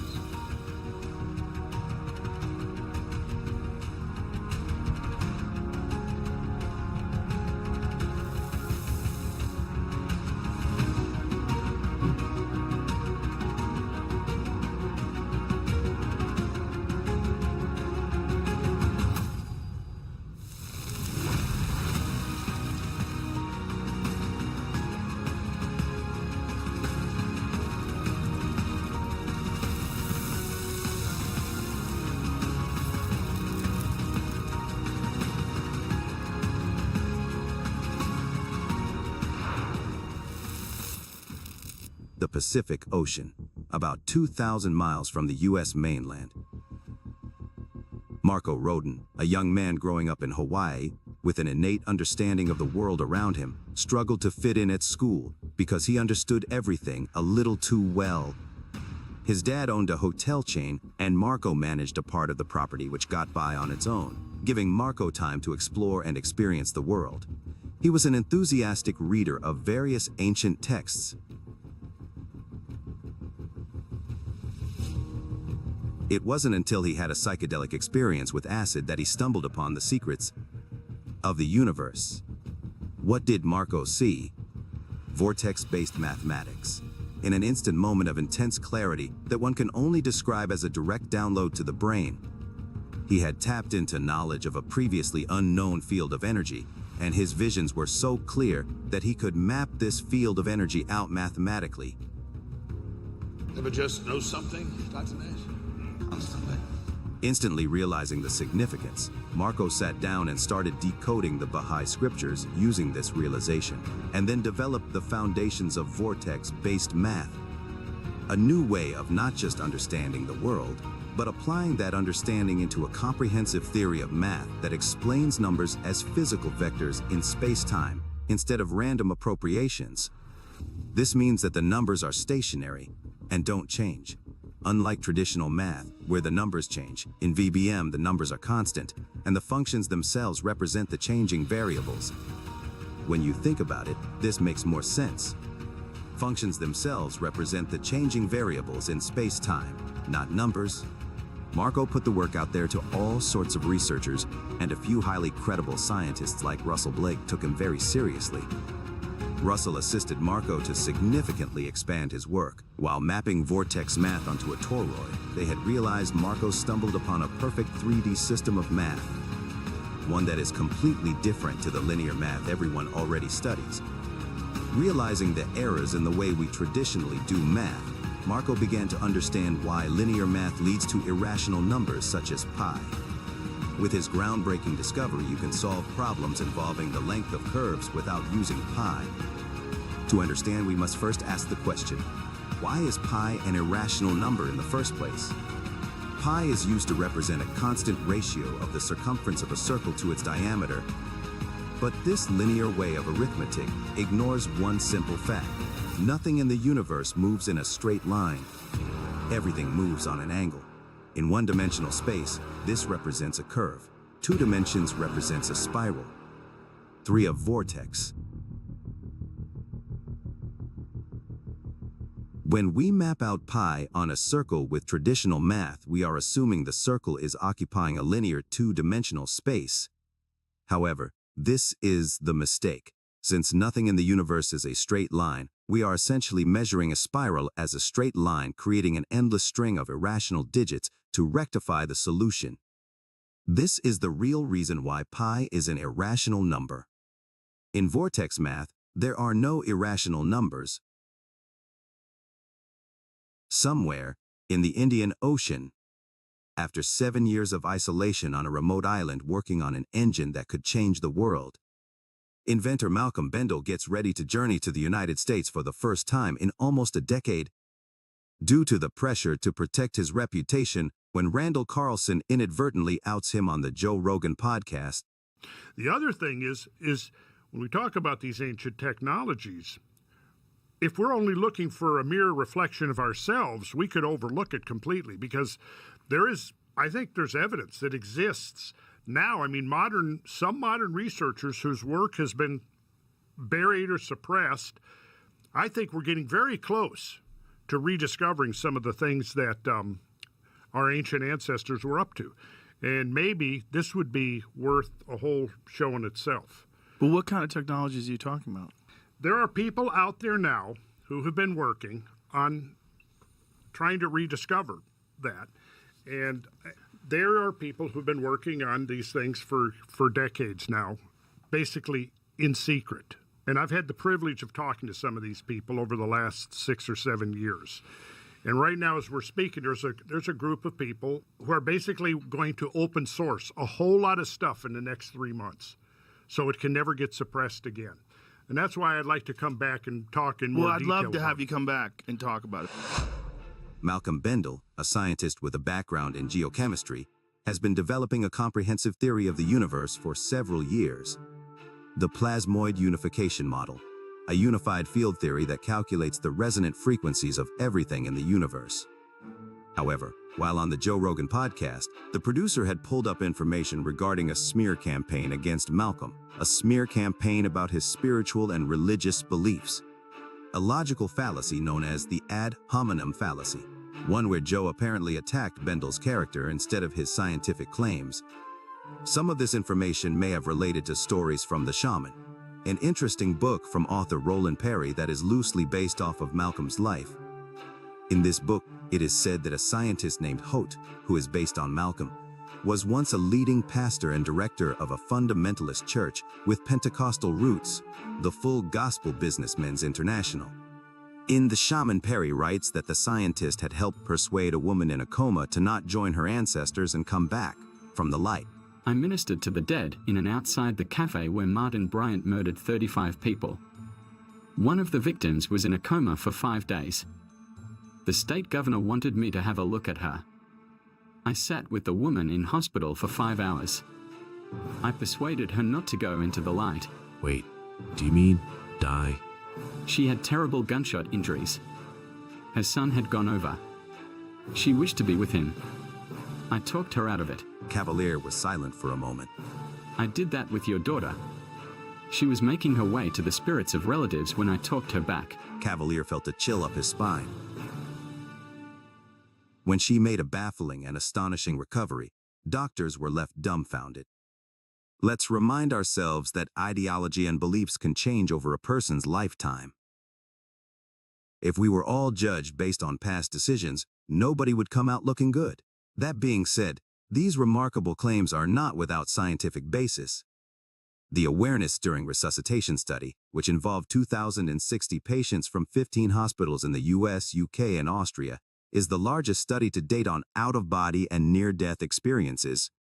Researchers tested the validity of conscious experiences using objective markers for the first time in a large study to determine whether claims of awareness that corresponded with out-of-body experiences aligned with real, rather than hallucinatory events.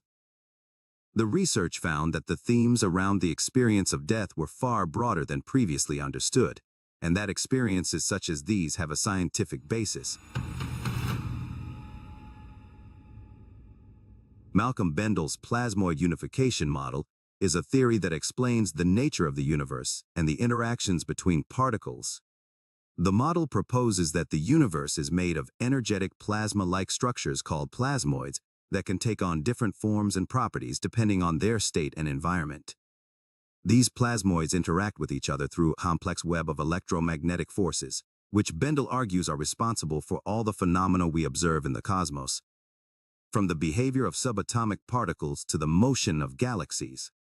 According to Bendel, the plasmoid unification model provides a more coherent and comprehensive framework for understanding the universe than traditional models based on matter and energy alone. It has the potential to revolutionize our understanding of physics and cosmology. The mysterious and awe-inspiring universe may finally be revealed by this groundbreaking plasmoid unification model, which suggests that the very fabric of reality is made up of energetic and quasi-stable plasma-like structures that interact with each other through electromagnetic forces, providing an all-encompassing, coherent, and revolutionary explanation for the behavior of particles from the smallest subatomic levels to the vast reaches of our galaxy, potentially unifying gravity with the other fundamental forces of nature. From colors, shapes, elements, and even polarized cardinal directions, Malcolm discovered that all elements are plasmoids. Plasmoids are self-contained torus-shaped bits of matter in the fourth state, a state of matter some theorize to be a gateway to zero-point energy. Zero-point energy, or quantum zero-point fluctuations in the vacuum, is the energy that is proven to exist through math. It is the energy that exists at any system's zero point. When all other energy has been frozen out of an atom, electron spin still does not decay. Where does that energy come from? Fluctuations in the vacuum. Richard Feynman was a renowned American theoretical physicist who made significant contributions to the development of quantum electrodynamics. Feynman once famously said, "One teacup of empty space contains enough energy to boil all the world's oceans."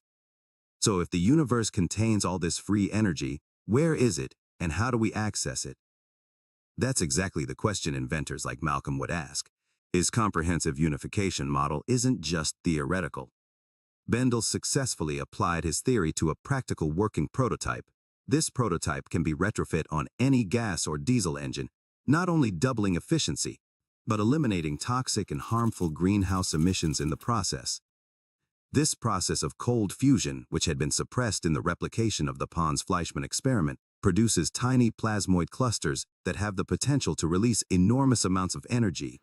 They were kind of forced into this position by a guy called Stephen E. Jones, who was brought in to kind of verify what they were seeming to find by the Department of Energy, whether they were actually seeing what they were claiming, which was, he kind of gave the name to it called cold fusion, although Martin Fleischmann and Stanley Pons really didn't like the idea of that phrase being used. They were very uncomfortable with it because they didn't really know what it was at the time. And then various people were brought in by George Bush Sr. to kind of give a 6-month crash. Can we replicate this?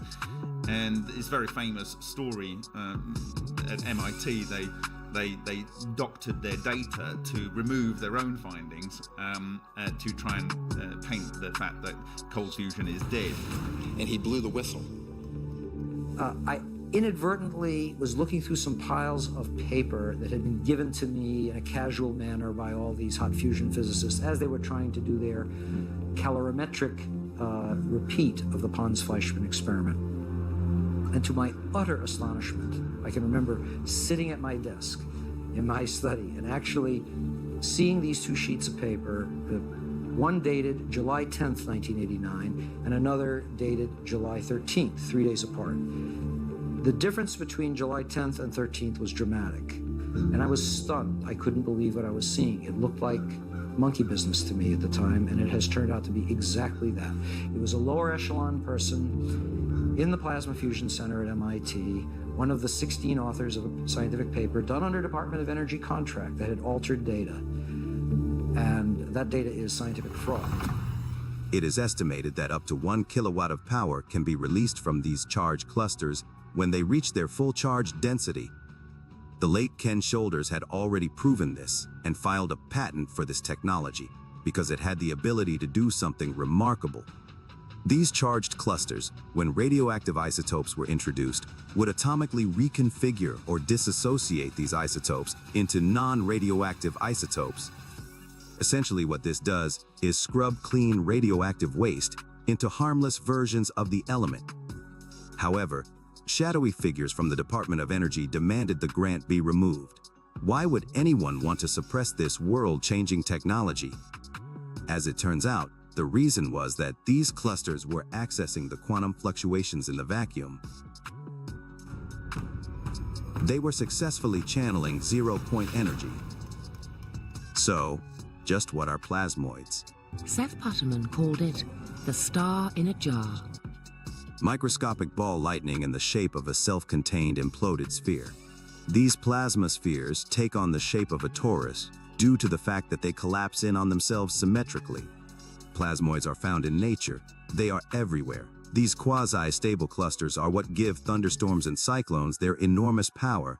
These same processes for channeling and utilizing plasmoid energy are replicated in the thunderstorm and plasmoid generators, where counter-rotating vortexes collide at specific angles within multiple spheres of specific ratios.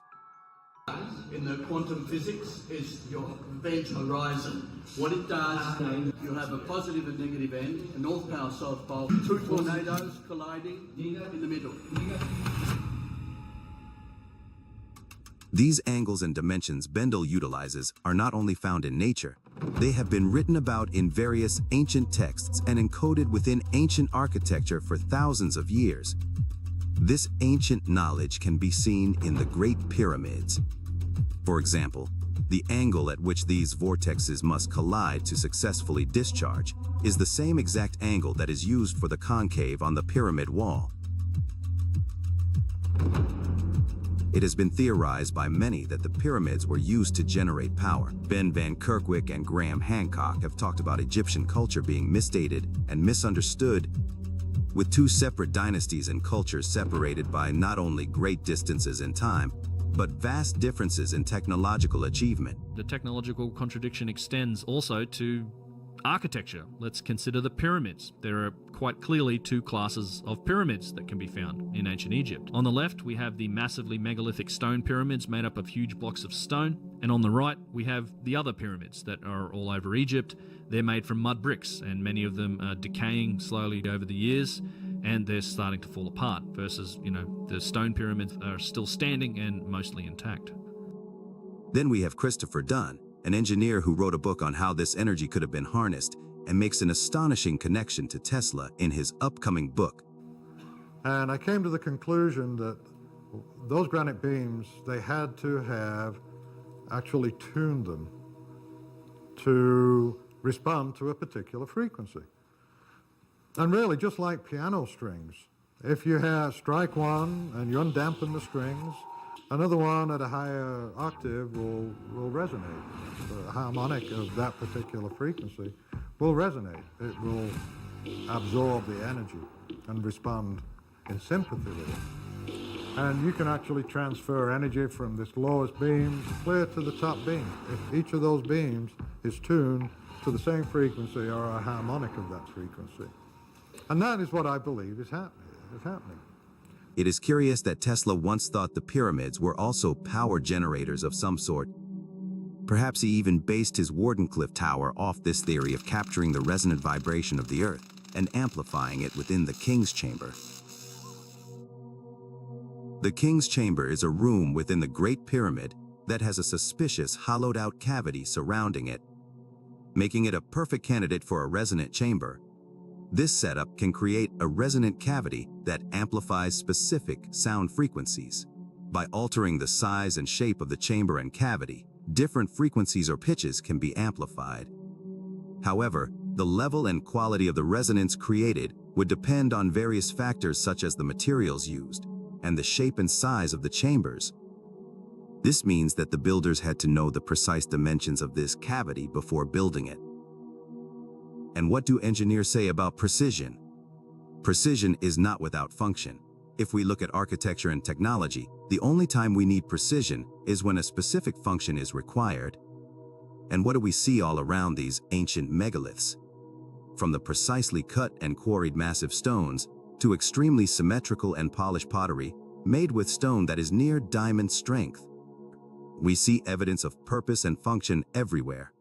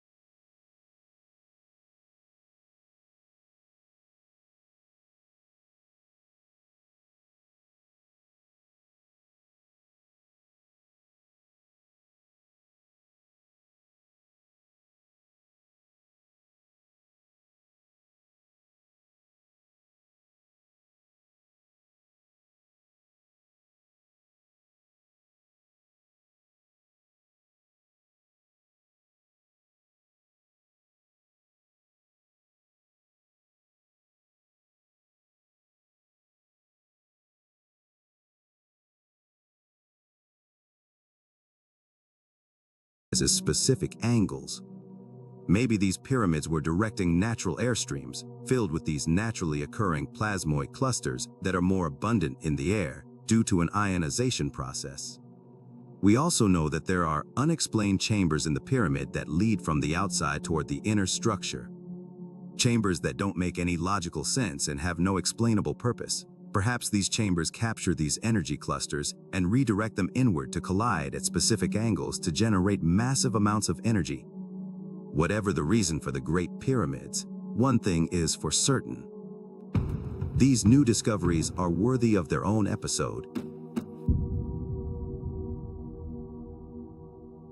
I'm about to show you the mind-blowing mathematical lens. That is vortex-based math. Let's lay a couple of ground rules. First of all, in vortex math, we don't use zero. VBM is all about doubling and then reducing numbers down to a single digit. If you can bear with the arithmetic for a minute, I can teach you the significance of 3, 6, and 9, a mystery that has eluded scientists and engineers for decades. We begin by doubling 1 to get 2. We then double again to get 4, and then again to get 8. Now what does 8 doubled get us? Remember, we reduce the double digit down to a single digit by adding the 2 base components, and we are back to 7. 7 doubled gets you 14, which reduces back to 5. Doubling 5, we get 10, which reduces back to 1. Notice the infinity symbol created? This isn't a random design. The angles and paralleled lines in this diagram all reflect intricately woven relationships that are baked into the fabric of our reality. That is because numbers aren't just utilities for measuring. Numbers actually represent physical vectors in space-time, ones in which the fractals of creation are based on. In that sense, numbers are real. As you can see, numbers reveal the underlying pattern of creation. And everywhere we look, we can see this fingerprint of God. These numbers that form the infinity symbol represent our physical reality and how it interacts with itself. And if numbers represent physical vectors in space, then they must also have properties that can be observed. Let's look a little closer into this. 9 is a significant number because it was discovered by Marco that the number 9 gives the other numbers polarity. If 1, 2, 4, 8, 7, and 5 represent our physical reality, then 3, 6, and 9 must represent this previously unknown form of energy, a magnetic flux field at the quantum level, the 0 point. These numbers are what form our physical reality. This quantum flux field is the source for the non-decaying spin of an electron, the infinite well of radiant energy our universe runs itself on. Pushing this theory further, Marco theorized that everything in the universe is a vortex, from DNA to black holes. It is nature's path of least resistance. This energy permeates everything and will penetrate any material. This leads to everything in the universe being non-linear, not even time. Because the higher dimensions of our brain think linearly to organize our lives in a coherent manner, we perceive time to be linear. So how do we map out this flux field of energy emanating from the physical vector 9? And how do we even know this energy emanates from 9 and gives the other numbers polarity? Remember those patterns I talked about, the ones baked into the fabric of our reality? With this polarity, a mirroring effect happens. In the diagram, we can see every number on one side will correspond to the other side in an equal but opposing way. By doing some simple arithmetic, we can prove undoubtedly that these numbers, these physical vectors in space, all relate to one another in a coherent and intelligent manner. We begin by doubling 9. Vortex math is primarily about doubling and dividing, reflecting the natural processes for creation. Doubling 9 gives us 18.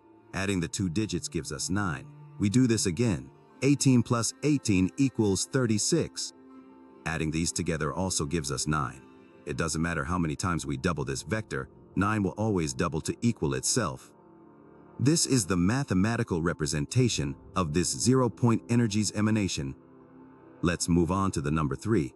Doubling 3 gives us 6. Doubling 6 gives us 12, which brings us back to 3.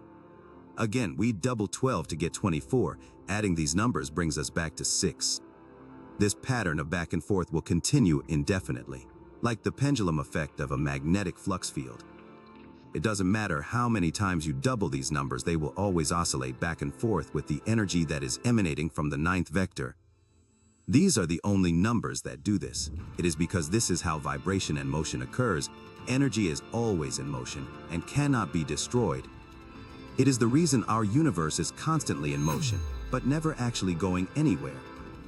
An infinity, not in direction but in motion. The number 9 is the source of this energy. It is the only energy that exists at any system's 0 point. Therefore, it is the highest form of energy in our universe.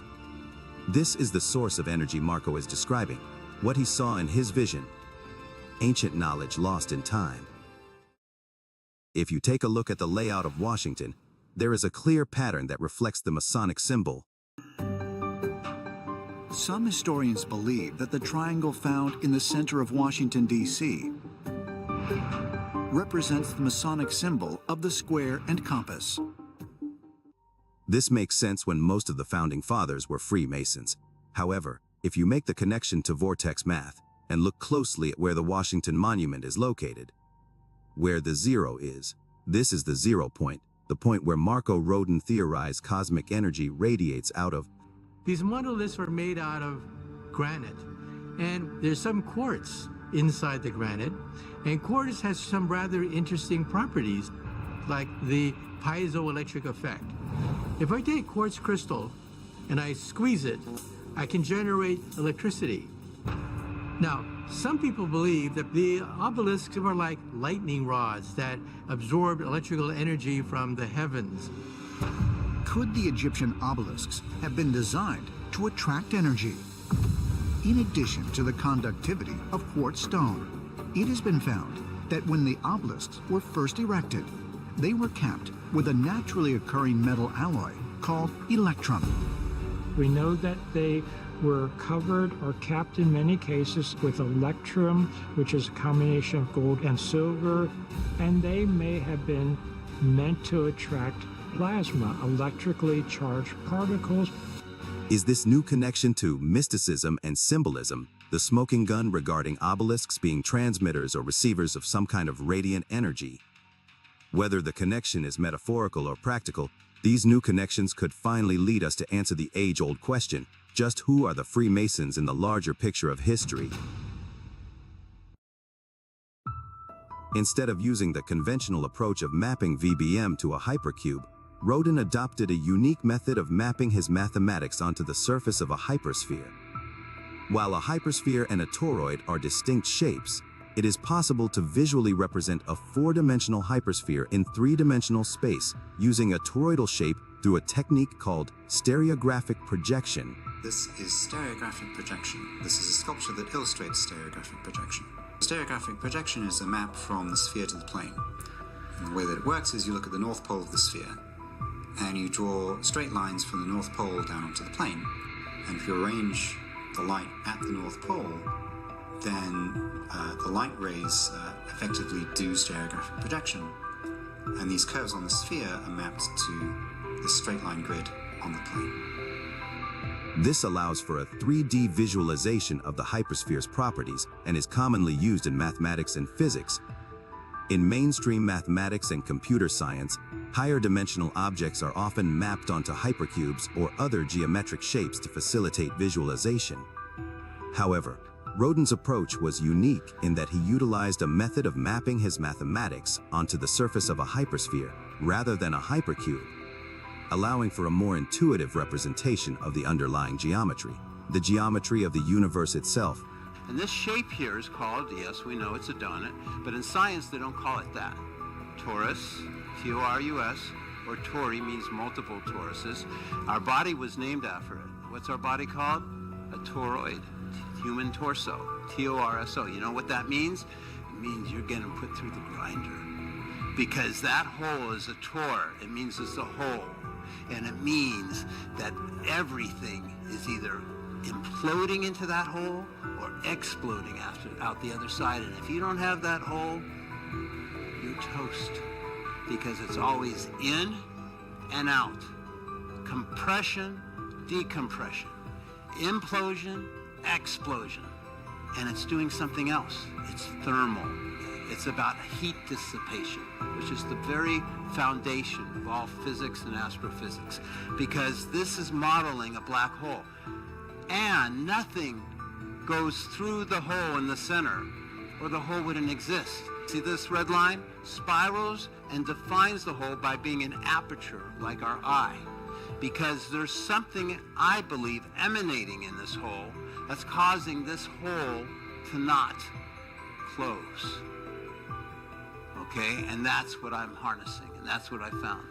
In Rodin's sequence 1, 2, 4, 8, 7, and 5, each number is related to the previous one in a cyclical fashion. In a hologram, the hole is in the part's in the hole. Doesn't matter which you take image in this explanation. I'm laughing because I'm thinking how extraordinary it is what you're seeing there. There's no words to describe the miracle of putting those numbers into place and seeing the donut from different perspectives. You have no idea how big of a deal this is. The sequence has a fractal-like structure with self-similarity, meaning that if you zoom in or out on the pattern, it will always look the same. By using this cyclical property, it's possible to design technology in a way that takes advantage of the repeating pattern to achieve greater performance without adding more resources. The Mobius circuit, the superfluid preferred longest mean free pathway of least resistance for electrical superconductivity always follows this bounded infinity circuit. You start with one God, one universe. It doubles, becomes 2. That's Gabriel's trumpet. 4, because the B is not a bilineal stop. It's a plosive. So when I say the most great name of God, I don't say, which is the Baha, means glory, in Arabic, Aramaic. It's a loanword out Arabic to the Farsi language. It's in the Bible, it's in the Torah, it's in the Quran, it's in Buddhism, it's in everything. And the superlative case of Baha, which is the higher case, the highest, is called Abha. And that translates to splendor, wondrous, or glory. That's the heavenly world. And I had to learn all this math to help me understand that. So what happens is 1, 2, 4, 8, 16, 32, 64, but I'm back to where I began. So why is the I Ching 64? Why is it the $64,000 question? Not because 8 times 8 is 64. We thought it was. Why? It's because it's one complete cycle of infinity. And it's not infinity of a straight line direction, it's infinity of a spin continuum. It's infinity of duration. So 64 doubles 128, but 1 plus 2 plus 8 equals 11 is 2. 256 equals 13 is 4. 512 equals 8. 1024 equals 7. 2048 equals 14 is 5. There's only 6 numbers in infinity before it repeats. So infinity isn't infinite. It's a bounded infinity, like the electron orbital.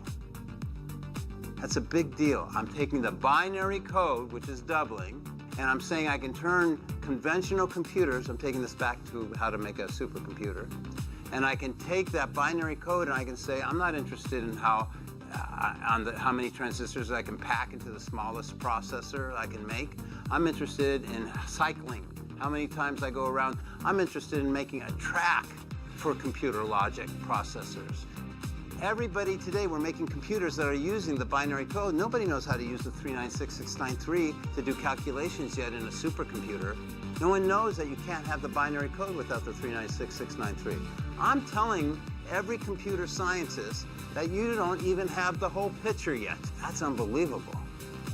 That there's another pattern, number pattern, in calculating that is indispensable to these calculations, which is a 396. So if I go from 3, because we know if I go 1, 2, 4, 8, 7, 5, I'm going to go back to 1. You can't leave the train track. You're on a rail. But what happens with this? And bear in mind, why is it a dotted line? Because I'm trying to convey to you that it's a higher dimensional flux field. Because every coil, as I had to learn, you're now having to learn, as it was taught to me by Scott, who was my mechanical engineer, chief, every coil has an associated magnetic field with it, except it's not just magnetism, it's spirit and magnetism. The field is magnetism, the flux is spirit. It's a flux field. So, spirit is irresistible, penetrates everything, and is the source of all motion, vibration, and time. I have found a numerical formula for spirit. I know when and where spirit is in 3D space, and more importantly, I know where it's not. Okay, so spirit has a phasing, it has an activation sequence, it has a timing, and there's a numerical formula for it. So what am I doing? I'm getting rid of calculus, I'm getting rid of equations, or I'm giving them numerical equivalence, because calculus is never any better than the person speaking it, whereas numbers are a part of our world. They're a part of creation. They have attributes, they have physical properties, and they have a timing. The relationship to geometry or to tiles or to tempo and timing is an inherent part of this discovery. So spirit is also called prana, chi, tachyon, monopole, dark energy, dark matter. It's also called soliton, Higgins, God particle. It's what everybody wants right now. It's what the big race is that everybody's looking for. I've elected to use the term they use in the scriptures, which is spirit. I could easily substitute any other name for it. This opens up new possibilities for creating technologies that are more energy efficient, smaller, and faster, potentially making current technologies obsolete. The traditional linear approach in engineering is based on the concept of adding more resources, such as more transistors or more power, to increase the speed and capacity of a system. However, the cyclical approach in vortex math is different. Rather than adding more resources, this approach focuses on increasing the efficiency of a system by exploiting its inherent cyclical patterns. By utilizing engineering in this fashion, you are choosing the path of least resistance for both the programming language and electrons flowing through the hardware. Marco believes that the energy flow in the universe is a result and expands outward in a spiral motion, following a specific pattern called the Rodin coil. In vortex math, the number 9 is considered to be a very special number because it is the highest single-digit number and contains within itself all other numbers. That's where the missing 0 is. Only 9 lines up over 0. unless you're the finest, and my students are the finest of the finest soft. They come from the biggest General Dynamics, the biggest weapons manufacturer in the world. Everybody has to come through my door if they want to be a master of their technology. What I'm about to explain is just one thing. That 9 lines up over that 0 vertically, but no other number lines up over anything else vertically. Everything else lines up horizontally, except nothing lines up with the 0 either. So this is the relationship of how nothing creates everything, how the universe was brought into being. So I claim to know the secret of the 3, 6, and 9, and that's a family number group, but when I'm using it, it's palindrome 3, 9, 6. 9 always comes in the middle of 3 and 6. 3 and 6 are always on the outside, and DNA follows this pattern. And if you can follow it, 3 and 6 is magnetic, 9 is spirit. They're inseparable. Only magnetic fields can respond fast enough to give slippage and free play to spirit. And when spirit's going forward, the magnetic fields are going in the reverse direction. But I had this when I was a teenager. I did not know that the 396 was that red dotted line. When I had that as a teenager, I didn't have it correct.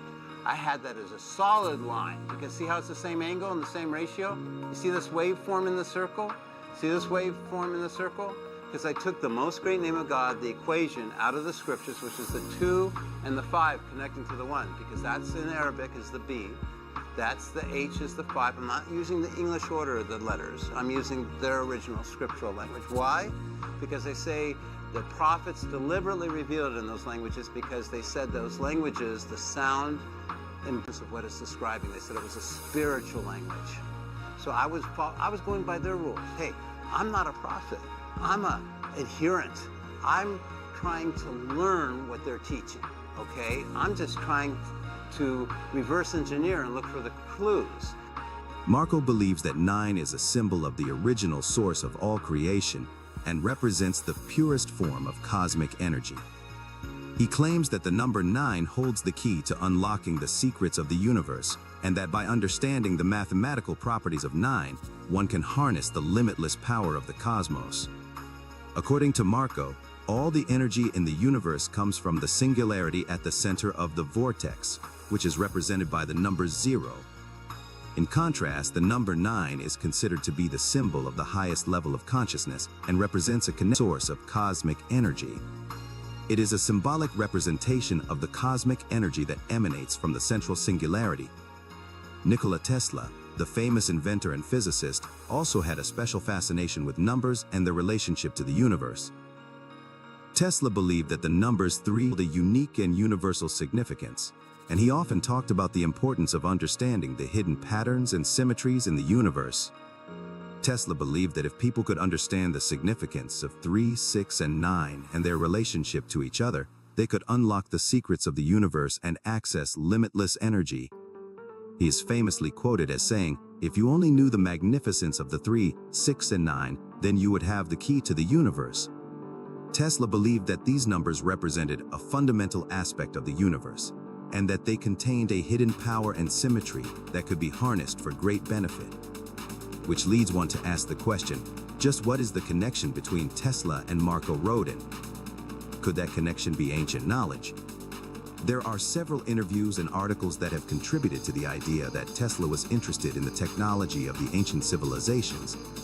One such interview is recorded in an article titled Tesla on Ancient Knowledge and the Pyramids by Arthur H. Matthews, which was published in Collier's magazine on February 9, 1929. In the interview, Tesla states, "It is true that I have devoted much time to the study of the ancient records relating to civilizations that have passed away, and it has been a source of much gratification to me to find, among other achievements of genius, that of the electrical transmission of energy, to mention only one of the many discoveries which are wedded in my mind to the lore of the ages." He continued, "I have never ceased to hold a strong interest in the natural sciences, and my use of the term natural applies to such phenomena and forces as are unexplainable, in terms of the accepted theories of the present-day schoolmasters. In other words, while I have devoted a goodly portion of my life to technology, the underlying theme of my studies has been spiritual. Modern science, admittedly, a mere branch of knowledge, is progressing slowly on two different the sentence suddenly cuts off. Just what was Tesla describing in this interview? What were those two different paths he was talking about? Could those two paths actually have been related to the conflicts of interest regarding capitalist tendencies in academia? We already know that Tesla's perspective on capital recognized the need for funding and investment, but warned that the pursuit of profit in science could be a conflict of interest. He believed that the pursuit of knowledge and the pursuit of profit were two separate branches that should not be combined. Yet industrial monopolies had seized control, stifling competition and innovation. The question remained, was capitalism the best system for scientific advancement, or was it ultimately a destructive force? As Tesla aimed to provide unlimited energy for free through his wireless energy transmission experiment, he hoped to challenge the status quo and pave the way for a new society. Indeed, Tesla's unique perspective on science and capitalism has continued to inspire thinkers and inventors in the years since his death. Among those is Marco Rodin, who seeks to replicate the divine proportions Tesla believed were present throughout the universe. And those divine proportions are the fingerprint of God. We really appreciate you for tuning into this episode of Divine Science. If you are enjoying your time here on the channel, please drop a like on the video and subscribe for more revolutionary content. Now grab your popcorn and let's get back to the show. Dare to challenge the limits of conventional wisdom here on Beneficence TV. For 50 years, Malcolm has been developing his plasmoid unification model. He has been traveling outside of his homeland of Australia for 20 years just to find the sources of information he required to complete his theory, from the deserts of Egypt to the libraries throughout Europe and in America. Malcolm even searched the Vatican Library. What he found was evidence of lost knowledge of advanced technology. Knowledge hidden in plain sight. This lost technology was based around the principles of sacred geometry. Sacred geometry is the study of geometric patterns and shapes that are believed to hold spiritual and mathematical significance, often used in art, architecture, and spiritual practices. And here we have what I refer to as the alphabet of sacred geometry, and these are the simplest forms. These intricate and harmonious geometrical patterns are ubiquitously found in nature, symbolizing the interconnection and inherent order of the universe, inspiring awe and reverence for the natural world. To understand why nature takes these shapes is to understand creation itself. Again, notice, everything adds up to 9 for some strange reason. So how did this deeply important and sacred knowledge get lost in the first place? You can thank colonization for that. Colonization of ancient worlds discarded much of those ancient civilizations' history. Malcolm himself comes from the lineage of a lost civilization. The civilization of Tasmania, in which Europeans wiped out a whole indigenous race. No records, nothing. Wiped out due to the politics of claiming nations on the basis that they were uninhabited. As Malcolm was a myth because no mainstream historians laughed at the idea of finding the city of Troy. Unfortunately for those that said it didn't exist, these pesky little things have a way of turning up, as I'm sure will happen with Atlantis. Humans have a strange proclivity to disregard and completely minimalize the knowledge of our ancestors. This is very naive and insulting to our ancestors and to the people who wrote the Sanskrit text. They had the same mental acuity that we have, anatomically the same, and the Romans with their aqueducts and city building and planning the cities out with a lot of forethought. They all have very similar blueprints within their cultures, which means there was a central government. There was a central body of knowledge that government was drawing upon. And that knowledge throughout history comes and goes like the tide. The knowledge of plasmoids has been hidden in plain sight for centuries, and societies have lost that ancient knowledge. A large part thanks to the externalities of capitalism and its tendency to exploit other countries. According to Malcolm, the plasmoid unification model offers a complex solution to the problem of unifying everything, taking into account the properties and relationships of crystal form, sound, color, time, and angles.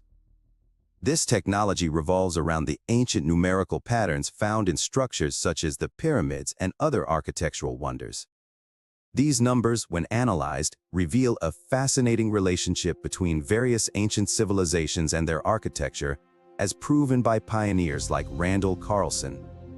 Geometry is integral to understanding the PUM, and plasmoids generate and store charge using the principles of sacred geometry.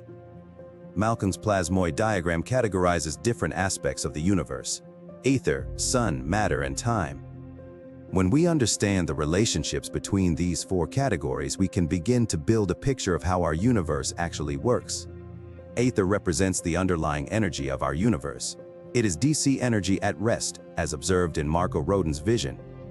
The source of the non-decaying spin of an electron, zero-point fluctuations in the vacuum.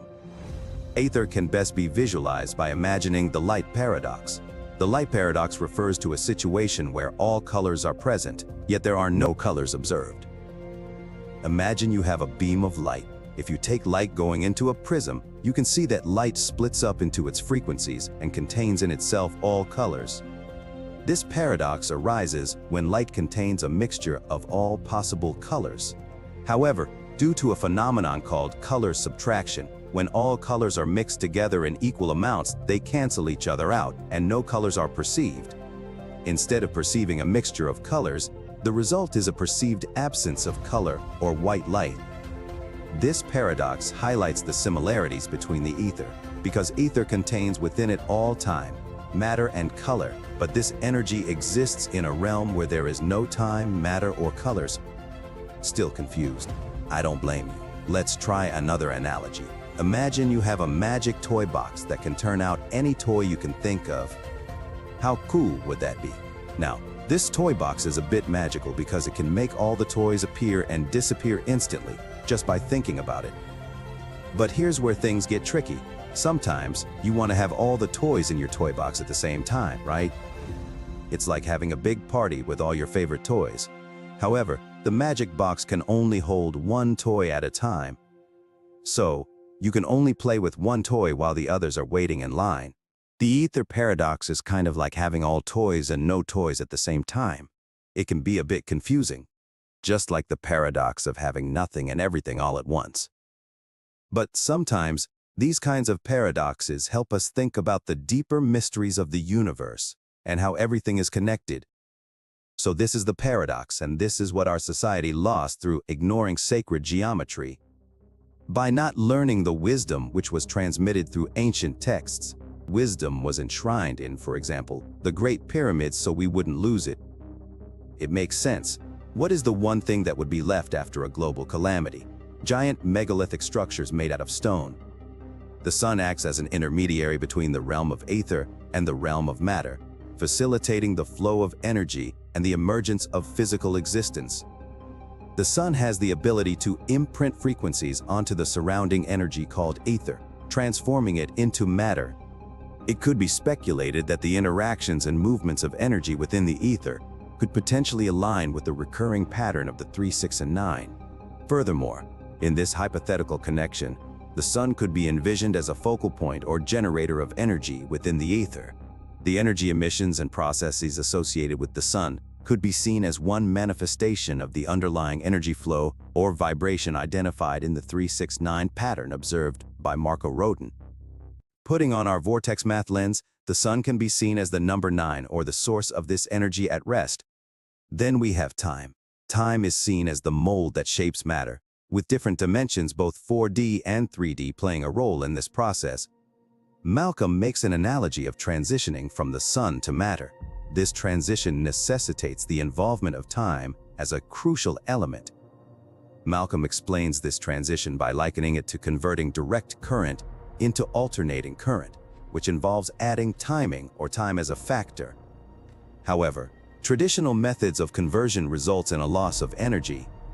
All matter inherently possesses frequency characteristics, with time and the sun playing important roles in shaping and transforming energy into tangible matter. Malcolm argues that since time is mutable and can be reversed or sped up, light, which travels at a constant speed, serves as a reference point for proving that matter is fundamentally based on frequency in relation to time. That's where matter comes from, the interaction of frequency and time. Aether is a concept that represents the underlying fabric or essence of the universe. It symbolizes the infinite, formless, and all-pervading energy beyond physical matter.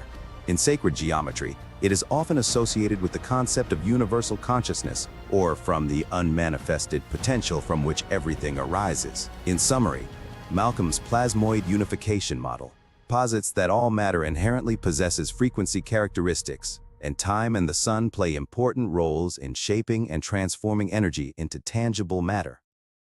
Diving into the unification model's ancient connections starts by highlighting the number 432, which is believed to be a universal constant and resonant frequency found in various phenomena and ancient civilizations. Bendel suggests that 432 represents the number of protons or electrons required to form a plasmoid. This implies that plasmoids, which are key energy sources in the PUM, resonate at this frequency, indicating a profound connection between energy, matter, and the universe's design. Regarding Malcolm's practical application for the PUM, he calls it the molten sea arc atomic reconstruction technology. This type of cold fusion technology allows for atomic reactions at manageable temperatures and without any toxic byproducts. The molten sea arc refers to Solomon's molten sea, which he believes was the last known plasmoid generator used in history for storing and generating electrical charges. Unlike its well-known counterpart, the Ark of the Covenant, the molten sea arc was a massive basin, described as being 10 cubits in diameter, 5 cubits in height, and having a decorative rim in the form of flower petals. It rested on 12 bronze oxen, 3 facing each cardinal direction. This would have made the diameter about 15 feet. The connection between the molten sea arc and the Ark of the Covenant is not direct, as historically they served different purposes in Solomon's temple. The Ark of the Covenant was a sacred chest that contained the stone tablets with the 10 Commandments and was seen as the symbolic presence of God. It was placed in the innermost part of the temple known as the Holy of Holies, while historically the molten sea basin was placed in the outer courtyard. Malcolm believes that same technology behind the phenomenon known as MSART was utilized in the molten sea arc. Plasmoids are atomic batteries that store energy through their specific geometric shapes. He believes that, based on the descriptions of the arc, they were utilizing sacred geometric principles to produce free energy. Malcolm suggests that plasmoids generated through an imploded bubble are safe and can be used to store massive amounts of energy. It is estimated that up to 1 kilowatt of power can be stored within clusters of plasmoids that reach their maximum charge density. These plasmoids can effectively store and discharge energy in a controlled manner. His theory also suggests that the molten sea acted as the charger for these plasmoids, and the Ark of the Covenant was a capacitor that had the ability to hold those plasmoids. This is why it's called the molten sea, an entire sea of energy within one 10-cubit basin. It utilizes water in the same way Malcolm's generator does, as fuel. Bendel also mentions the importance of the numbers 27 and 9 in relation to the Sun, Moon, and Earth. He suggests that the Sun and Moon exhibit a harmonic resonance with the Earth based on these numbers. The Earth's mean orbital radius is approximately 27 times the Moon's mean orbital radius, and the Earth's mean rotation period is approximately 27 times the Moon's mean orbital period. The number 9 appears because 27 is divisible by 9, highlighting a harmonious relationship between these celestial bodies. These numerical relationships proposed by Bendel aim to demonstrate the intricate and intelligent design present in the universe and its connection to the plasmoid unification model. By exploring the numerical patterns and relationships, Malcolm seeks to gain a deeper understanding of the fundamental principles that govern energy, matter, and creation. Applying this model, Malcolm has invented a combustible engine retrofit that will not only double efficiency, but eliminate toxic waste gases by turning exhaust into oxygen. With a traditional combustion engine, you produce toxins and byproducts, which create a positive charge simply because they are explosive rather than implosive. Explosive force is death and destruction. The main goal of the PUM is to transition existing explosive and destructive technologies into plasmoid tech, which is seen as an intro to the new industrial revolution. moving away from explosive technologies towards implosive intelligent ones. Malcolm warns us that explosive technologies are primitive and that implosive technologies are intelligent. Implosive technologies are the hallmark of enlightened societies, which states we need to get away from destroying the planet. If you think about the UFO connection for a moment, these craft obviously don't utilize explosive propulsion. It has been theorized that UFOs most likely use some kind of field propulsion, and that this gives a scientific explanation for some of those unexplained phenomena. Plasma does seem to show inertial dampening properties as well, and Malcolm himself emphasizes that the ultimate application of plasmoids, while they can be used almost anywhere in industry, they can be utilized most effectively in space. It's an infinite source of energy, which is matter, and you can travel speeds exceeding the speed of light. Because light is not a constant, he claims his technology has the ability to alter the speed of light. That's what we call a warp drive. The plasmoid unification model and vortex-based math share some similarities as they both relate to the fundamental principles of creation and the relationships between elements. Both models recognize that everything in the universe is based on geometry and that there are certain constant numbers that underlie creation. Vortex-based math focuses on the numerical patterns that emerge from the torus and spiral configurations found throughout nature, while the plasmoid unification model focuses on the resonant frequencies of life's elements critical to mankind's existence and development.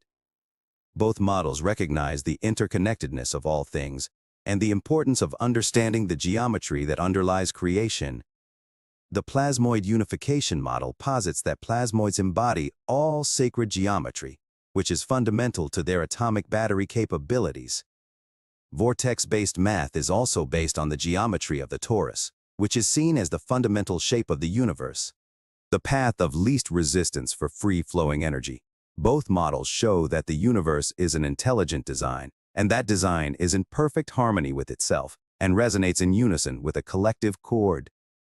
This is the key to understanding the energy and matter conversion mechanisms underlying creation itself.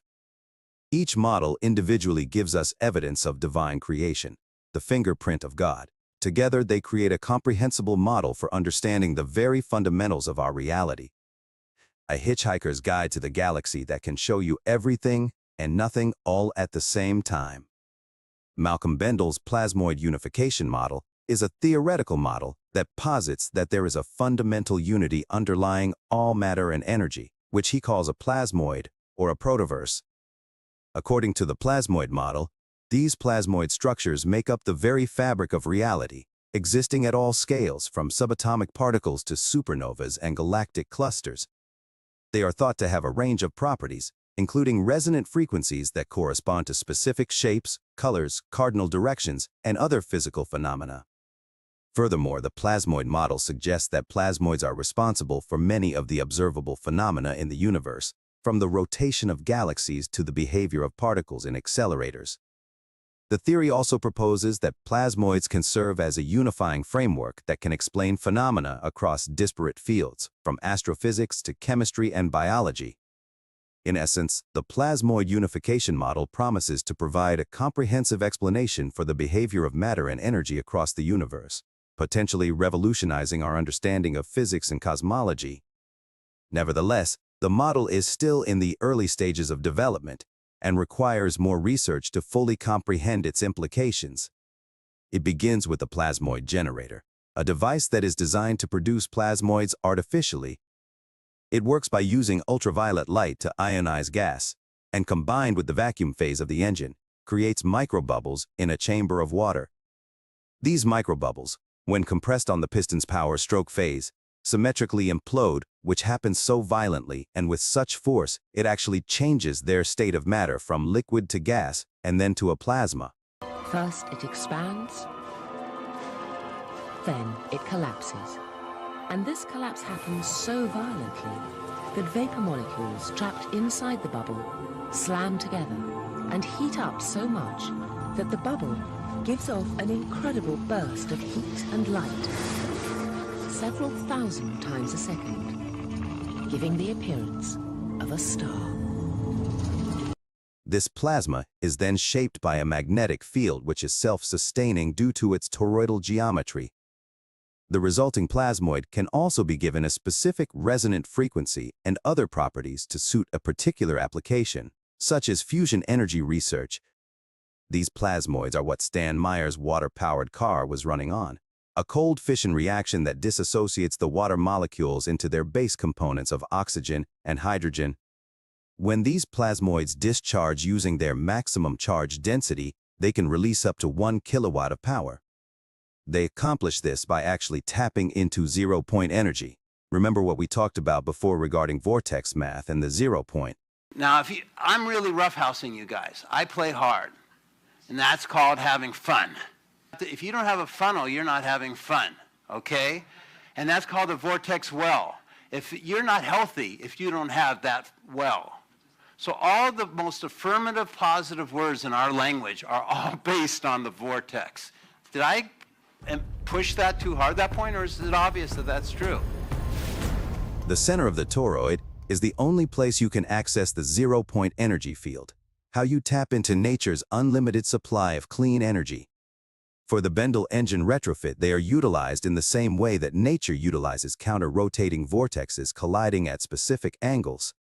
Once the plasmoids are generated, they are then sucked up into the thunderstorm generator during the piston's vacuum phase. The thunderstorm generator is a tube with a sphere attached, which contains multiple spheres of specific ratios. These spheres utilize sacred geometric principles. The ice-cold plasmoids and burning hot exhaust collide at just the right angle to produce a cold atomic reaction. Once the plasmoids interact with the electric fields generated by the separation of charges inside the generator, it can cause the plasmoid to destabilize and collapse, releasing large amounts of energy in the form of sound, light, and electromagnetic radiation. A thunderstorm in a bottle. A thunderclap is an enormous and sudden release of electrical energy from a bolt of lightning.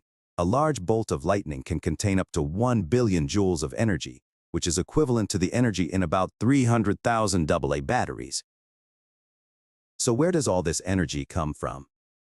Tesla once famously said, "Electric power is everywhere present in unlimited quantities.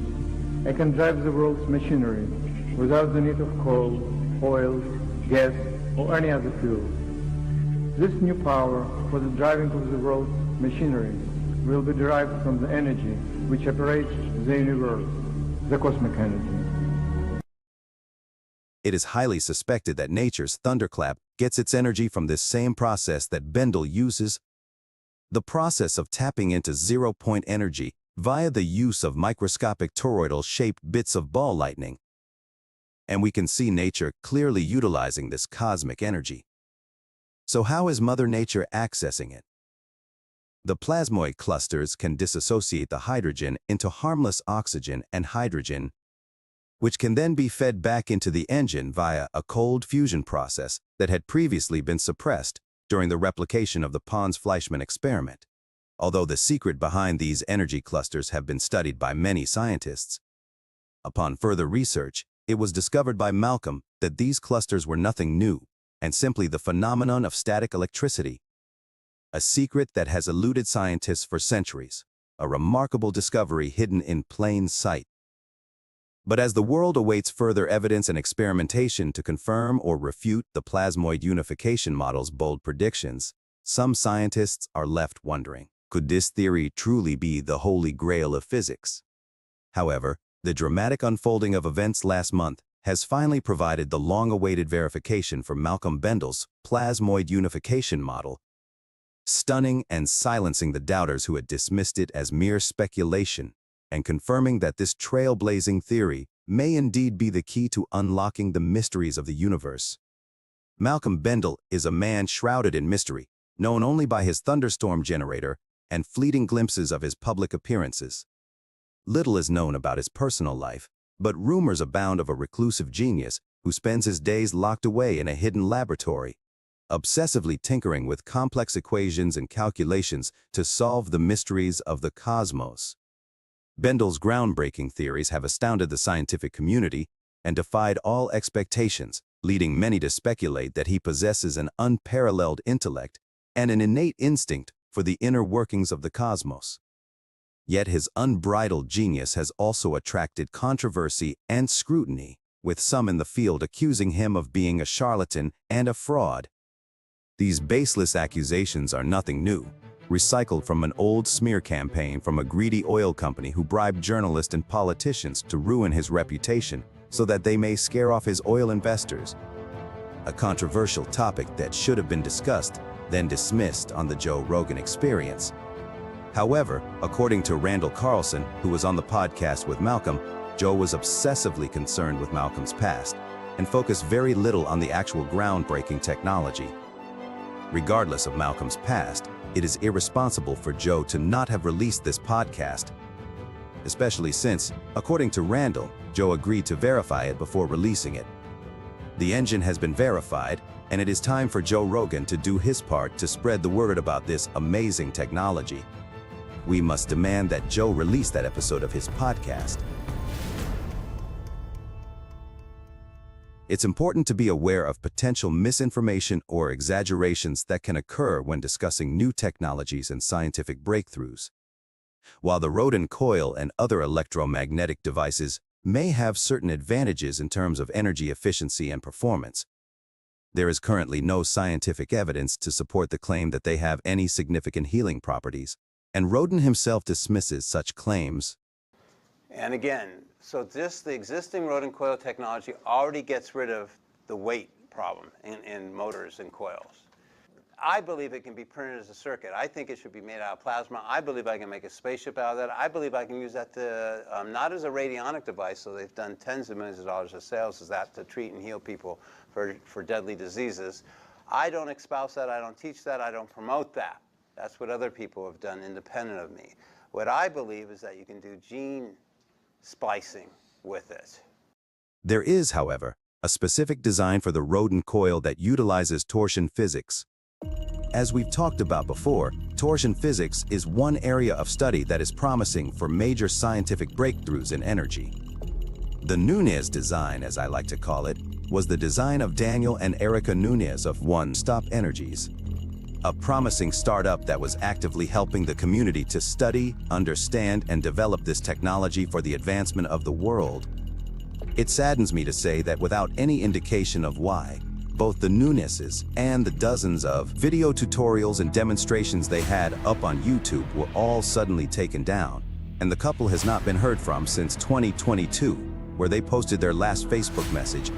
The couple, who had been active on YouTube and Facebook for quite some time, were in the process of obtaining a lease for a building in New York to expand their experiments and contributions to society. Their take on the Rodin coil is one that I have not seen elsewhere. It uses the same geometry as Marco Rodin's traditional coil, only this coil utilizes two counter-rotating vortexes by introducing a second phase-shifted channel of wires. These two equal but opposing channels, when synchronized and pumped with enough voltage, will supposedly amplify and produce tiny amounts of overunity by tapping into zero-point energy. If the effects of their coil design are true, then I suspect that when enough voltage is put through the coil and two counter-rotating electromagnetic fields are produced, tiny amounts of plasmoid clusters might be produced at the zero point of the coil, the center where implosion and explosion meet. What Marco says is a gateway to zero-point energy. Erica Nunez notoriously demonstrated their coil design by hooking a simple amplifier up to the coil. The amplifier fed the coil with less than 1 watt of energy, yet the coil was able to power a full 192 LED panel. Conventional science says this should be impossible. Could their unconventional and ingenious way of introducing torsion physics into the Rodin coil design really be the secret to unlocking the potential of vortex energy? It is important to note that the significance of torsion physics is not a new concept.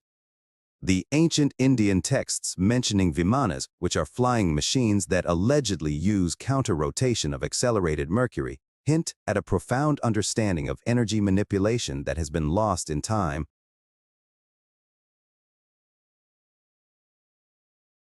Clockers like Graham Hancock and Ben Van Kerkwijk. Today, modern scientists continue to explore the potential applications of torsion physics, opening up possibilities for advancements in energy generation and beyond. By applying vortex math concepts to coil designs, researchers have developed electromagnetic waveguides that more efficiently guide and manipulate electromagnetic waves. These waveguides find applications in communication technologies such as antennas, satellite communication, and radar systems. There have already been several major breakthroughs in technology regarding patents based off of Markov's vortex math and unified theory. Some of those include resonant inductive coupling.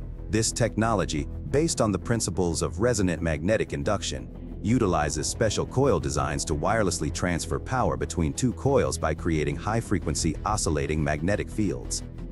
By applying the concepts of vortex math, researchers have developed more efficient and reliable resonant inductive coupling systems for applications such as wireless charging of electronic devices and electric vehicle charging. Using the principles of vortex math in the various rodent coil designs, advancements have been made in the development of highly sensitive and accurate magnetic field sensors. These sensors can detect and measure magnetic fields in various applications, such as navigation systems, industrial automation, and scientific research. Inspired by the principles of vortex math, inventors have developed energy harvesting devices that utilize enhanced coil designs to capture and convert ambient energy, such as vibrations, electromagnetic fields, and thermal gradients, into usable electrical power. These devices have potential applications in self-powered wireless sensors, IoT devices, and renewable energy systems. Looking back at vortex math and the secret to 3, 6, and 9, which Markov says represents an electromagnetic flux field that is at the center of reality. He suggests that this magnetic flux field formed by these numbers is at the core of all existence. The interaction of this flux field is what makes our reality physical. This could imply that electromagnetism is more significant than gravity when trying to understand the universe. Could the universe really be governed by electromagnetism? And these patterns don't just apply to base 10. They translate into all base form constructs due to these principles being a part of our universe's intelligent design. Sometimes it's easier to grasp the more complex ideas of vortex math by thinking about them in reverse. Sort of like how reducing vortexes down to lower dimensions turns a spiral into a curve, as you've seen earlier. By shifting your perspective, a different angle of enlightenment can be observed. After all, simplicity is beauty for a reason. And there really is no point to having the secrets of the universe if they can only be understood by an esoteric few. Richard Feynman was known for his charismatic personality and knack for explaining complex scientific concepts to broader audiences. That's what we try to do on Divine Science. We boil things down into easily digestible and easily understood concepts so that everyone can unlock their unlimited potential and we can all pave a brighter future together. Despite Markov's rightfully enormous claims, he never really figured out how to accurately apply the math to the three-dimensional toroid for practical uses. Because VBM is so difficult and unusual to understand, very few people have attempted it, and even those who do are rarely capable of the task. Nevertheless, Markov continues to teach and pursue his understanding of VBM, while a select few take up the challenge of cataloging and publicizing his work. There have been some very highly credentialed mathematicians completely bungle explaining the basics of VBM. A number of people seemingly have understood VBM and applied it, but have continued on to keep it private and use it for their own projects rather than open sourcing. Markov did manage to get noticed by a lot of rather large and scary companies at times, but he has turned down pretty much any offer anyone has ever given him.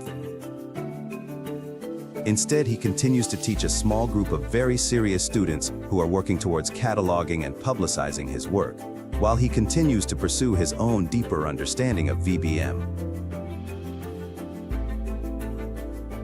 Looking back at Malcolm Bendel's plasmoid unification model, he too had theorized that all elements are plasmoids, which is also a type of torus-shaped vortex. Suddenly, the bigger picture is coming together.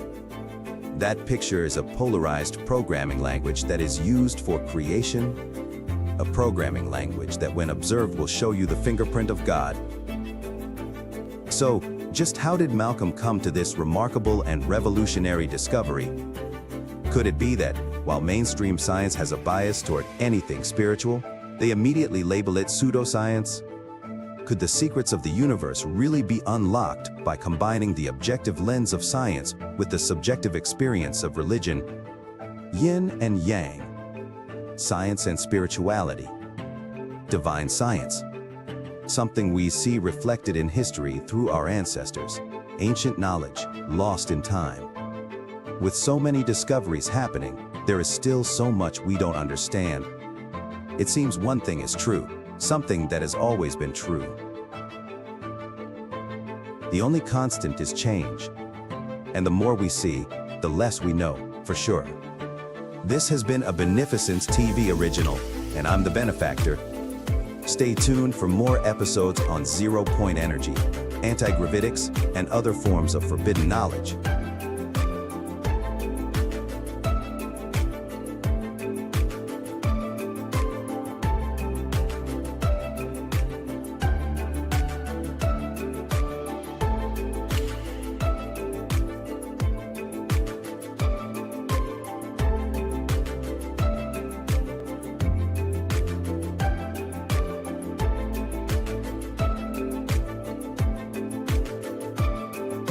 Many thanks to the Martin Fleischmann Memorial Project, Jordan from Alchemical Science, and their amazing online communities, without which this show would not be possible.